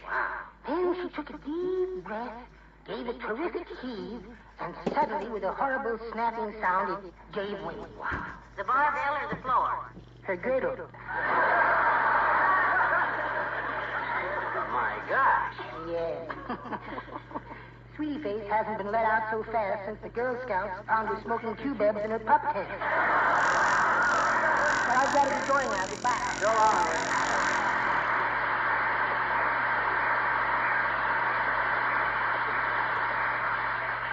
Good old Wimp. I'll bet he dreams up half them gags with Sweetie Face. Did you ever meet her, McGee? They say she's really a fine figure of a woman. Fine figure is right. She looks like a square root. Doggone it, what am I going to do about this card table, Molly? If Doc finds out it's busted... Oh, hey, I know. Yeah? Yeah, look, I'll be sitting at the table when Doc comes in, see? I can hold the busted side up with my lap, see? He'll never know the leg has gone off it, see? But heavenly days, McGee, you two sometimes play checkers for 3 or 4 hours. Yeah, I know. You can't prop that table up with your lap for that Well, long. maybe not, but I gotta try. I gotta bluff it through some way. Listen, why don't you just tell him you broke it and offer to pay for it? Why do you always have to do everything the hard way? Admit to Doc that I busted his precious card table? Why, ain't that big a fool, Tootsie. He'll tell us he paid a fortune for the dead. Well, decide on your story, dearie. That must be him. Now, let me get set down. Okay, shove the table over onto my lap. Like this? No, the other way. So I'm holding up the bum corner. That's it. Okay, let him in. All right. Let him in. Come in. Oh, hello, Dr. Gamble. Hello, my dear. Oh, hi, Doc, old man. All set up waiting for you. Come on over and sit down. Attaboy. How's everything, Doc? Everything copacetic at the old Splint Foundry? Hey, Doc. Are you sure you feel like playing checkers tonight, my boy? You appear a bit feverish. What are you trying to do, snide wide? Save yourself a beating? That does it, muscle bustle. I'm going to pin your ears so far back you can hear your spinal cord unraveling. May I take your hat, Doctor? Huh? Oh, yes. Thank you, Molly. It is usually the host who leaps up and greets his guest for the evening at the door, but not Sonny Boy. He thinks politeness is effeminate. Is it true, Tallow Bottom? Is it true that the citizens of Peoria got together and burned down the barn you were brought up in? No, it isn't. And if you want to play checkers, get with it. Come on, play checkers. That's a strangely sensible suggestion coming from you. Let's go. Which color you want, red or black? I'll take black. McGee. The visiting player has the first choice of color. Since when? Since the game was first invented by the ancient Egyptians some 2,000 years ago. Oh, you play the old rules. Okay, Fatso, lay 'em out. All right. There's black. There's a red. There's another one of black. Okay. All right, Pigeon, your first move. And look, sit in the middle of the table, will you? You make me nervous, all twisted over at the corner like that. You see, Doctor? Well, you see, I'll tell him, Molly. All right. Tell me what? That's what I want to know. Well, the fact is, Docky, I gotta sit this way. I accidentally sat on the ice stick this afternoon. Molly told me to watch out for it, but I didn't get the point till later. Well, here we go, Fatso. I move here. I move here. Right. I move. I move. I move. Yeah.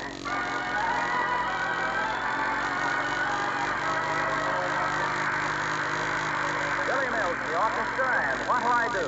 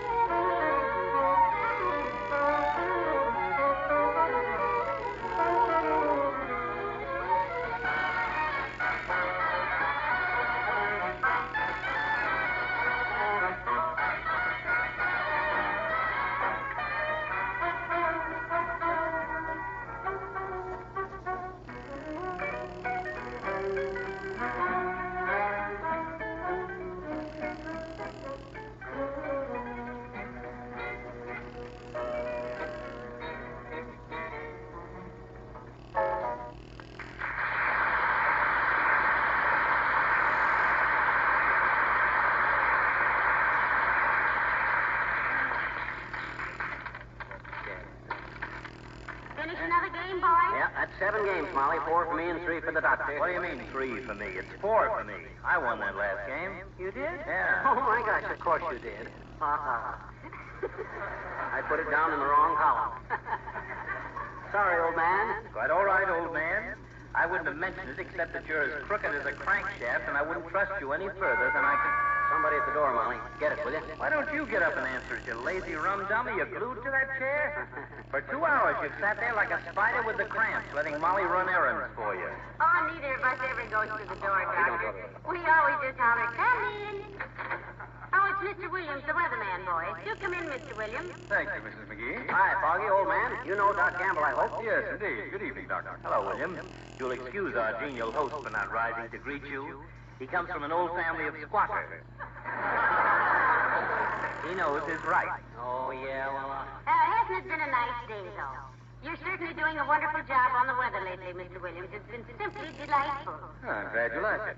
Personally, I'm getting a little bored. Yeah? I sometimes wish I were back with my crew charting weather conditions in the Brazilian jungle. Brazilian jungles, eh? Never been in Australia myself. You've never been in a geography class either, apparently.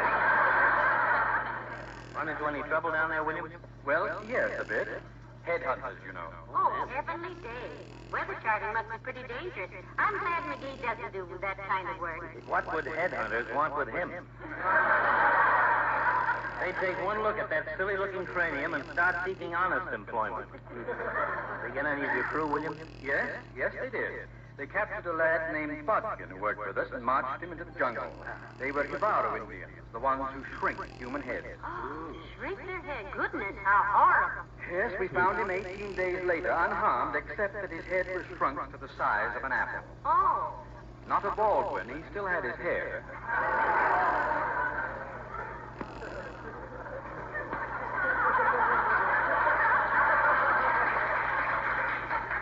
Well, when we returned to the States, he made so much money in sideshows and movies that he became quite wealthy.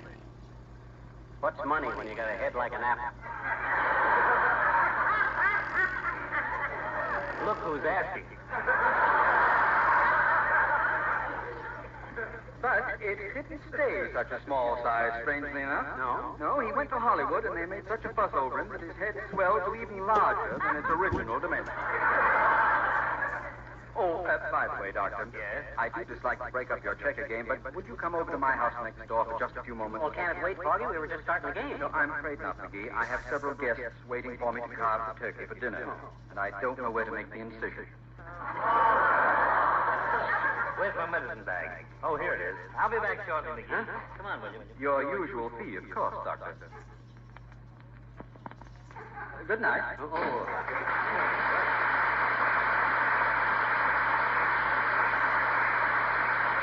Brother, am I glad to get Doc out of here for a minute. My legs are so sound asleep, my calves are snoring. Here, let me hold this table while you get out and stretch a little. Thanks. That better? Ah, boy, that is better. Boy, what a relief. By tomorrow, I'm going to have a couple of Charlie horses so bad I'll have to use blinkers and a whip to get myself down to the Elks Club. Hello, folks.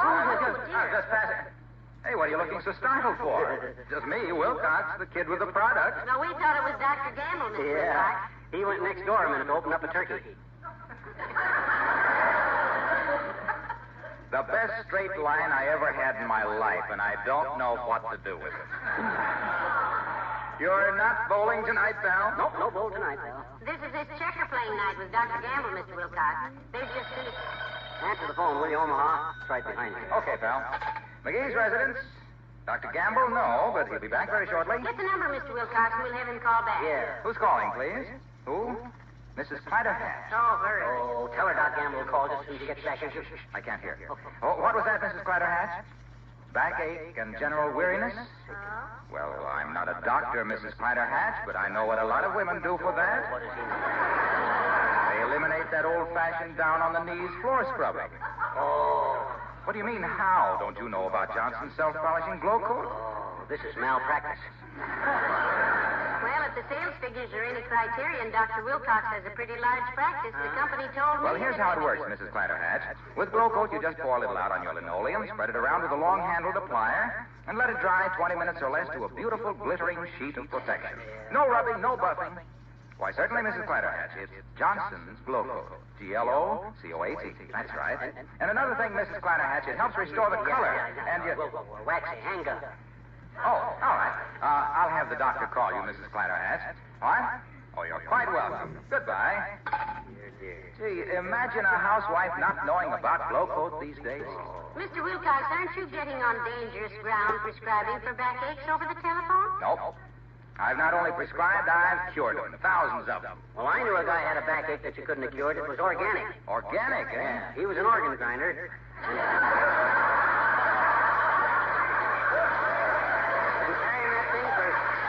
carrying that thing for 15 miles every day gave him such a crick in the back he had to wear pontoons on his suspenders. Crick in the back. Yeah.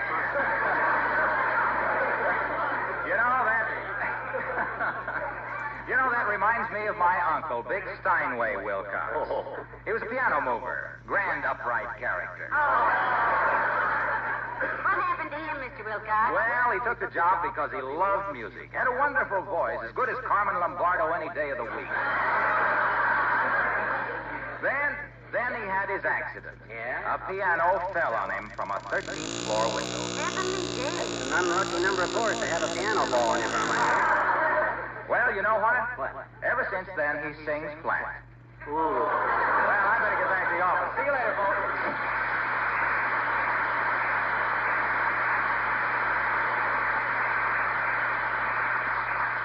Hadn't Hadn't you better get that table back in your lap, dearie? Dr. Gamble may be back before you Yeah, know but I'd it. like to stretch my legs as long as I can. I'm stiffer than a neck at a tennis match. Oh, my gosh, here he comes.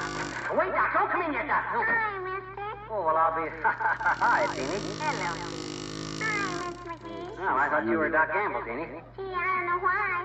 He's lots better than me. Yeah, he isn't half as cute, too, either. Hey, where are you going, Molly? I'm going out and make you boys some sandwiches. Oh. Make yourself at home, Teeny. Thanks, Miss McGee. Oh, there goes a good kid. Hey, what you doing, mister? What's it? I and Doc Gamble are playing checkers, sis. You know checkers, of course. Oh, sure I do, I betcha. Willie Toops went horseback riding in the woods last summer, and he came home just covered with checkers. Covered with checkers? Sure. Gee, they put turpentine on him and alcohol and everything. Yeah? Willie says they dig right into your skin. Oh, those are chiggers, sis. Chiggers. Why, who's coming? No. I mean, what Willie had was chiggers. These are different. These are just little round pieces of wood painted red and black. Here, take a good look at one of them. Oh? Yeah. No legs. No. Well, these things wouldn't bite anybody, I betcha. Why, certainly not. Perfectly harmless. Oh, boy. Hey, well, we got the goods on Willie, though. He thinks he got bit all over with little round pieces of wood. He'll buy my sodas all spring, or I'll tell everybody in the 3rd grade. Uh-huh. And it won't be long, either. Spring is almost here, you know. Oh, you think so, eh? Sure. I was passing your house this morning, and right out on your front lawn, with its little head bobbing up and down, what do you think I saw? A robin? No. Willie Toops' dog. He was bearing your morning paper.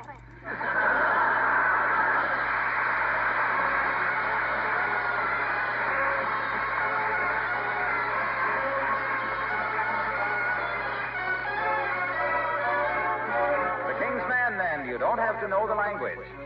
When you feel tired and razzle-dazzled, when the doctor says your nerves are frazzled, go south, young man, as far as you can.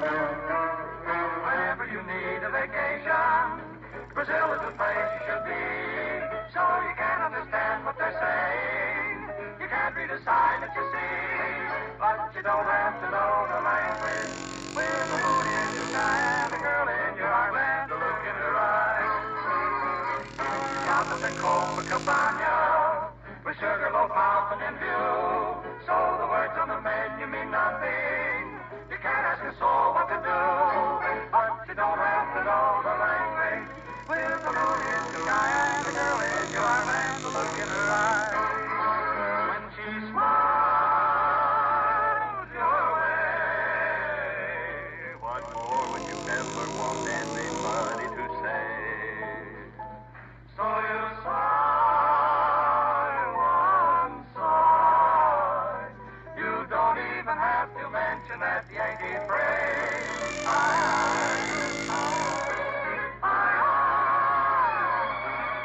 Perhaps when you end your vacation, you bring back a bit of Brazil, so you can't understand what she's saying. You need an interpreter still, but you don't have to know the language. With the moon in the sky and the girl in your arms and the look in her eyes. No, you don't have to know the language if you don't want to say goodbye to the look in her eyes.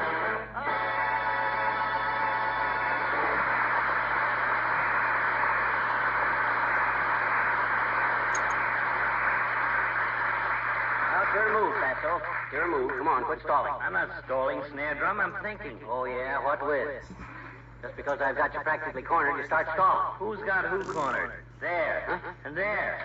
And there. King me, pigeon. Oh, 3 men. That was good, Doctor. When he plays checkers with me, he's a little over his head, that's all.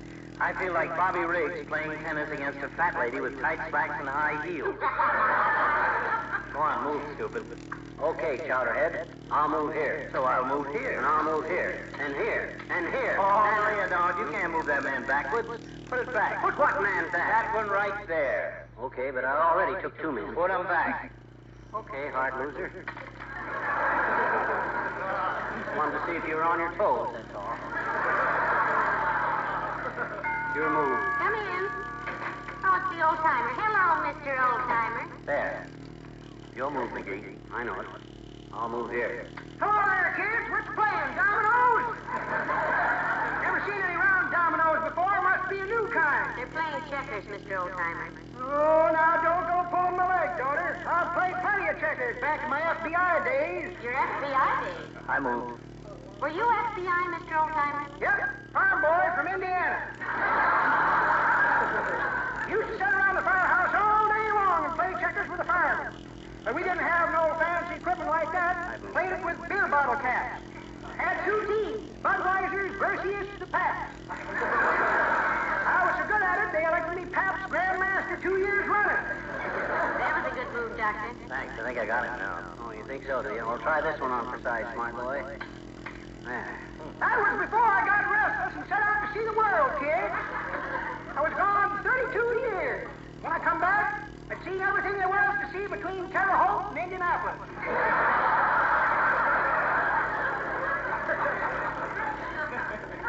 I think I got him now, Molly. What do you think, Doctor? Well, let me consider the situation a minute. Let me see. I move here. He moves there. Never forget one time I was bumming my way on a freight train and got locked into a car full of sheep and goats. No sooner got out than the cops picked me up and I got 30 days in the sneezer charged with fragrancy.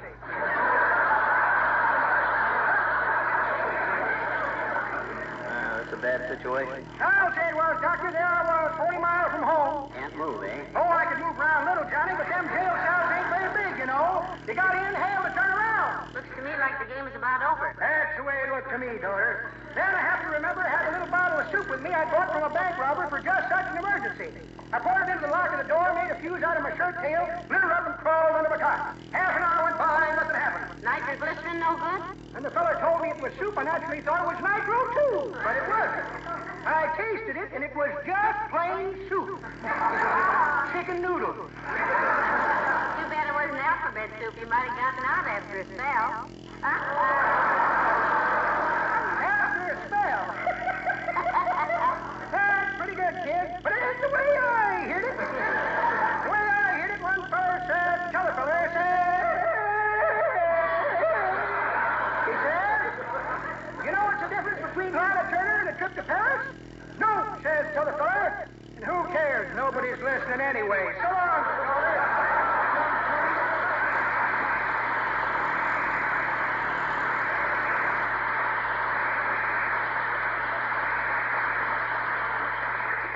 Who was that just went out? The Oldtimer. Oh, is he here? What do you want? I move here, and here, and here, and here. And that's the game, Chuck. Well, I'll be, and I never saw that one coming, Doc. I was... What's the matter? Do you find losing that painful? No, I just got a little cramp in my leg, is all. It'll be okay in a minute. Well, I'm not surprised. You've been sitting at the table like you had sand in your bearings. Get up, stamp around on it. I'll hold the busted card table for you. What? Well, that's nice. What? You knew that card? Why? Certainly. That table's been falling apart for years. What? Well, it's been fun, kid. Oh. Thanks for everything, Molly. Why, you big... Of all the tricks. Why, that's big... If I had... How much root beer did he drink? You know, if I were you, dearie, I'd refuse to pay him for those last x-rays. Huh? If you're as transparent as all that, they weren't necessary.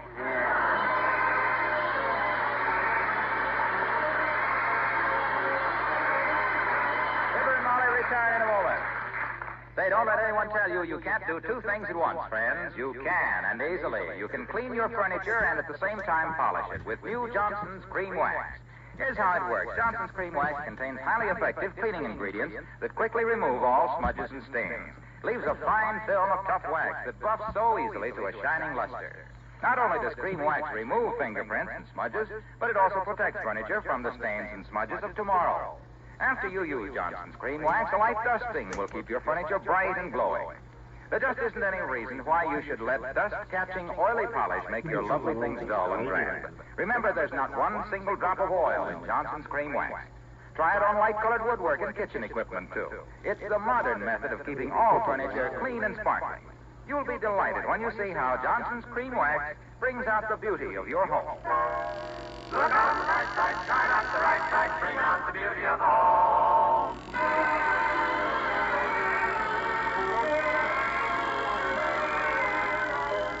Boy, it feels good to stand up and stretch a while. How's that? Am I ever glad to get up off of that chair? If I'd have sat on it any longer, I'd have grew there. As a matter of fact, you have grown there. Huh? I had to let out your flaps again this afternoon. Yeah, what the... Oh, good night. Good night, all.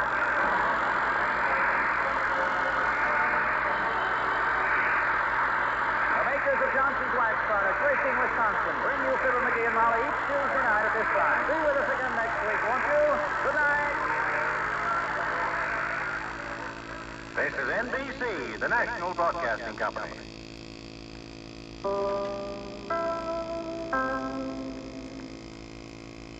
This is WMAQ-NBC in Chicago. The Johnson's Wax Program with Fibber McGee and Molly.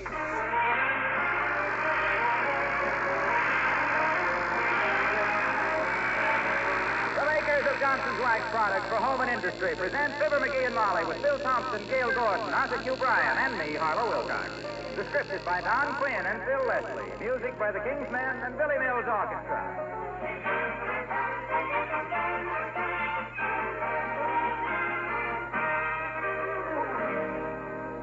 You just don't realize how bright and cheerful your kitchen can be until you've used Johnson's self-polishing glow coat on the linoleum. A gleaming, shining film of glow coat reflects the sunlight, makes colors brighter, gives the room that cheery, neat-as-a-pin look. And it's easy to keep floors sparkling clean and bright with glow coat, too. Dust, dirt, and still things can be whisked away with just a wipe or two of a damp cloth. That glowing film of tough, hard wax will protect your linoleum from wear and scuffing. Make it last a lot longer. The new Johnson's Glow Coat is better than ever, you know. It shines nearly twice as bright as ever before. And yet, it's the same wonderfully easy-to-use product. No rubbing or buffing. You merely apply and let dry. With Glow Coat, you can always touch up heavy traffic areas when necessary, and that's a mighty big time saver. Be sure to use Johnson's self-polishing Glow Coat to bring out the beauty and brightness of your home. Look on the bright side, shine on the right side, bring out the beauty of home.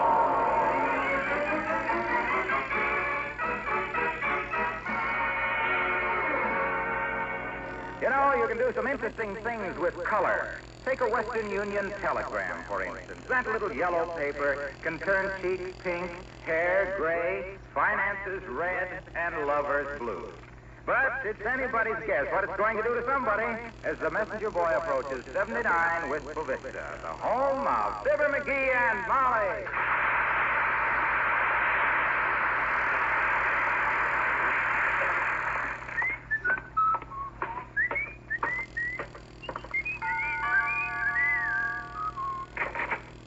Hi, small fry. What's on your mind? Oh, Western Union. Yeah, you Fibber McGee? No, Frecklepuss. I'm Trixie Fraganza. Our cradles got mixed up in the hospital. I got a telegram from Fibber McGee. Here, give it to him when he comes in, will you, Trixie? Sign here, third line. Okay, bud.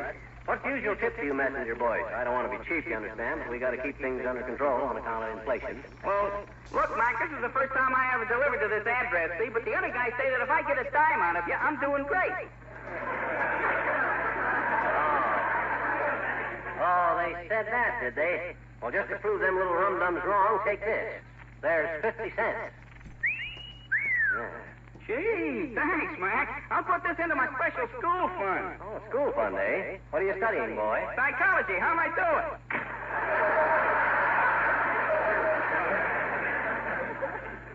Who was that, dearie? A successful psychologist with a telegram. For me, I wonder who this could be from. Oh, maybe it's from dear old Aunt Sarah wanting to come and spend a few weeks with us. Yeah, or it could be good news. Oh, my gosh. Oh, my gosh. Oh, my... Oh! Well, heavenly days, what is it? Who's it from? What does it say? Oh. Don't just stand something and tell me there. Look me. It's from the Secretary of State. Secretary of State? Let me see it. Look, you see what it says? George Marshall, Secretary. My goodness. You have been recommended for special duty connection with recovery plan. Have full report on you and believe you to be ideal man to spearhead commission. What? Can you report my office soon as convenient, ready for assignment? Please reply immediately. George Marshall, Secretary. Well, you know what this means, Mrs. McGee. I got to go to Washington. Is this a military or civilian job? Well, I don't know. Why? Well, I want to know whether to put a star or a rubber plant in the window.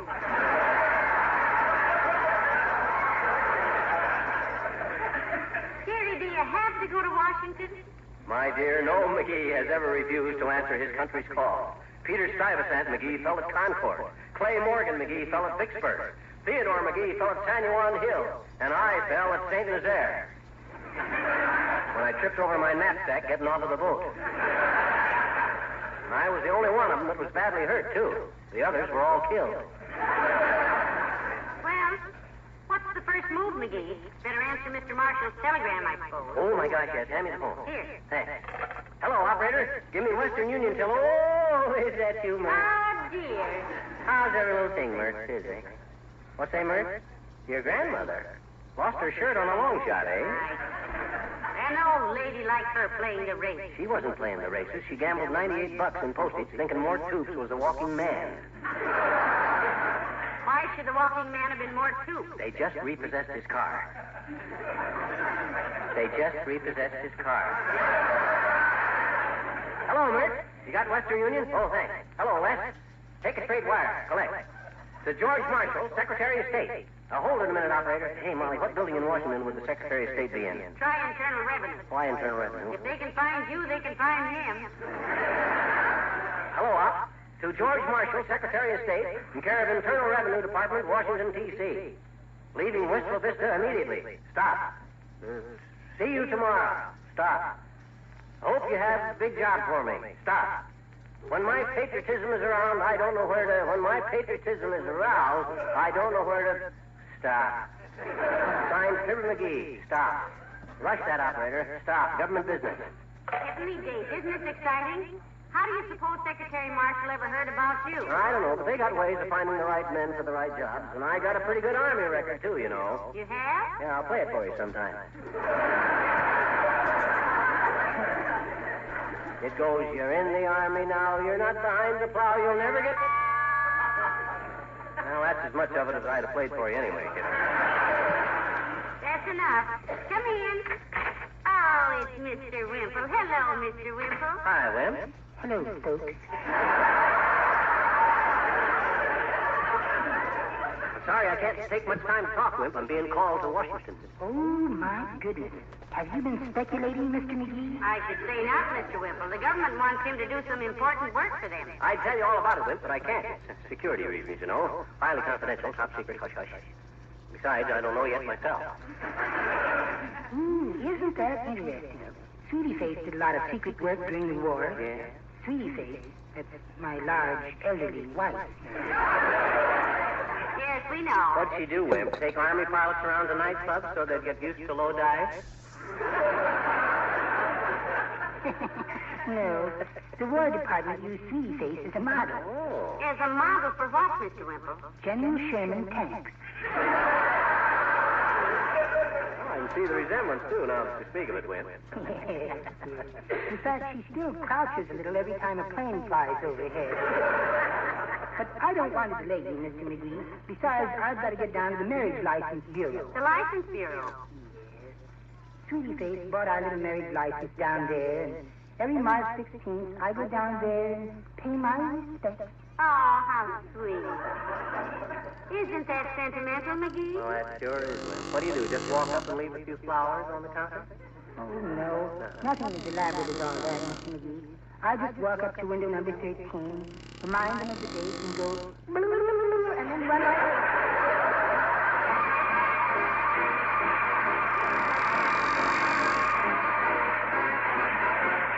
Billy Mills and the orchestra and the big brass band.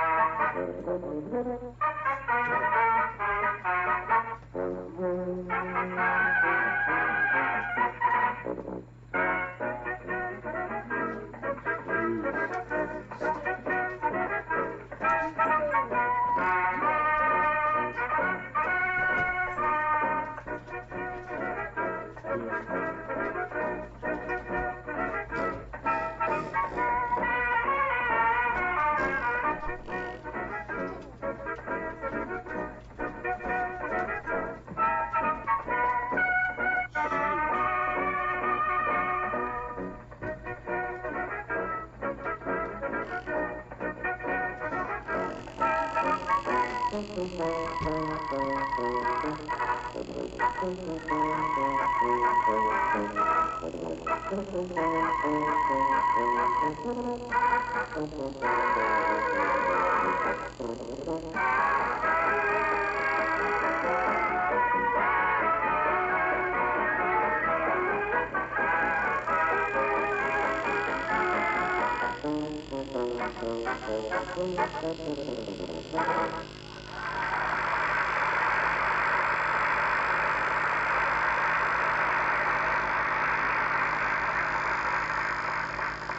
see. I got shirts, socks, shorts, shirts, neckties, socks, my watch, and my wallet. Did you make a reservation on the Washington plane, Molly? Yes, you leave at 4:22.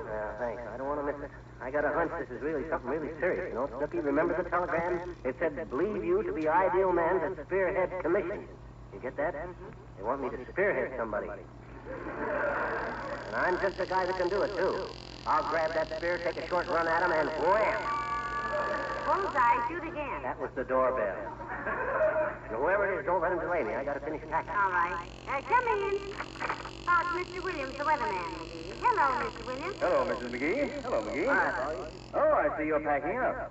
Going somewhere? No. I just pack these bags on them so I won't run out of toothpaste at home. You see, every time I pack, I forget to put in toothpaste. Always leave it at home, and therefore, the oftener I pack a suitcase, the more toothpaste I have laying around the house. I haven't had to buy any for 4 or 5, 10 years. Just pack a suitcase, look in the bathroom, and there it is. Well, it's wonderful weather for a trip. We're rather proud of this weather at the office. Oh, it's been just lovely, Mr. Williams. Thank you very much. Don't mention it. Personally, I'm glad to see spring coming. Mrs. Williams even planted her garden yesterday. My God, so early? Anything come up yet? Yes, the neighbor's chicken. What happened? I planted them. What happened? The neighbors came up. What happened? The case comes up next week.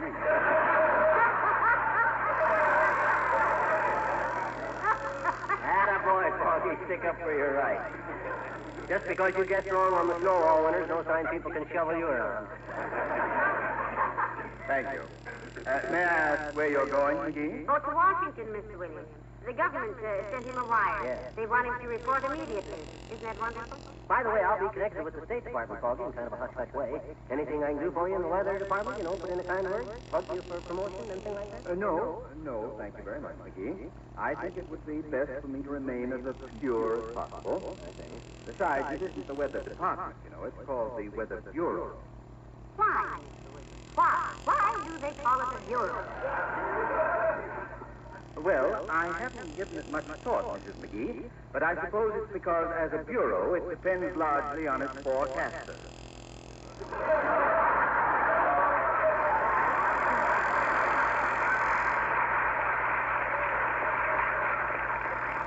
Well, good day.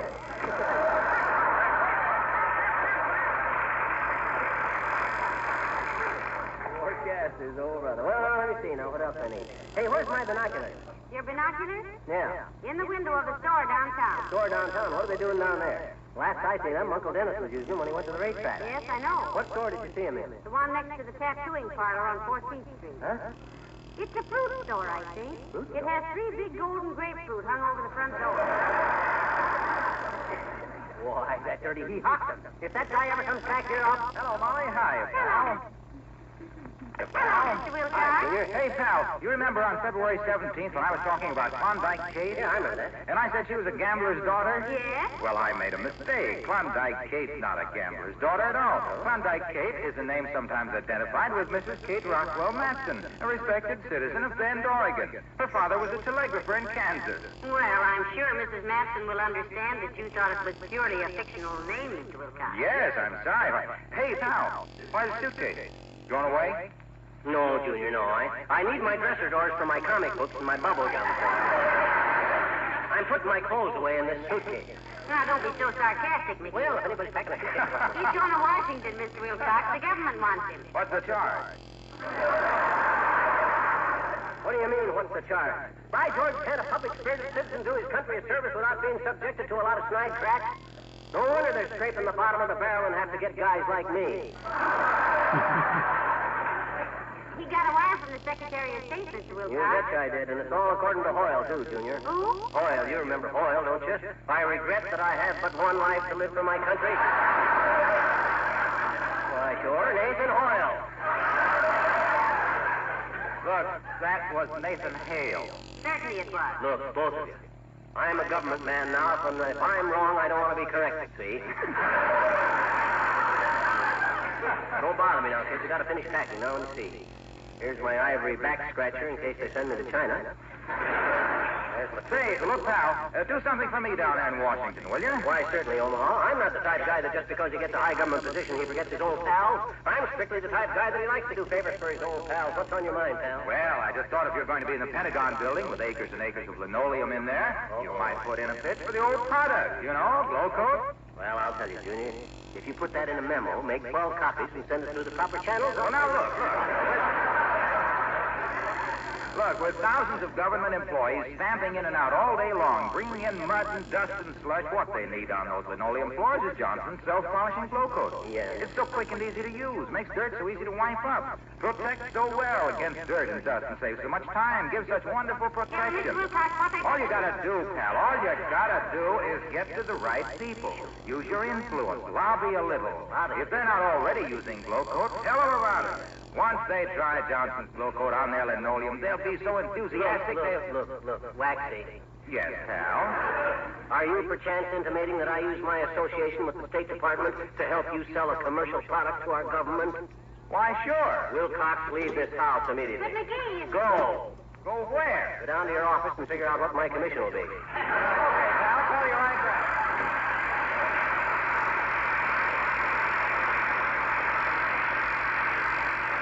It ain't bad. I ain't even taken the job yet, and I already worked out a deal. What a public servant you're going to make, dearie. Yeah, imagine me in Washington, Molly. And I never dreamed when I was foreman at that watchworks back in Georgia that someday in the State Department would be calling me to... You never told me you worked at the watchworks, McGee. I never told you about my work at the watchworks. You never did. Why, my gosh. Well, sir, when I went in there as foreman over the workmen working on watches at the watchworks, they had a bad situation. Because every one of the watchworks workers was a clock watcher at heart. And even while they were working on watches, they were busy watching the clock. Now, if there's anything I hate as a watcher on the watchworks, it's the clock-watching watchmaker who should be making watches and watching the watches he makes. So, I hired me a night watchman to watch nights and a day watchman to watch days, and a watchman to watch both watchmen to try to make the watchmen watch the watchworks and stop watching their stopwatches, and boy, did I get them watching the works. I haven't got it.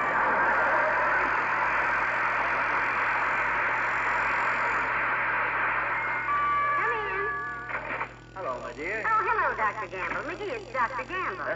Oh, hi, baby slapper. Hello, Chisel Nose. What are you packing up for in such a hurry? I just came through the post office, and your picture isn't up on the wall yet. He's going to Washington, Doctor. The Secretary of State just sent him a telegram. Yeah. Isn't that a coincidence? I just got a message by carrier pigeon from Christopher Columbus. Wants to know what to do for seasickness. Oh, so you think I'm kidding, you big septic? Show him the telegram, Molly. Show it to him. I'm packing. Here it is, Doctor.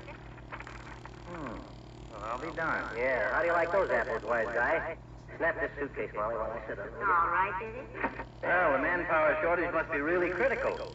If they're hiring a guy for the State Department who thinks a diplomat is something you put a dime into and get a piece of pie out of. That's Ottoman, stupid. And don't worry about me getting along in the State Department. I know that foreign situation like a book. I listen to Gabriel Heater. Indeed he does, Doctor. He argues with that radio every night. That's our boy. If he was as loose with his money as he is with his lip, he'd never have a dime. And if he was as smart as he is loud, he'd be one of our great living statesmen. Well, thanks, Doc. I'll do all I can to justify your faith in me. Look, I don't know who's kidding who around here, McGee, but frankly, I'm worried. If the government is so hard up for help that they've got to hire a linthead like you, we're in trouble. Oh, I don't know, Doctor. In a job that fits his talents, I think McGee might do very good work for the government. In a job that fits his talents, yes. But what does the State Department need with a mattress tester? Oh, yeah? Well, look who's talking about mattress tasters. You hard-line, ham-handed eater.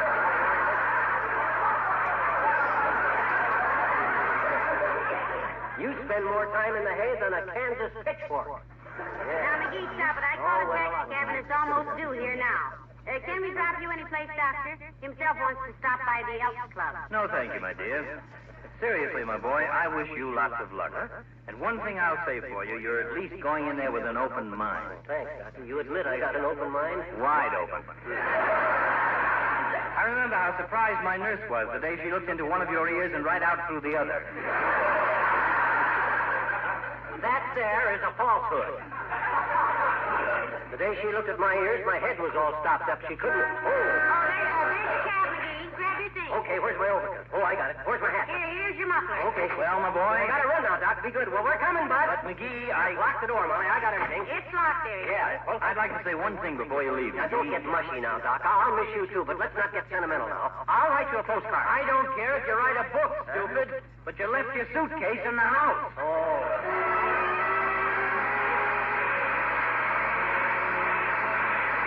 And that's an Irish lullaby. Over in Callahan, many years ago, my mother sang a song to me in tones so sweet and low. Just a simple little ditty in her good old Irish way, and I'd give the world if she could sing that song to me today.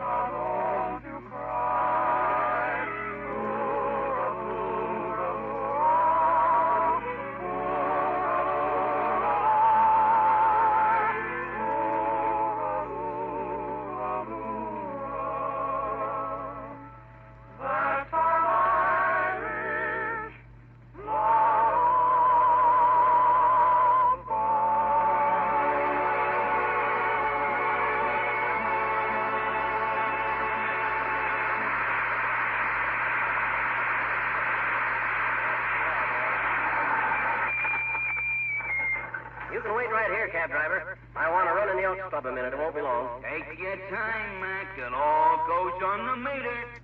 I'll go in with you, sweetheart. My goodness, I'm going to miss you. Well, you'll be brave, Tootsie, with the knowledge that your husband is unselfishly serving his country in its hour of need, with probably a fat salary and passes to all the big league ball games. And hey, look who's coming, the Oldtimer. Oh, yes. Hello, Mr. Oldtimer. Hello there, kids. Where are you going? Someplace? Just going into the Elks Club to say goodbye, Oldtimer. I'm flying to Washington this afternoon. Isn't it wonderful for him? I've always wanted to see Washington myself. Me too, kids. Me too. Yeah. I shook hands with Abraham Lincoln one time at Washington was out rowed a boat. No. Not George Washington. This is a place. I got a wire to come to a job in Washington, you see. Oh, that's Washington. Yeah. I had a job in Washington myself one time, Johnny. Right outside of Seattle, picking apples. Oh, no. I was the apple pickingest apple knocker you ever seen, kid. Picked so many apples, I was named the wine sap of the week. Look, Oldtimer, look, that's all very interesting, but I happen to be working for the government.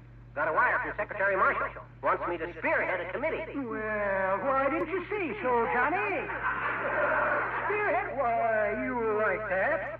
I remember one time when I was a border guard in Yuma. That should have been exciting, a border guard. Yep, every time the landlady went out, she asked me to keep an eye on her border. Kept in a good Yuma, yes, indeed.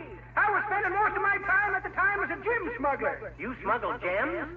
I said I was a gem smuggler. Used to smuggle my brother Jim into the movies under my coat to save a ticket. Oh, for goodness sake, how could you do that? Simple, daughter, simple. Yeah? I just let Jim climb on my back piggyback, see? Then I put the overcoat on over to him. I was known around movie houses for years as the boy with the broad shoulders. Did they finally catch on, though? They wouldn't have, Johnny. Only Jim kept getting hungry. Oh? The manager stood back one time and watched me feed 3 ice cream cones and a bottle of sarsaparilla down my coat collar and throwed me out and my little fat brother.